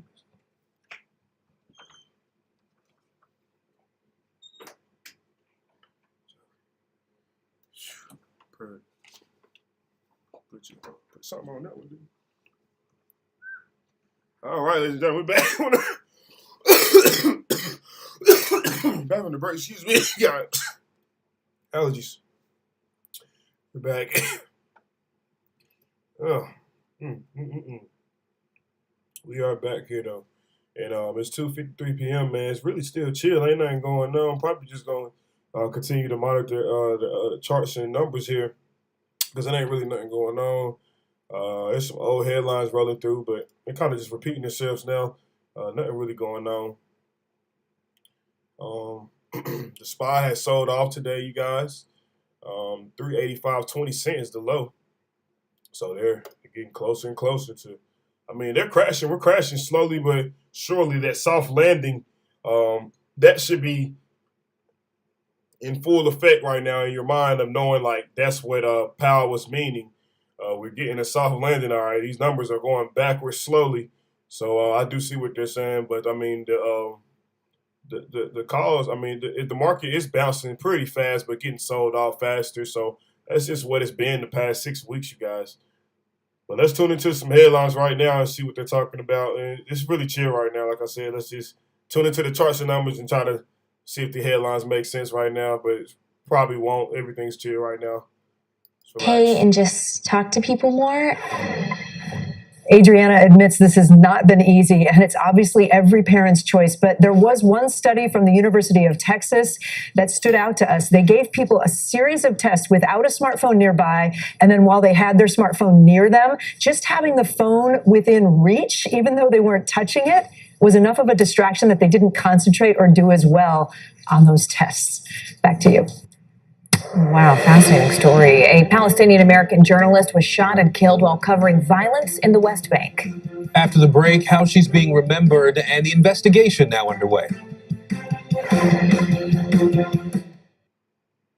Right now on NBC News Now. Got all the angles covered tonight. You're watching NBC News Now. Here's what's happening. Look at what's making headlines around the world. We begin this hour with the military invasion that's currently unfolding. Right now, the attacks from Russia are coming in from every angle. Our NBC News crew heard explosions in the capital city of Kyiv. Live from Ukraine, where a fierce battle is raging on. We've heard a number of explosions. Russia is picking off Ukraine's military facilities one after another. This factory has gone from making kitchen pots to lethal items that'll ruin tires, ruin the bottom of the car. This is what it looks and feels like to try to escape Ukraine. I don't want to say goodbye. The battle for Congress and the fight for control of State House. In our special County to County series, we're checking out key battlegrounds ahead of the midterms. We are talking elections in a battleground state. What does President Biden need to do tonight? He needs to speak to heads and hearts. A lot to break down, Chuck, so let's dive right in. Judge Ketanji Brown Jackson now elevated to the Supreme Court. Let's zoom out a bit to our changing climate. What do we think that the new normal is going to be? We have some stunning new findings about COVID-19. This new variant is more contagious. Have you seen a demand for mental health services increase among Latinos? The people of the Chamizal neighborhood aren't the only ones experiencing what they call environmental injustice. We're here to try to start conversation. A lot to talk about as we continue our rolling coverage. We're coming on the air with the news, NBC Scoop. Bringing the news to you is not only a job, it's an honor. Sometimes the news can be difficult and overwhelming for kids to understand. All right, so as you can see, like I said, nothing going on, you guys. Everything's really chill today for real. But I don't have a recommendation. I would just say I think This is it's still live. We can tune back into this. This is pretty important.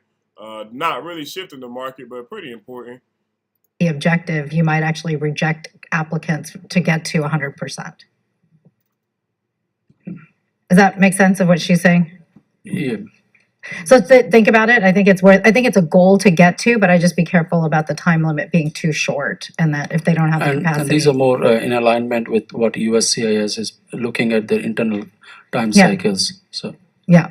I would just add, Sonal, too, I think all of these things, I think it's the unintended consequences and just thinking about, what is how do you give it teeth or not give it teeth in the way you're proposing it as sort of as your next step. Yeah. So it might be useful if in between, if during a break you all can figure out some language that can help achieve that. So when we vote, we can get to absolutely. that. And I just want to add one more comment, Sonal, that while we are working on this recommendation, in our pipeline is a recommendation on H-1B visa, which is basically to get this. Today, if you have to get stamping on your visa, for H-1B visa, you have to go to your own country to get the stamping done. But our pipeline is that we want the stamping to be done in the US only, so that Right now, if your parent is suffering from COVID, is in ICU, and you only have left 30 days of stamping, you don't want to go to the country because you will have to wait for 8 to 9 months to get a appointment at the embassy. So our recommendation, which we will be working in future, is to get the stamping done in US only. I wanted to bring it up so that we can collaborate in future. Great, thank you. Mia and then Amy.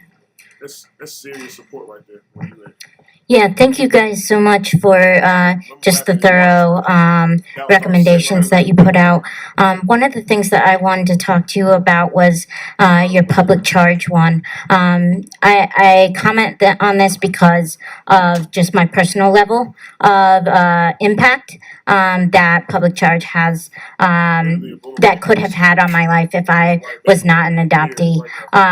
And so what I wanted to talk about is an understanding of even limiting it to state actually still greatly impacts state cash assistance programs, and saying that only federal ones will impact the individuals. That is still going to indirectly and significantly impact disabled immigrants.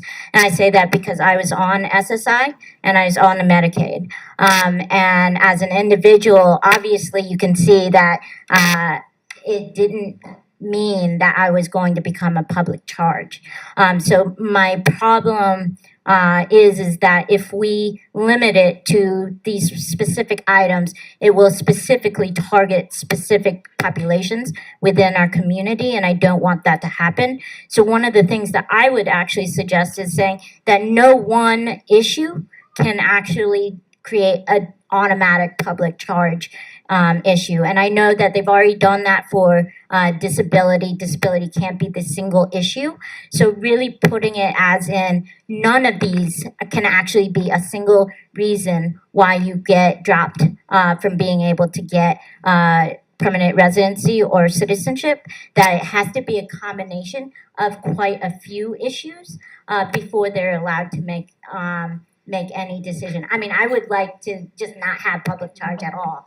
But if we're talking about administrative changes, I would say try and see if you can change it to where none of these issues are a single reason why you would have a public charge. Thank you. Grace, can you work with Mia and just make sure we get the language on this? Yeah, I was going to say the statute does tell, specifically talk about looking at a totality of the circumstances, and we certainly agree, we should change the statute, but to eliminate it altogether. But Yeah. yes, we're in that position. Given her comment, if there's a way here, just in the recommendation to recognize that in the statute, that would be fabulous. Thank you. Amy, final comment. Thank you. I'm a member of this Immigration and Citizenship Status Committee, and we're very pleased to say that one of the agenda items in the future will be COFA.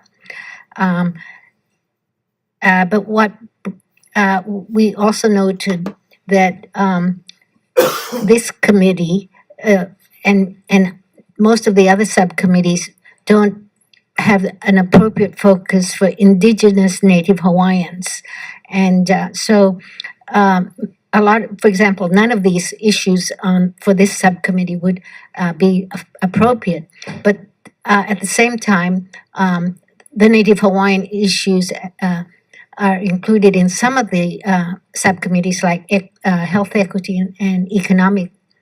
But I believe that there's so many other special committees that one possibility would be that one representative from every subcommittee might want to get together to focus in on the Native Hawaiian issues, or that we have a small task force. We are doing Pacific Islanders also, but at some point, I don't know, we'd like to have the subcommittees discuss the possibility of forming a separate committee or a special focus. So actually, if there's time, I'd like to ask Christine if she'd have any comments. I mean, Michelle.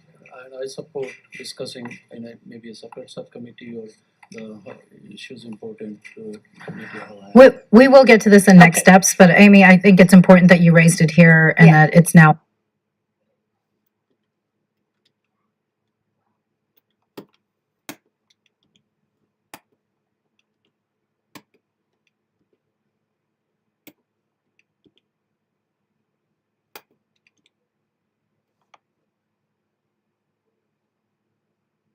now on the public, it's in the public conversation. So thank you for raising that. We're going to move on to the next subcommittee. So I just wanted to recognize that Ajay, you're going to just look at the cycle timing piece and how to address those. Okay, great.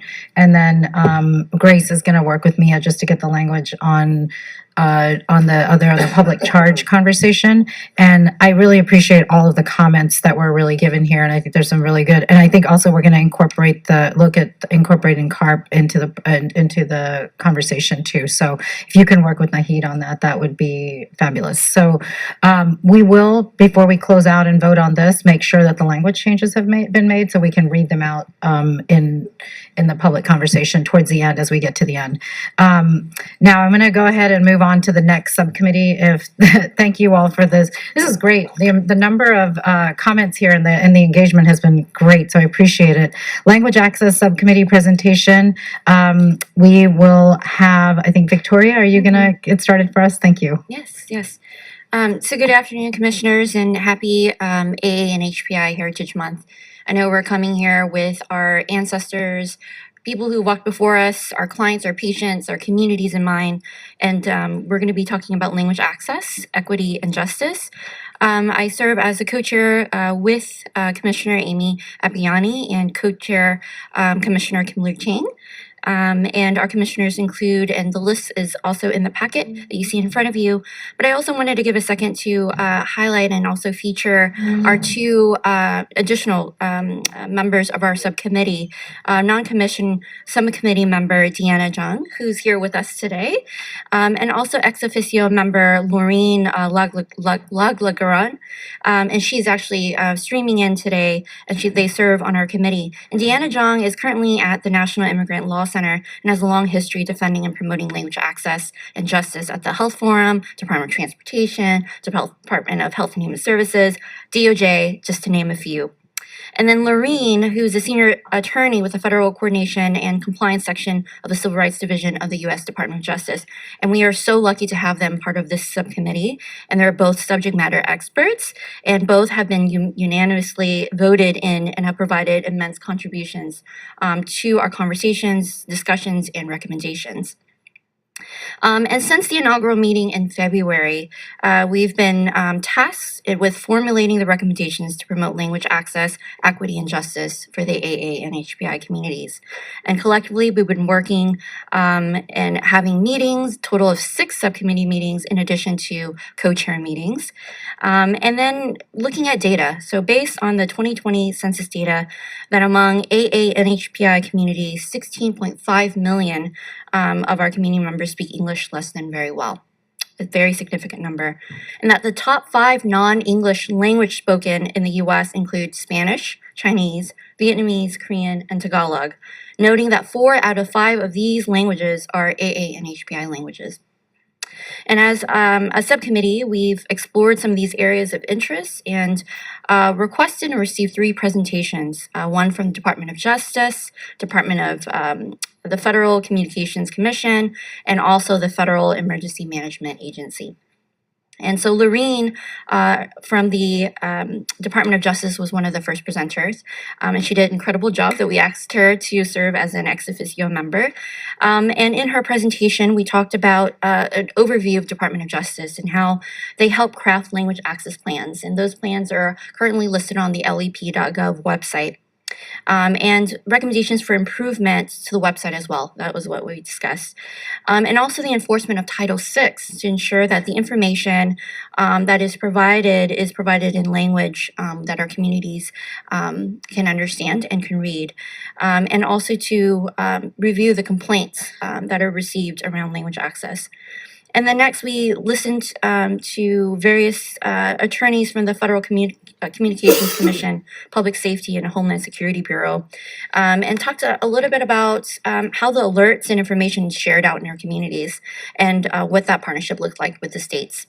And then we also had the Federal Emergency Management Agency, FEMA, talking about language access and the needs within FEMA with engaging and providing language access information to our communities. So we had a series of Q&As, and that helped us inform our next steps and support some of the topics that we wanted to share. So we have about 8 topics that we wanted to make sure that we spotlight and continue to work on in this upcoming term. And the first 3 are going to be represented in our recommendations that will be presented in just a little bit. But the first one is language access for disaster management, outreach, and emergency response messages. So that includes things like grants, language access, addressing barriers, legislation, administrative policies that may impact the receipt and response. Federal websites, making sure that we expand to multiple languages, and you can imagine how our communities are accessing this information online. Sites like lep.gov, usa.gov, and so on. Review and expansion of federal agency language access plans, complaints, and implementation.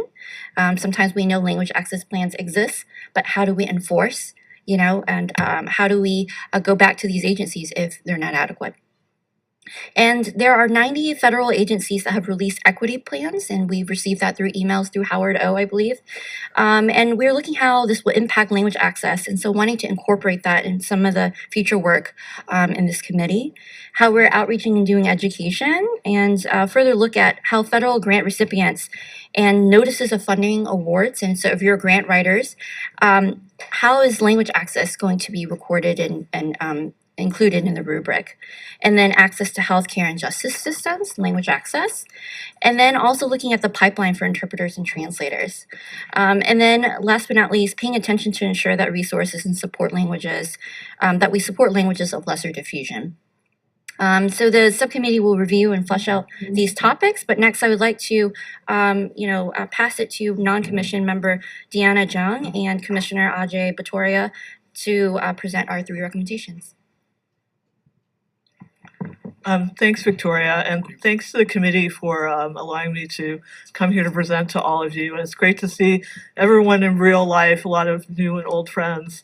I just have to say, though, that my heart has felt really heavy this week with the loss of Secretary Mineta, and I'm sure we're all feeling that as well.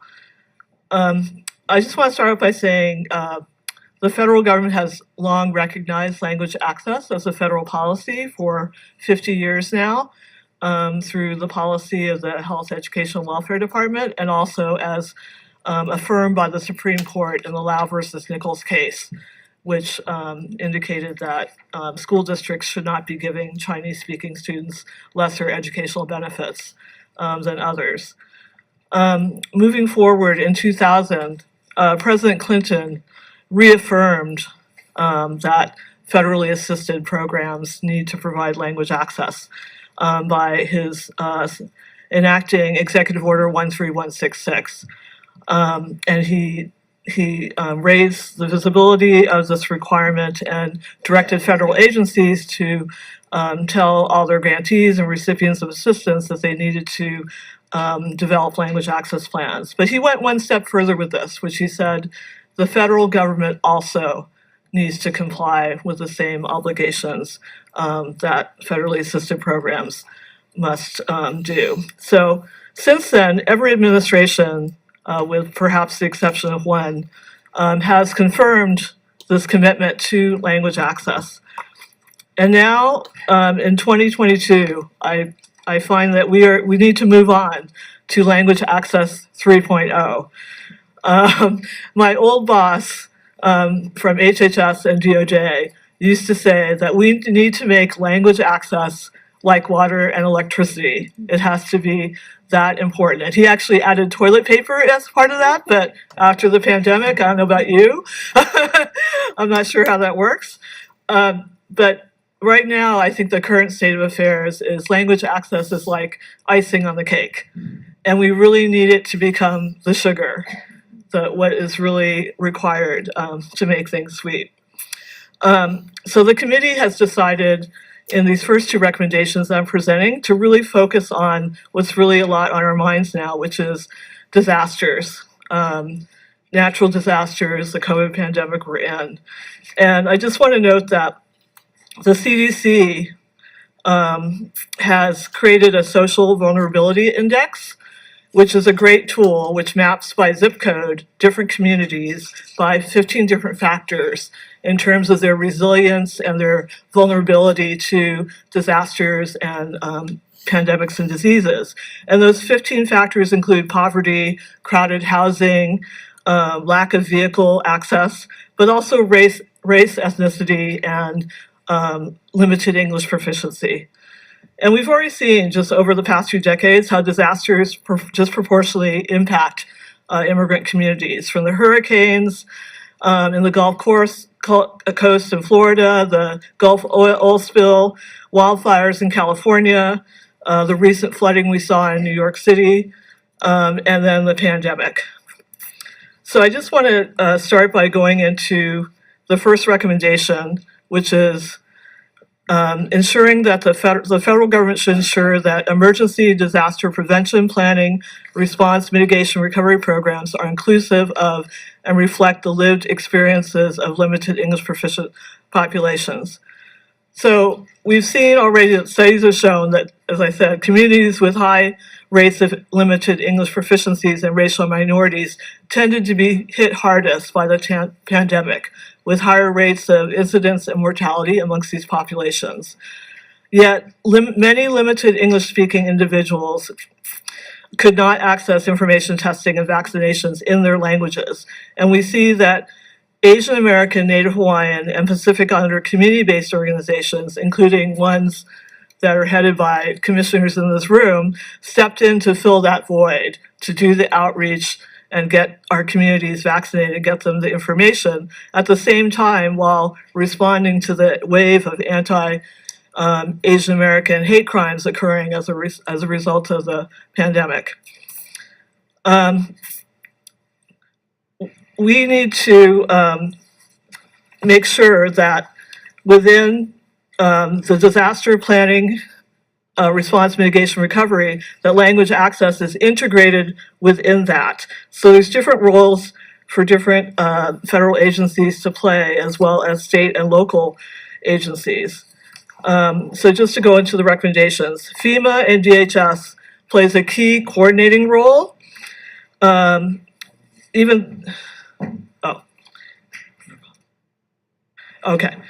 FEMA has to ensure that within the plans to address disaster emergency prevention, protection, mitigation, response, that they incorporate language access issues within that. So right now, FEMA produces a number of products, a toolkit, prep talks, and case studies. They need to include language access as part of that. FEMA has to include LEP Asian American communities as at-risk communities to build capability and capacity to plan for and mitigate hazards, as outlined as Equity Action Plan. In terms of federal financial assistance, there's a number of agencies that provide funding to state and local emergency agencies. They should include within those grants the obligation to provide meaningful access for limited English proficient populations, but also make it part of notice of funding opportunities, giving more points for scoring sheets for grant reviewers, and ensuring that it's more enforceable through terms and conditions language. The federal government can provide a lot of technical assistance in this regard. They can develop a glossary of emergency terminology and get it translated into Asian American, Native Hawaiian, Pacific Islander languages and have that available for federal government and local and state agencies to use. And the federal government can also enhance its capacity to address emergencies by ensuring that the workforce has greater language access capacity. So we have some recommendations here that direct OPM to look at hiring procedures for hiring a bilingual staff and to keep records of those so that they can be available as temporary detailees as needed for language assistance. So I'm sorry, I'm looking at my time is up for both recommendations because I want to turn over to Ajay's. Okay. Okay, I'll be really quick. Yeah, the second one is regarding the emergency alert systems, and it's sort of the same concepts. And we know the main challenges here are with respect to alerts in different languages. And to me, it's a matter of a technology challenge and a challenge of we represent languages of what we call lesser diffusion. There are so many Asian languages that it's a challenge to try to make sure that these alerts are accessible to everybody. So the recommendations for the alerts are about addressing some of those technology challenges, as well as enforcement. It overlaps with the initial recommendations in terms of ensuring that local emergency agencies, because most of these emergencies are geographically located. So they need to work with the local communities to ensure that the languages that are spoken in those communities are covered and that they're, delivered in a culturally competent way through the media outlets that those communities use. So a partnership with the community is what the emphasis has to be on that. And then we also have to look at improving technology because everyone's using wireless technology to message things now, and we can't have it just be limited to English and Spanish. Thank you.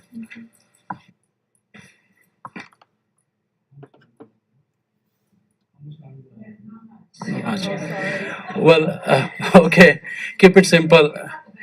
Background, keep it simple. I was sitting with the Governor General of Australia 2 weeks back in Fiji, and they have translated their all agency websites into multiple languages and giving translation into multiple languages as well. And I asked them, how did you do it? He said it was not an easy decision. Every time we try to do it, we had to postpone it. But then one day we said we have to do it. And today they have a language task board and they have multiple languages. And that's the job of our federal agencies, to be able to provide services to non-English speakers in multiple languages. Asian Americans for generation, we have been growing. There will be around 40, ANHPA community will be 40 million by 2060, and 16.5 million speak English less than very well. And with these statistics, 5 out of the top 5 languages, we have 4 of them are ANHPI languages, and not forgetting about rest of the other languages which are also very important. So the recommendation is that we convert all the federal agency websites and the digital content publishing strategy and the design and develop implementation system by which LEP person can meaningfully access the services and digital content published on agency websites in AA and HPI languages without unduly burdening the fundamental mission of the agency. The federal agency should be identifying and translating vital documents and converting into multiple languages and share on the agency website, whether into a folder or a tab called translated documents, or provide in multiple documents translation, or translate their landing pages. All required forms, information, brochures and digital content, whether for agencies like SBA, US.gov, CDC, Social Security, to name a few, and the rest of them are listed below, should be converted into multiple languages. So that's the gist of it. To keeping it short, I think I met with the time frame. Excellent. I want to make sure we can get to questions. So we've got several people already. Smita, Kevin, Ijan, Mia, and Gamal. Oh, wow. So Smita. Thank you so much for your work on this. It's such an important topic. The question I had for you is, people are always approaching me, local, state, federal agencies, businesses, Fortune 500 businesses, community organizations. How can we tap into language access? How can we approach communities in the languages that they need to be spoken to in? And so one thing I'm curious about, as you're rolling out your recommendations or thinking about future ones, have you thought about how they would either go down to the local levels or how we would expand them to business access as well?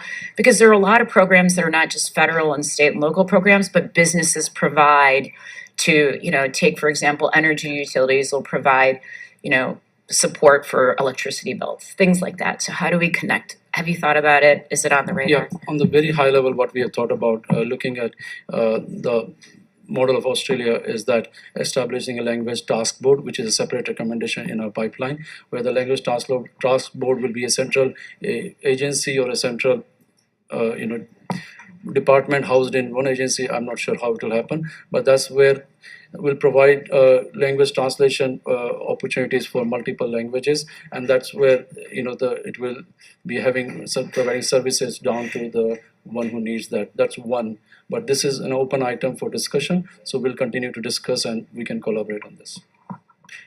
Kevin? Yeah, thank you for your work. I think this is related to what Smitha was saying too. Having the translation is one thing, and I think that's the first step. And then, Deanna, you kind of started touching upon how do you get it delivered out to the communities, right? So you can have 50 different translations for the 50 different communities, but then how do we get the information you need to the appropriate community at the time you need to?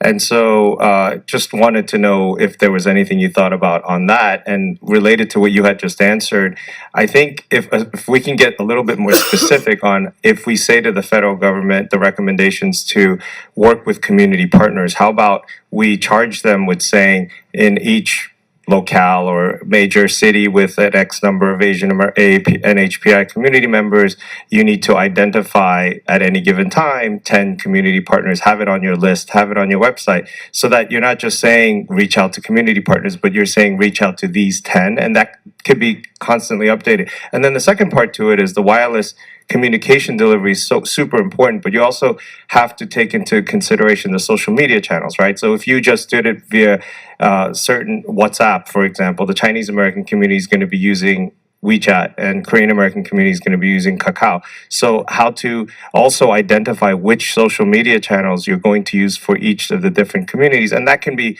part of identifying the right community partners, but specifically identifying them without just being generalized. Absolutely great questions, thoughts, Kevin. The first two ones we already kind of discussed. Commissioner Simon was to had a recommendation which probably will go out in the next commission meeting, which is on the outreach in multiple languages and with the community organization. Your second point is very well taken, and that is part of it, that have a list of established community organization within each region, each county, each district or thing, who will be partnering in providing those services, and whether those services are paid or unpaid, that has to be further discussed, but that is there in the process here. Deanna, did you want to add here? Leading in. Yes, I think part of what we're asking for in terms of the grants as well is to require that before you get federal funds, you have to do an assessment of your community and describe how you're going to engage them. You don't just have a general requirement, but make sure it's tailored to that specific community. So I think having those kinds of requirements will encourage that. Hi, Jen? I was just curious if the committee had an assessment about why progress has been so slow. Like, what is the why are we so far behind Australia? Why are we behind Australia? I had this discussion with some of the agency people, and one of the thing was that limitation in resources, and our websites, many websites and many agencies are pretty outdated or old, and they need to be revised, and language translation is part of the thing, but the website itself, the federal website itself, needs to be redesigned. So there is and that is one of the things which they have not been done. And so this is not the first time that we are bringing up this language bill. There was a bill which was brought up previously. I don't have that bill right in front of me right now. So one of the things that we talked about with Lorraine Laglagaran, who's our ex officio member, who's running the Department of Justice Office of Civil Rights work around this Title VI, is that there's a legislation, but there's very limited teeth within it, and so that could be a legislative priority, as well as the funding issues. And so we're really trying right at this point to strive through administrative changes at this point. And then to your points, Commissioner Shaw. I was going to call you Smitha, but we had talked about working with the Economic Equity Subcommittee about how do we engage the business community, because language access isn't just, when we talk about language access, we know that what it means is opportunity in this country, and that opportunity comes along with the economic opportunity and equity pieces. So thank you for bringing that up. Hope to work with you. Yes, as co-chair of the committee, we're very excited to work with the Language Access I'd Committee. just on this like to subject. comment on Ajin's question, which was, why is it like this? And for so long, and the laws are there. In Hawaii, we have a language access state law, and we have federal agencies and lots of problems. And joke is, what do you call someone who speaks 3 languages, trilingual? What do you call someone who speaks 2 languages, that's bilingual? What do you call someone who speaks 1 language, that's American? So the problem is really a lot of it's white English dominance through the centuries, and so it is a power problem. And for in Hawaii, a court case we did was accent discrimination. So it is a real issue, and so we just have to keep plugging at it. I know that I get on this commission because I don't have an Ilocano accent, you know, and so forth. So it's very, very strange discrimination. Thank you, Amy. Mia. Thank you guys so much for your work. I have done some work, particularly in the disability community, on language access issues and particularly around emergency responses. One of the things that I find extremely annoying, even if you are able to get some of that language translation, is timing, right? So I would almost suggest, particularly within the emergency response, requesting or recommending that there be a time period that you have, whether it's a day or a week, although a week, in a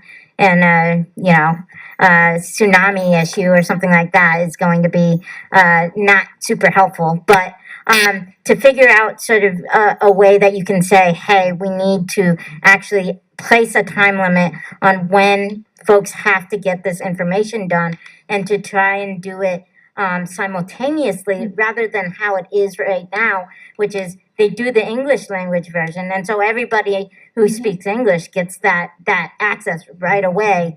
But then everybody else who speaks a different language, whether it's Korean or even ASL, gets it months out later. And so we saw during the COVID small business loans. Absolutely. Most of the minority businesses weren't able to get it because they didn't have the same relationships with the banks, and then they also didn't have that language access. So I think figuring out timing is going to be key. And, because access is great, but if you're too late for the resources, it's not super helpful. Thank you. Absolutely. Thank you. We'll make sure to go back and add that, and that's a great recommendation.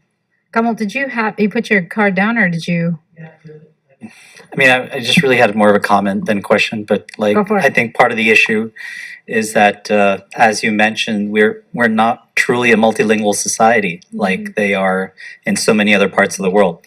And so I would implore the subcommittee to make a recommendation or look at recommendations in the future about how to improve education so that we do become a more multilingual society. Yeah. If I understand or if I speak, I speak a little bit of Spanish. I know enough to fake it, and but it helps me connect with my patients in a different way, and I can really get more information. I can get better quality information, and I think that translates into so many other spheres of influence. Economics, health equity, everything. So I would encourage us all to become more of a multilingual society.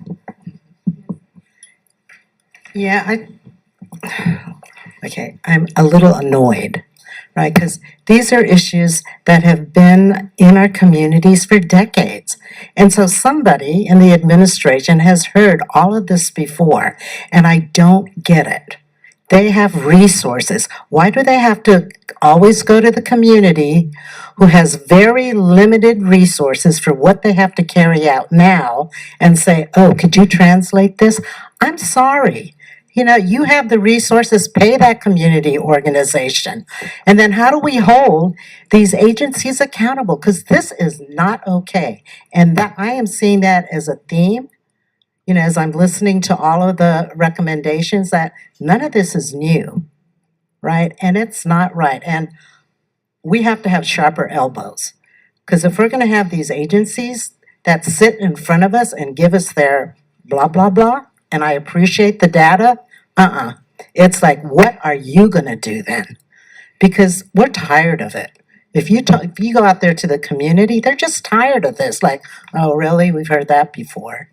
So what do we do as a commission to just have our sharp elbows and just hold these folks accountable? Because we have to go back to our communities. They are looking to us to make things better. I agree with you, Louisa. You know, keep, so- Ajay, one second. Ajay, one second. I want to make sure Colleen gets her comment in, and then I'll go to you all at the end.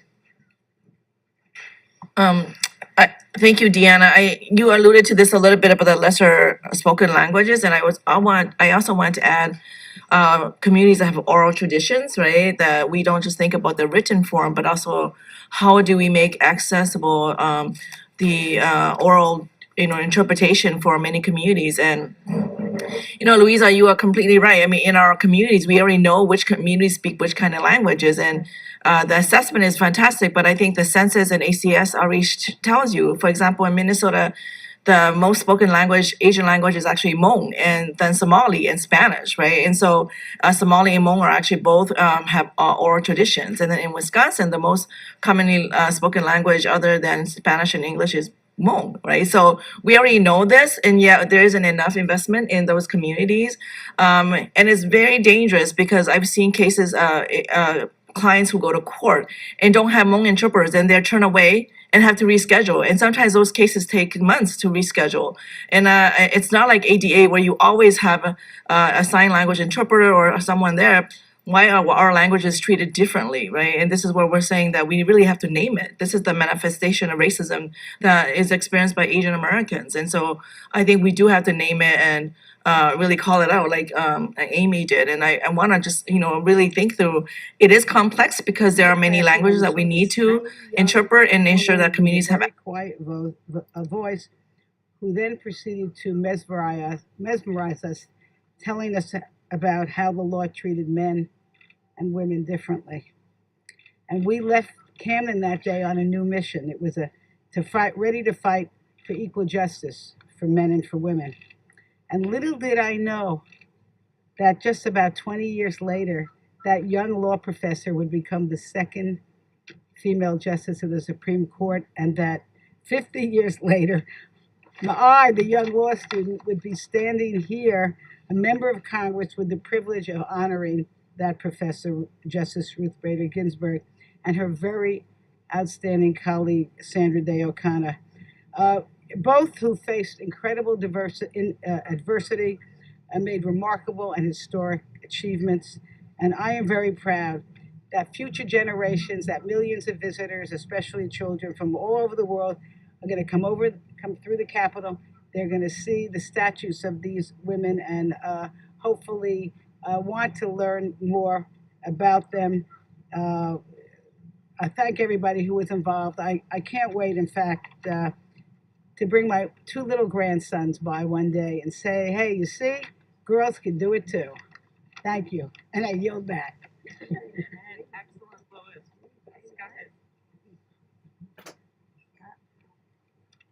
I am Scott O'Connor. I'm the eldest of three sons of Sandra Day O'Connor and John O'Connor.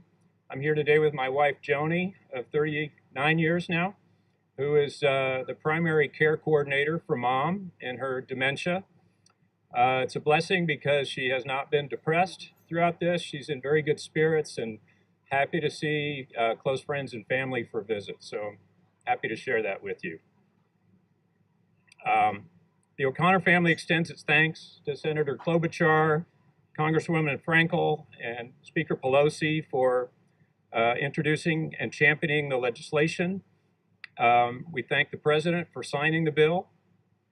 We're delighted that Mom is sharing the honor with Ruth Bader Ginsburg, her colleague, and her family. I know that if my dad were here standing alongside Marty Ginsburg, the two of them would be patting each other on the back and beaming with pride. They loved their wives. One second, please.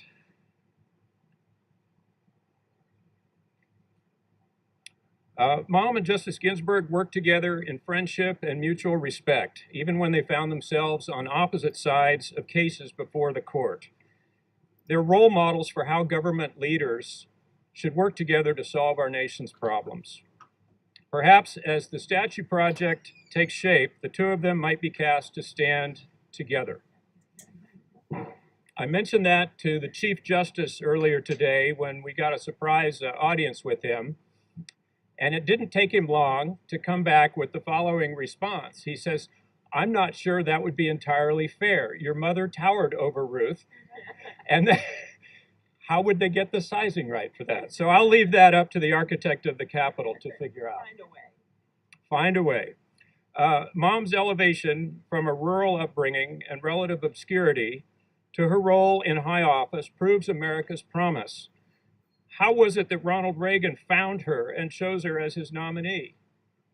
Myself, as a young man recently graduated from college, to me, the fact that our system worked in finding her was just stunning to me. I had great faith in our system after Mom's appointment that could be possible. She lived a life of public service as a state attorney, a legislator, and a judge. While on the Supreme Court, she traveled to all 50 states and countless foreign countries around the world, fulfilling speaking requests and advocating for the rule of law. In retirement, Mom recognized a national deficit in civics knowledge. Amazingly, in her 80s, she built iCivics.org, a web-based platform which now teaches civics to over 9 million students each year. There are over 140,000 middle school teachers that have passwords for the program because they use it in their classrooms. The program is free, it's nonpartisan, and it's funded through private donations. It's just amazing that happened as yet another career for this wonderful woman. Our hope is that the statues of these two heroines will be placed with their stories as role models for our fellow citizens. Thank you.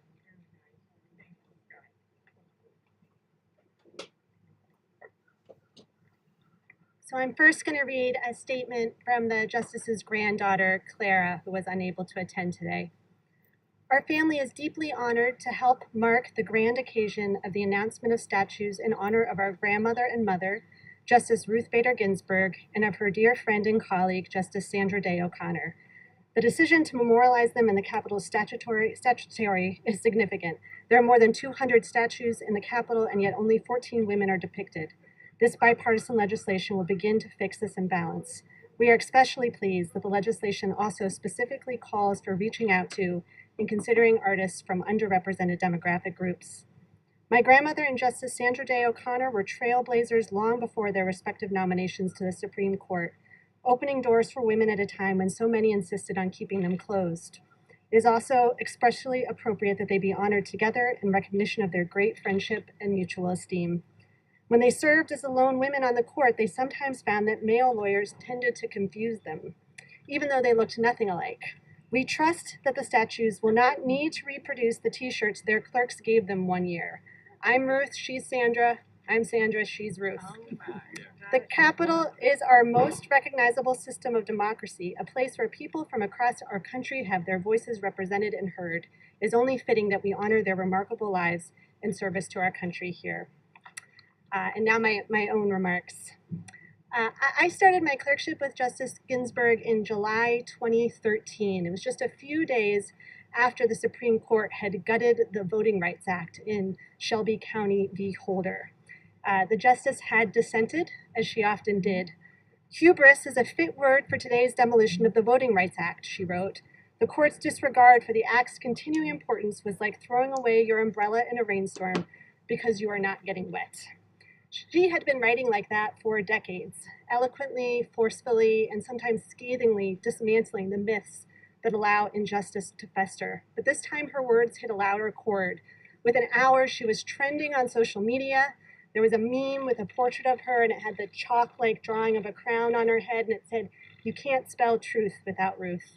I've always loved that meme because I think it sums up her legacy so well, telling the truth. When the justice began her career over half a century ago as an advocate for gender equality, She understood that the ways the ways that our system of law privilege the perspectives of the powerful, and she took it upon herself to name and correct the distortions that result from that imbalance. So as an advocate, she taught the justices, all male at the time, that the stories the law tells about who belongs where, about who is capable of what, aren't always true. Men can be good caretakers, women can be primary income earners. And in telling that truth, she changed the law to reflect the lived experiences of the people it had ignored. And that was also her life's work during her 4 decades as a judge and a justice. Her dissent said to the majority and to all of us, the court's decision in this case does not tell the whole story. Look over here at who's being left out. Women subjected to discriminatory pay, Black Americans excluded from voting, factory workers who aren't effectively able to organize. She used her voice to bring marginalized people into the story of our legal system. And when she didn't succeed, she held on to what she described as the dissenter's hope, that shedding light on injustice today will help eradicate it tomorrow, or what Senator Klobuchar described as a blueprint for the future. I am deeply grateful to the Speaker, to Senator Klobuchar and Representative Frankel for their leadership in enacting this legislation to honor Justice Ginsburg and her dear friend and fellow truth teller, Justice O'Connor. I hope their statues will inspire visitors and lawmakers alike to trailblaze, to name out loud the injustices embedded in our legal system, and to take meaningful steps to eliminate them, and when necessary, to dissent with all the hope. All right. Just wanted to start with one topper for all of you. President Biden has directed the administration to work urgently to ensure that infant formula is safe and available for families across the country during the Abbott Nutrition voluntary recall. This is work that's been underway for months. Today, President Biden spoke with retailers and manufacturers, including the CEOs of Walmart, Target, Reckitt, and Gerber, to call on them to do more to help families purchase infant formula. He discussed Reckitt and Gerber's efforts to increase production, which have made up for the loss of production by Abbott, and asked them to identify other ways the administration can help them, on top of the actions being announced today. The conversation with the CEOs of Walmart and Target focused on how they are working to stock shelves, including in rural areas, and any regional disparities they are seeing. And the president asked what more his team can do to help move product and get more product to those communities. He also announced additional steps to get infant formula onto store shelves as quickly as possible without compromising safety. These steps include cutting red tape to get more infant formula to store shelves quicker by urging states to provide consumers flexibility on the types of formula they can buy with WIC dollars, calling on the FTC and state attorneys general to crack down on any price gouging or unfair market practices related to sales of infant formula, like third-party sellers reselling formula at steep prices, and increasing the supply of formula through increased imports. The Biden-Harris administration will continue to monitor this situation and identify other ways we can support the safe and rapid increase in the production and distribution of baby formula. Today, we also mark, and you heard the president do this morning, a tragic milestone in the United States, 1 million lives lost due to COVID-19. Our hearts go out to those grieving a loved one and those families forever changed because of the pandemic. As the president said this morning, we cannot grow numb to the urgency of this crisis. It is critical that we honor those who have been lost by doing everything we can to prevent as many deaths as possible. You saw that this morning from the president as he kicked off the COVID-19 summit. Today's summit highlighted American leadership in action. Together with our co-hosting nations, we united the world to commit to vaccinating the world, saving lives, and building better health security with an inspiring response. We rallied $3 billion from other nations, more than 3.2 at this point in time, still counting, from other nations and partners around the world to address the global response. And the president issued a stark warning about our ability to continue fighting COVID globally if Congress fails to act. As we heard through the summit, now is not the time for complacency. We need Congress to show up, not with empty words, but with action to fight COVID at home and abroad. As we mark this tragic milestone, our hope is to avoid another tragic one like this, and that will only come if we act with urgency throughout the remaining fight against the pandemic. Go ahead, Josh. Thanks, Jen. 2 questions. First, on the baby formula. Abbott says once the FDA gives them notice, it'll take them 2 weeks to restart the site, and then an additional 6 to 8 weeks to get formula on the shelves. With what the president heard today, does he believe that we'll have the tools to bridge what could be a 2-month plus shortage? Well, I would say that the president is going to continue to use every tool we have in order to bridge that gap. And this has been work that has been underway for weeks and months now.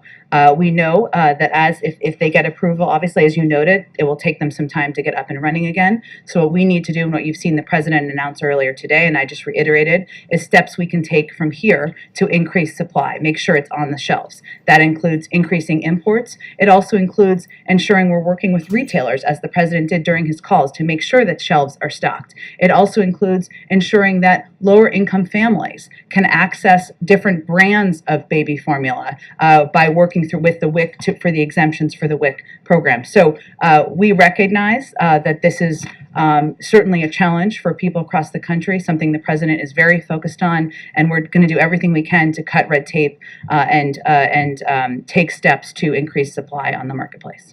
Secondly, AAA is saying, record high nominal gasoline prices again today, but Americans are also seeing news about oil leases and auctions not going forward. What was the administration's thinking on not having those auctions? Well, the Department of Interior, they have put out some comments on this, and what they have made quite clear is that the Cook Inlet cancellation, which you're referring to, was due to a lack of industry interest, and the Gulf sales were as a result of delays due to a number of factors, including conflicting court rulings. So those were the two areas where you've seen the pause. But there was not interest. I would note that if we take a step back and look at what is available out there and look at the supply needed, as you noted at the top of, as part of your question, leasing and production offshore is a lengthier process. It can take up to 10 years to create supply. So let's start there. Secondly, of the more than 10.9 million offshore acres currently under lease, industry is not producing on 8.26 million acres. That's about more than 75% that is non-producing. Of the 24.9 million onshore acres under lease, industry is not producing on 12.3 million acres. That's almost 50%. And there are also over 9,000 onshore permits that have been approved and are waiting to be used onshore. So just to reiterate, while we expect U.S. production is expected to increase by over 1 million barrels a day this year and hit a new record next year. These specific actions were as a result of lack of industry interest and conflicting court rulings. Sort of the bottom line is, on formula, this is a problem. I mean, I think other parents here in the room can probably attest. I myself went to 3 stores this morning, still haven't found what we need. When will parents be able to get the formula they need? What is your best sense of when store shelves will be stocked again? Well, I think it's also important to note that the reason we're here is because the FDA took a step to ensure that babies were taking safe formula. There were babies who died from taking this formula, so they were doing their jobs. We have been working, this administration has been working for weeks now to address in anticipation of where we thought there could be shortages. We have also seen an increase over the last 4 weeks of supply available, which hasn't been an increase over the 4 weeks prior to the recall. That is a good sign. But obviously the steps the president took today are an acknowledgement and a recognition that more needs to be done, that we do not want parents, mothers, families out there to be stressed and worried about feeding their babies. That is why the president today had conversations with the CEOs of Walmart and Target, why he had conversations with Reckitt and Gerber about efforts to increase production, why we're taking steps to ensure that we are making WIC dollars available to a range of other supplies. So we're seeing increases over the last couple of weeks. More needs to be done. We're going to cut every element of red tape we can cut. We're going to work with manufacturers. We're going to import more to expedite this as quickly as possible. But if you are a parent who's looking for formula right now, struggling to find what you need, do you have even a rough guess of how long these shortages are going to last? What should parents be bracing for here? Well, we've already seen an increase in supply over the past couple of weeks. What we are seeing, which is an enormous problem, is hoarding.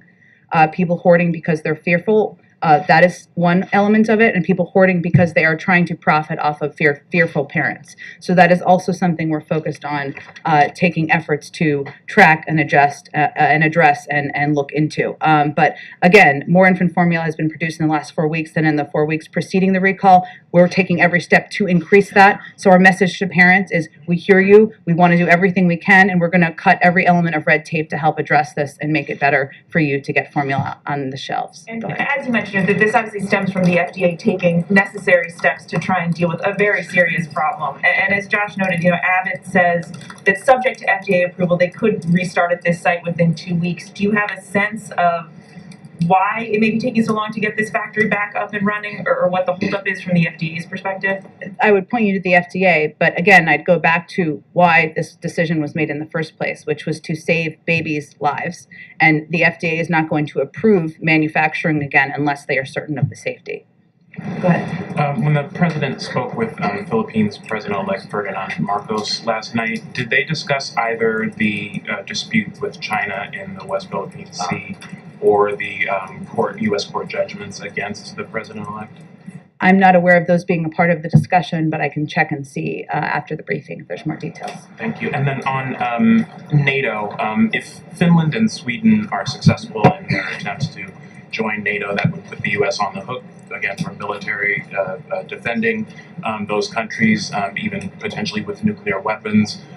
What benefit is that to U.S. citizens? Well, first let me say that the United States would support a NATO application by Finland and or Sweden should they choose to apply. We, of course, will respect whatever decision they make. Both Finland and Sweden are close and valued defense partners of the United States and of NATO. I would note that even without them being members of NATO, our militaries have worked together for many years. We're confident that we can find ways to work with them, address any concerns either country may have about the period now or whatever is required if they were to join NATO. I would say in terms of how this benefits the American people, I think is sort of what you're asking about. Having a strong NATO alliance, a strong Western alliance, which is a defensive alliance, by the way, is good for our security around the world. And certainly having a strong partnership with a range of countries, including Sweden and Finland, if they decide to join, should be reassuring to the American people about our own security interests. And then finally, when the president visits South Korea next week, does he intend to visit the demilitarized zone?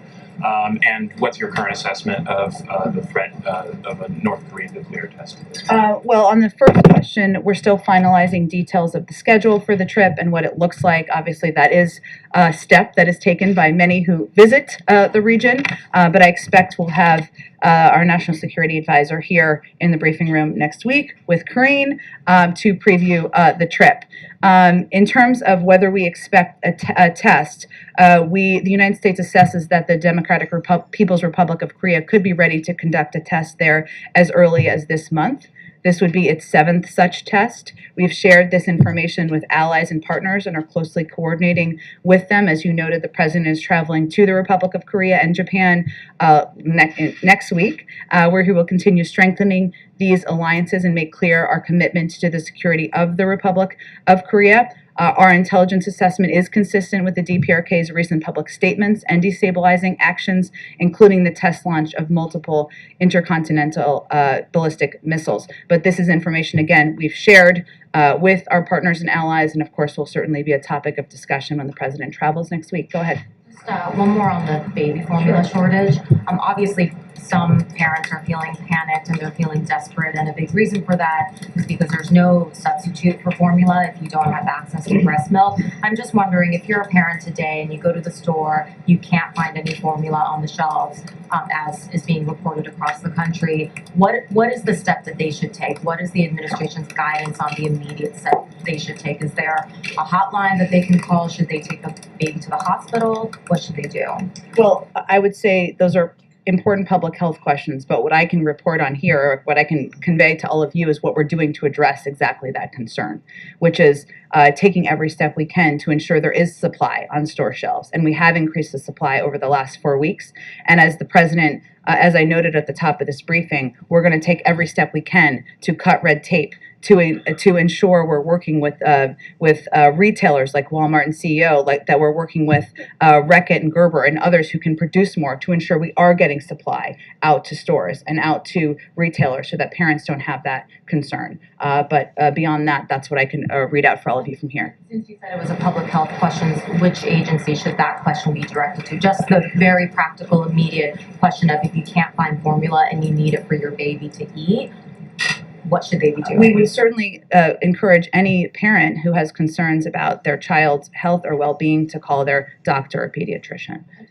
One more, just quickly on the student loan debt cancellation, can you give us a sense of whether the president is any closer to making a decision and just sort of his frame of mind as he's thinking about what amount he would be willing to cancel? Well, I think as I've mentioned in here before, on the campaign, when he was talking about student loans, he talked about a frame of about $125,000 a year. That is not related to necessarily what this final policy will look like, but I've used that as a point of reference to remind everyone, some who covered the campaign and some who did not, that he's always felt it should be targeted, this type of relief, and focus on the people who need help the most. I don't have any update on a final decision. I would remind you all that, again, no one has paid a dime in federal student loans since the president took office, and he's continuing to consider a range of options and policy here. Go ahead. On the formula shortage, just two quick ones. You said that this has been something that's been in the works for several months, mostly through the FDA. When was the first time the president was briefed on the shortage? I'm not going to get into internal briefings. He's been made aware of it through the process, and there's been steps. It would have been, yes. Has there been any consideration of using the Defense Production Act? There are a range of options, including that under consideration, Ed, but I would note the issue here is that a manufacturer was taken offline because they did not produce a safe baby formula. So what we're doing here at this point in time is working with other manufacturers who can produce safe baby formula, and we've had success in increasing their productivity over the last 4 weeks, and we're going to continue to work on that. He would have known about this before this week. It wasn't like this suddenly popped up. This has been something the administration has been working on for some time now. On Ukraine, Senator Rand Paul has delayed passage of the aid for Ukraine by insisting a new inspector general be established to track how the taxpayer money is being spent on the war. It's going to delay passage of this probably now until next week. Would the president support establishing some kind of watchdog office to track this? We've asked about this before. It's now a congressional issue. Well, I would say that we agree oversight is critical. That's why the package already includes millions of dollars to support additional oversight measures, including additional funding for existing inspectors general. And we encourage all senators to promptly pass the bill. The market is closed, ladies and gentlemen. Woo! What a day. Secretary Jen's still live. We're going to listen to her. But the market is closed, man. Wow, what a day. Up 7.11% today, man. Wow. Woo! What a day. Let's listen to Jen. I've been having conversations with congressional leadership about this. They are ongoing on the best path forward for this and other priorities that were not included in the package. We know this bill sends a clear message to Ukraine, to Russia, and to the world that we stand with the people of Ukraine. It doesn't mean every component of it has everything we want in it, including that as an example. But it's important to move it forward. Go ahead, Jackie. Thank you, Jen. A couple of quick follow-ups on baby formula, and I want to get to something else. It does seem like we should have seen this coming, that maybe the FDA could have done more on the baby formula shortage. The whistleblower who used to work at that Sturgis plant warned the FDA top officials about safety concerns in October, but they didn't interview that whistleblower until December. The inspection wasn't until January 31st. The recall happened February 17th. So is that timeline acceptable to the White House? And if not, what is the White House doing to correct that at the FDA? I'm sure there will be plenty of time to take a look at if there are any issues that could have been improved here. I don't have any specific analysis of that at this moment in time. What I will note is that there has been work ongoing on this for months. That's how we increase the supply and how we're able to, increase the sales based on the month of April overall. But there's more that needs to be done. Clearly, we don't want any parent to fear about not being able to provide formula to their child. And as I noted at the top, the president is, leaving no stone unturned in addressing this. I didn't see anything in the fact sheet related to possible antitrust concerns. According to one report, 89% of the market is controlled by 4 companies. The president has tried to increase competition in other areas where it's consolidated, like meat packing. So is there going to be any call for increased competition in that industry coming from the White House? Jackie, it's a good question. I have not been made aware of that being a concern here, but I'm happy to raise it and see if there's more to tell you. Shift gears only slightly to crack pipes. Okay. You said in February that no money from a $30 million harm reduction program would fund distribution of crack pipes in safe smoking kits. The Washington Free Beacon reported that they went to harm reduction facilities in 5 cities, and all of those facilities had crack pipes in their kits. HHS would not say which programs had applied for funding, and the recipient list is not out yet. So I'm just wondering if the White House can say if any taxpayer dollars paid for these crack pipes? No federal funding has gone to it. And is there any oversight to ensure that when that money goes out for the program, that these organizations will not use federal dollars for crack pipes?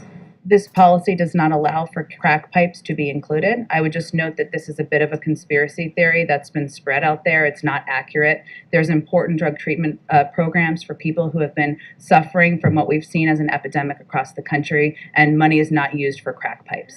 The president's comments last night, he went off about MAGA again. Yeah. He, MAGA King. Yes, King he MAGA. referred to former President Trump as the ultra MAGA king. He's been decrying ultra MAGA Republicans and saying he's going to be doing it more.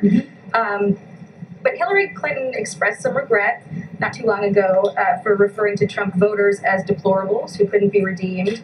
And considering that Trump got 74 million votes in the last election, I'm just wondering if this is the best strategy for Biden to win over support ahead of the midterms, especially given his inaugural theme being America United.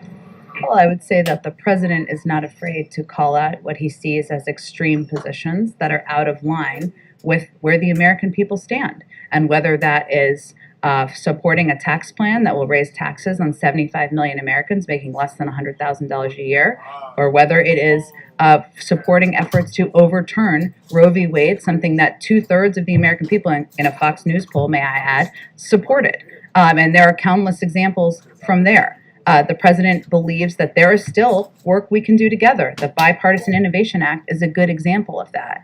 But again, he is not going to stand back and stand aside while people are pushing for extreme positions that are not in the interests or supported by the vast majority of the American people. Inflation today, Ro Khanna, just sort of feeding into his comments about from last night about inflation.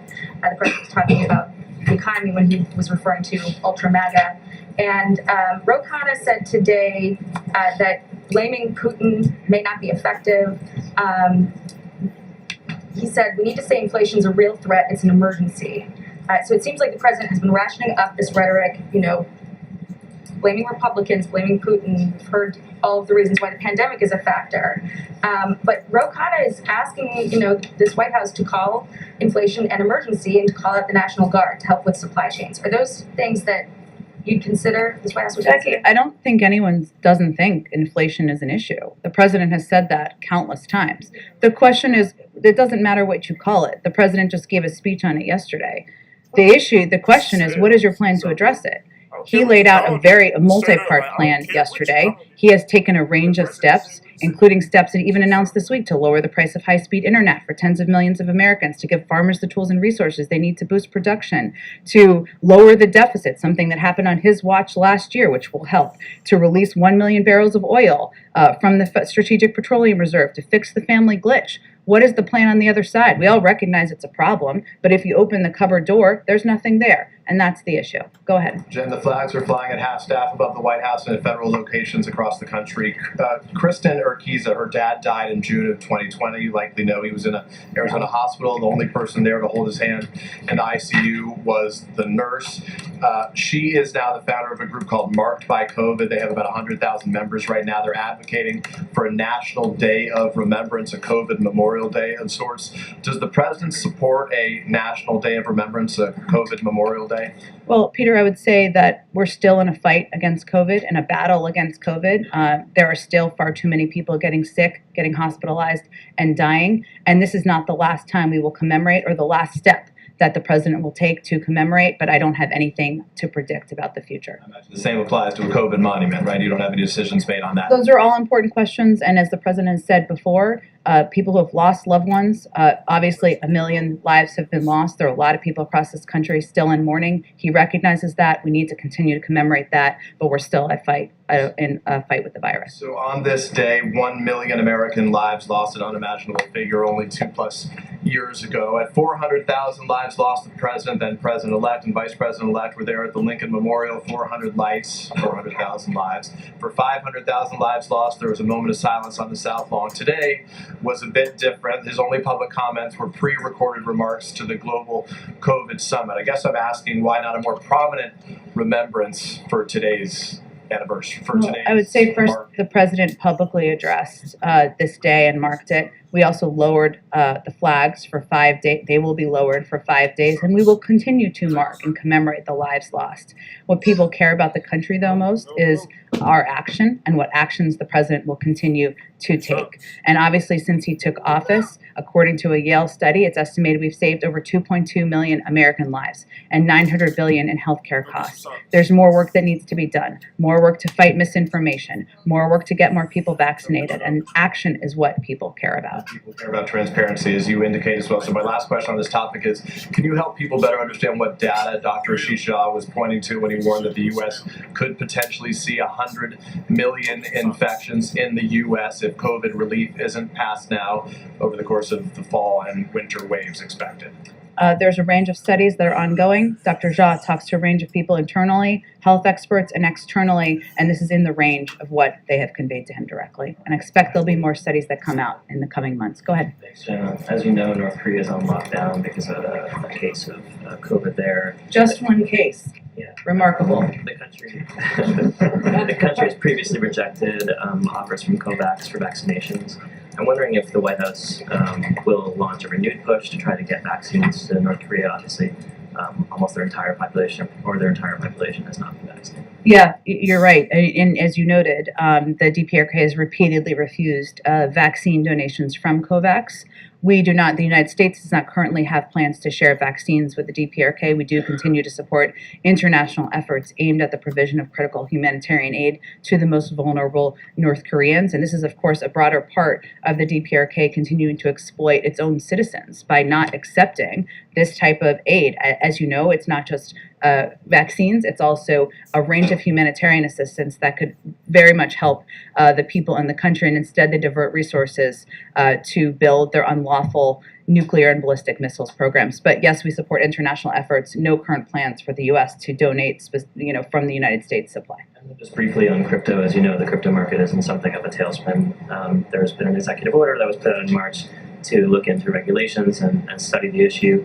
Does the process need to be sped up now, given what we're seeing? Well, that was significant at the time. I know it was, only about 2 months ago, because there had not been an acknowledgement about the need to look into crypto, both the benefits and the challenges. And it's an ongoing effort to do exactly that. I know that those who are running it from the Department of Treasury and otherwise want to make sure it's thorough and that they're assessing both of those important questions, the opportunities and the challenges. So I would point to them on whether there could be any effort to expedite or whether that's possible. Rory Hu is from Nick News. I know Rory. We've met. Rory, go ahead. Hi, I just have a question and a follow-up. So first, there are concerns about the negative impacts of social media on the mental health of children. Will the White House take any actions to prevent these adverse effects? As a mom myself, Rory, my daughter's younger than you. She'd think you were very hip and cool, no doubt. This is a huge concern that we have, the president has, is the impact of social media platforms, their enormous power, and the fact that it is largely unchecked. It is certainly something that our Surgeon General, Dr. Vivek Murthy, has talked about in terms of the impact of social media platforms and what the impact they're having on the mental health, the self-esteem of young people. And so I would say the President, the First Lady, all of us believe that more needs to be done. And the internet has become a tool for children's education. A lot of students use the internet to learn. So how will the White House prevent children from getting misinformed from the internet? Such a good question, too. Well, I know reporters like yourself and people that other kids listen to are good voices to provide accurate information. And you coming here and asking tough questions is an important part of that. I would say that, one of the things that we encourage parents to do is, make sure you are educating yourself on all of these platforms and what information is available and working with your kids to make sure they understand what's accurate and inaccurate. There's certainly steps the government can take, but there's also an ongoing development of new tools, and we as parents need to keep educating ourselves about what's out there so we can make sure our kids have access to good information, informative information. We watch a lot of animal videos in my house. That's all good and positive, and not access to information that's inaccurate, misleading, or problematic. Go ahead. Thanks. She's much better than Portland, so. Hard confirm. Go ahead. Our friends at Reuters reported that there's a new executive order being drafted to give HHS and DOJ new powers to block Chinese access to vulnerable, to Americans' sensitive information. And so I was wondering if you could give a sense of timeline on this, but also the idea that there's been frustration within the administration over some of the slow walking to commerce on rulemaking and investigations, and that may have prompted this action by the president. Well, I would say that certainly the protection of the privacy of American citizens and ensuring that no foreign actors, whether state-owned or otherwise, have access to the information of Americans is of utmost concern to the president, to our national security advisor, and others. These processes can take some time to develop, to investigate, to finalize. It's not a surprise if there is a frustration by anyone who's a part of that process, but I can't speak to that from here. But I can tell you certainly ensuring we are protecting Americans' privacy is of utmost concern to the president. A minister in the Bolsonaro government said that he may skip the Summit of the Americas coming up because he wants to campaign. If he's not going, Mexico says that they may not go because Venezuela, Cuba, Nicaragua may not be invited. Are we reaching a point where the summit may no longer be successful because so many key leaders in the hemisphere, even though one's obviously the president has had key disagreements with, won't be attending? Well, no invitations have gone out for the summit. So that is obviously something that will happen in short order, given the summit is coming up in June. I would note that Secretary of State Tony Blinken spoke today with his counterpart and reiterated not only his appreciation for the continued collaboration we have with Mexico, but also noted that Special Advisor for the Summit of the Americas, Christopher Dodd, will travel to Mexico later this month to further discuss preparations for the summit. So these conversations are ongoing. Obviously, important questions about what the final invitation list will look like. We are certainly eager to host the summit, something that is our highest priority for the hemisphere, and it would be an important opportunity to talk about a range of issues, including democracy, including climate goals, including the COVID-19 response, and addressing the root causes of migration. So we are fully planning and moving forward, but no final decisions about the invites have been made yet. Last one, there was a report earlier this week that the president may be meeting with or speaking to the King of Jordan. Obviously, also, I think we asked last week about this possibility of a regional summit in Israel. So I'm wondering if you could confirm either of those things, and specifically on the last point, whether Saudi Arabia is being weighed as a participant in that summit. Oil production, obviously, a kind of primary concern for many Americans. Yes. Okay. First, yes, he will be meeting with the King of Jordan. I can get you the details of that after the briefing. And on the second part of your question, I think you're referring to what his travel might look like in June around the other summits. We're still finalizing what that looks like. There have been good questions about whether or not he will go to Israel, given he has committed to Prime Minister or accepted the invitation of Prime Minister Bennett. But that trip, we're not quite there yet. We're still finalizing the next trip.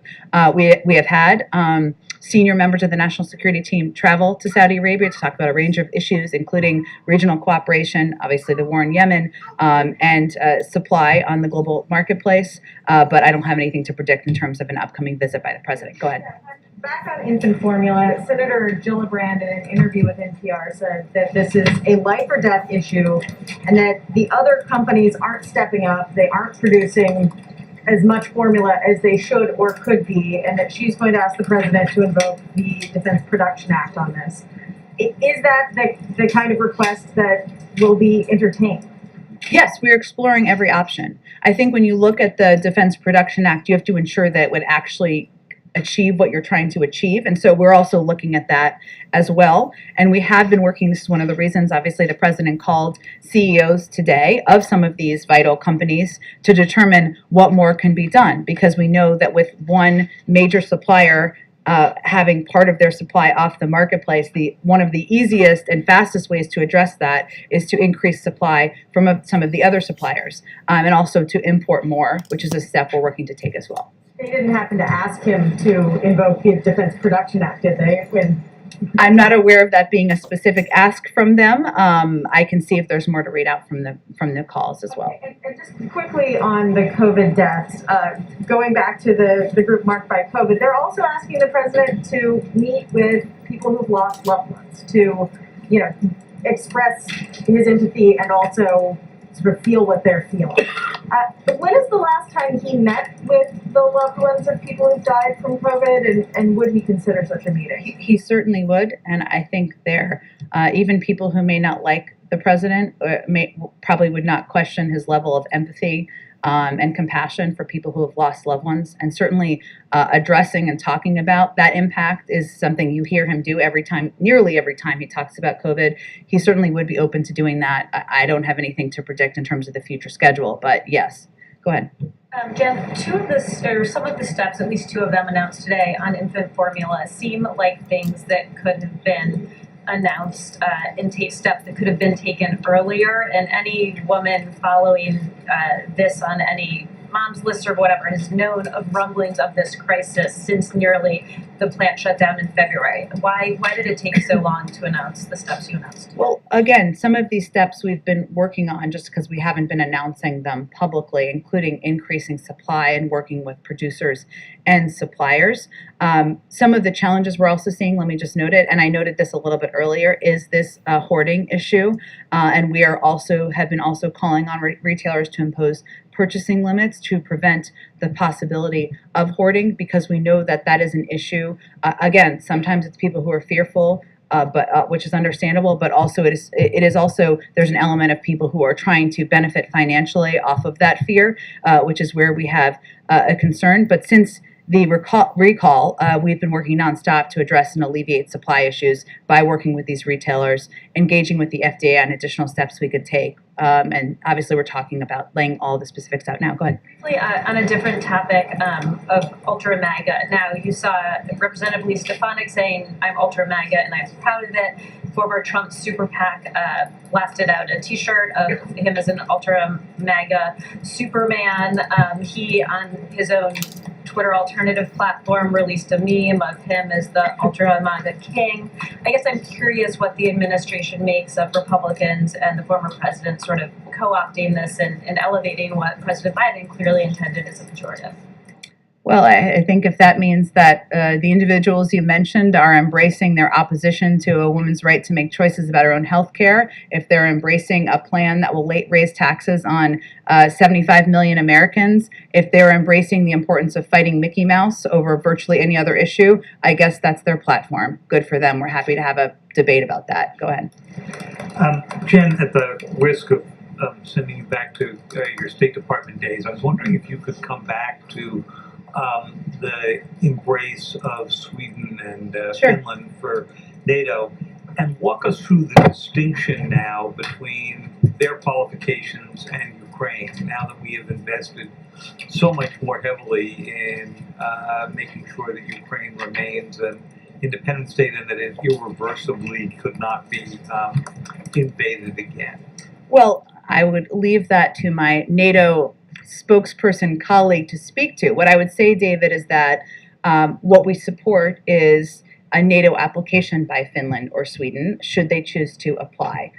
We know that they have been close and valued defense partners. There are a range of requirements I'm sure my NATO counterparts could speak to, including addressing a range of issues like corruption and how you would participate in the defense of the collective NATO alliance. But I will let them to speak to that. We, of course, support the NATO's open door policy and the aspirations of any country to apply to join. But I think this speaks to our long-standing relationship and military partnerships with Finland and Sweden. So you're saying that for Finland and Sweden, you're supporting their application, their right to apply, but you're not embracing yet whether or not you would actually... We would support a NATO application by Finland and Sweden, yes. Okay.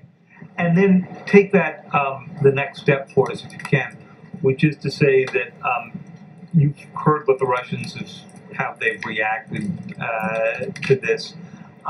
Given the debate that took place back in the 15, 20 years ago about expanding NATO and the president's concerns at that time, does he think that expanding it again just risks further provocation here? And is the benefit at this point of having them in the alliance greater than the risk of the provocation?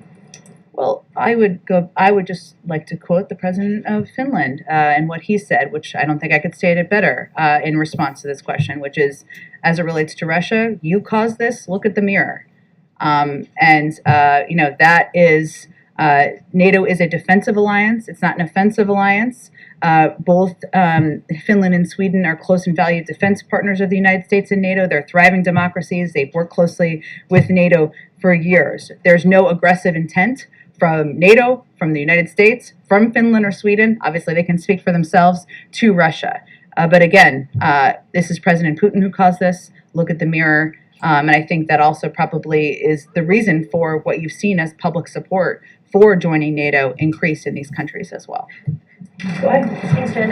One on the COVID summit, and then if I can follow up. Sure. Tam was asking about the DPA. During the summit today, did the U.S. hear any concerns from other countries about the delay in securing U.S. funding for the global effort, or that there's a potential that that funding will not come through if Congress doesn't move forward on it? I don't have a thorough readout on it to point you to other countries to speak to what they did or didn't express. I would note that the vice president, in her comments, specifically highlighted the need to get additional funding, including the $5 billion that is for international COVID relief, which is part of the 22.5 we requested. And she did that because there's a recognition, acknowledgement that we want to continue to be part of this effort, to continue to lead this effort. And without that funding, we won't be as well positioned. I would note that what is a success from this summit is, of course, the fact that we have been able to put together $3.2 billion in contributions from a range of countries attending to this global effort, and that is was part of the purpose to ensure that we were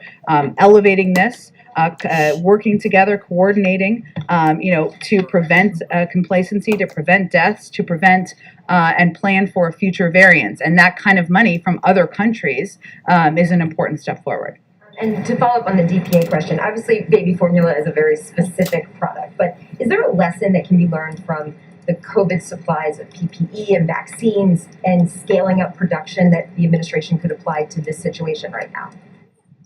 That's a very good question, Karen. I think one of the challenges in the cycle of the supplies here is that companies are going to produce what the market needs, right? And if you look at things like tests or masks, back in the fall, remember we had a shortage of tests.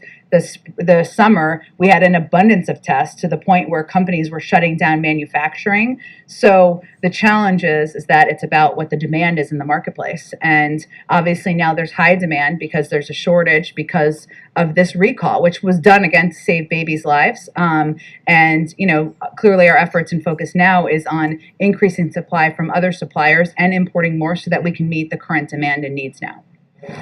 Go ahead.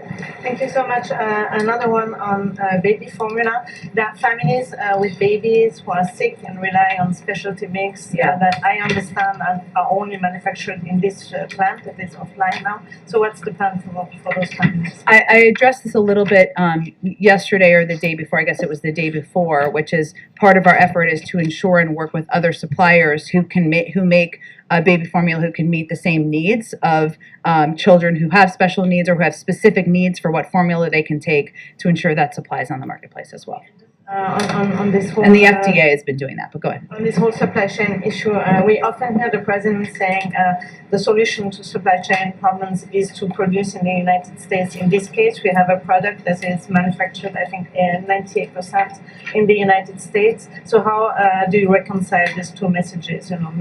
Because the reason for this shortage is not because there was a supply chain issue in a foreign country. That's a different issue. That's one supply chain issue. This issue is because there was unsafe product that the FDA recalled to save babies' lives. So it's just a different issue. Go ahead. Thank you. A senior administration official yesterday said that the president's trip to South Korea and Japan later this month is part of his plan for policy. And it is the first administration to raise it to the leadership level. That the president has plans to visit other two countries, Quad countries, India and Australia, and when that is going to be. I'm sure he will in the future, but we have 2 foreign trips we're still trying to finalize at this point, and so I don't have any predictions about when. First term of the president? I can't make a prediction of that, but there's a lot of time left in the first term, so that's the good news. A lot of time for travel.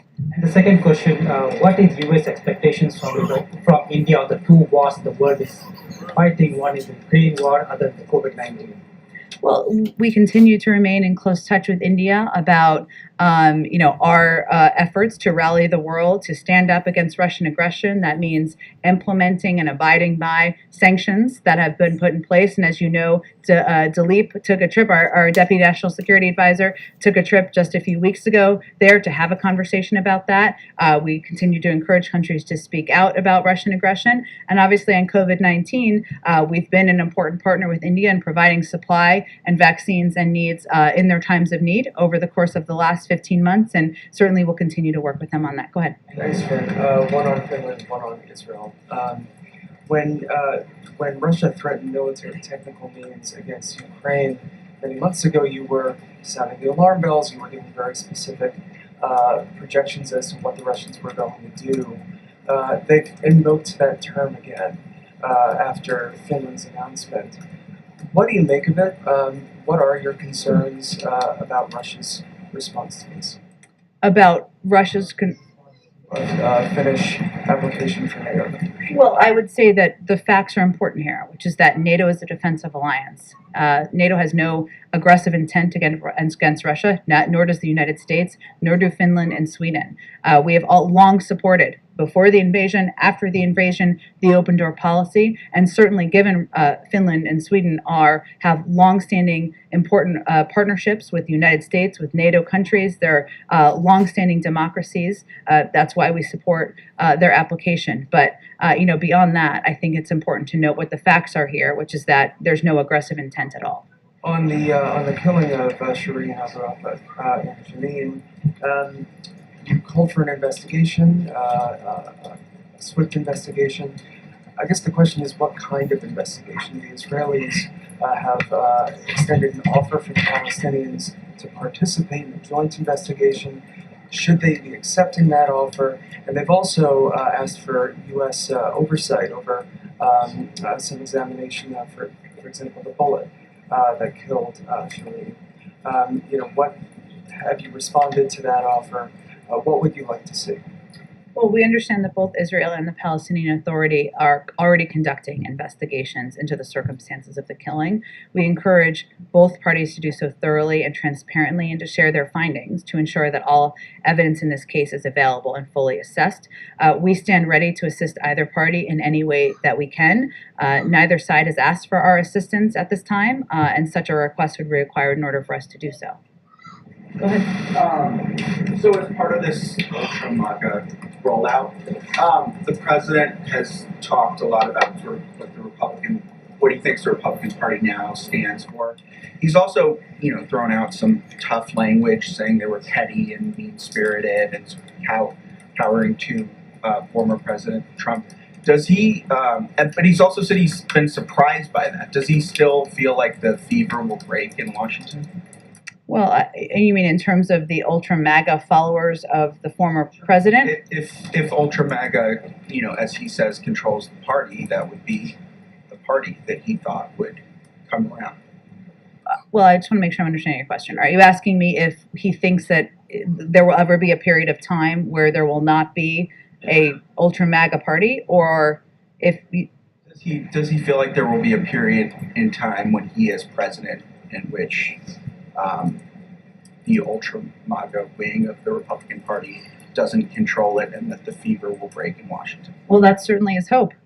The president has long believed that Democrats and Republicans can work together to get things done. He signed 80 bipartisan bills into law last year. The Bipartisan Innovation Act is something we're still working to get through.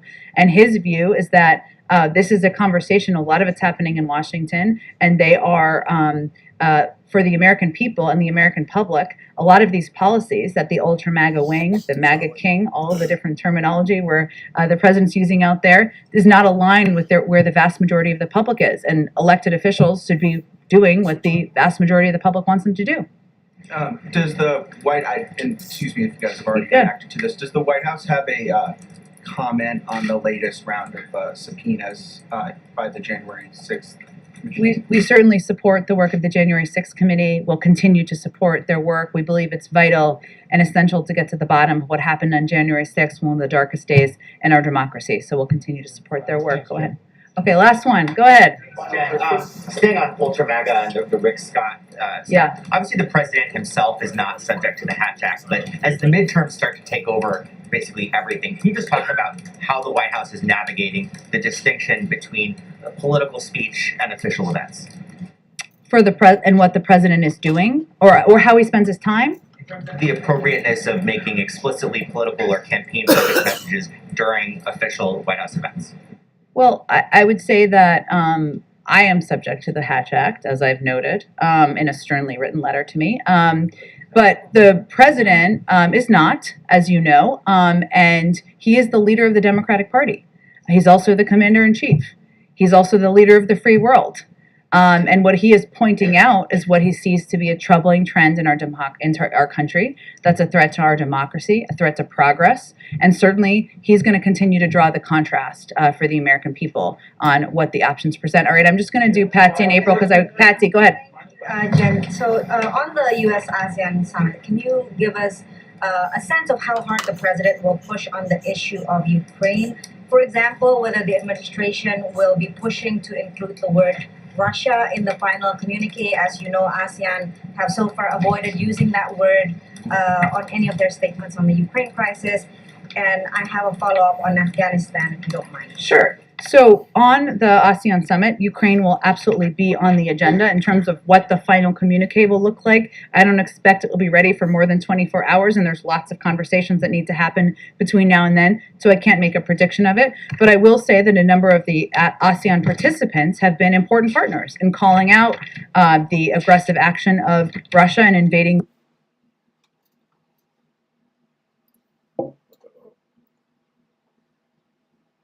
Okay, go ahead, last thing, and I'll go to April, and then I gotta go. Can you confirm reports that Jake Sullivan recently met with the chief of the Pakistani spy agency in Washington, D.C.? Can you share anything from that meeting and whether the two sides discuss counterterrorism cooperation in Afghanistan? I don't have any details on that reported meeting. I can certainly check and see if there's more. Okay, April, wrap it up. Yes, wrapping it up. I need to share on another meeting, if you can share some more information.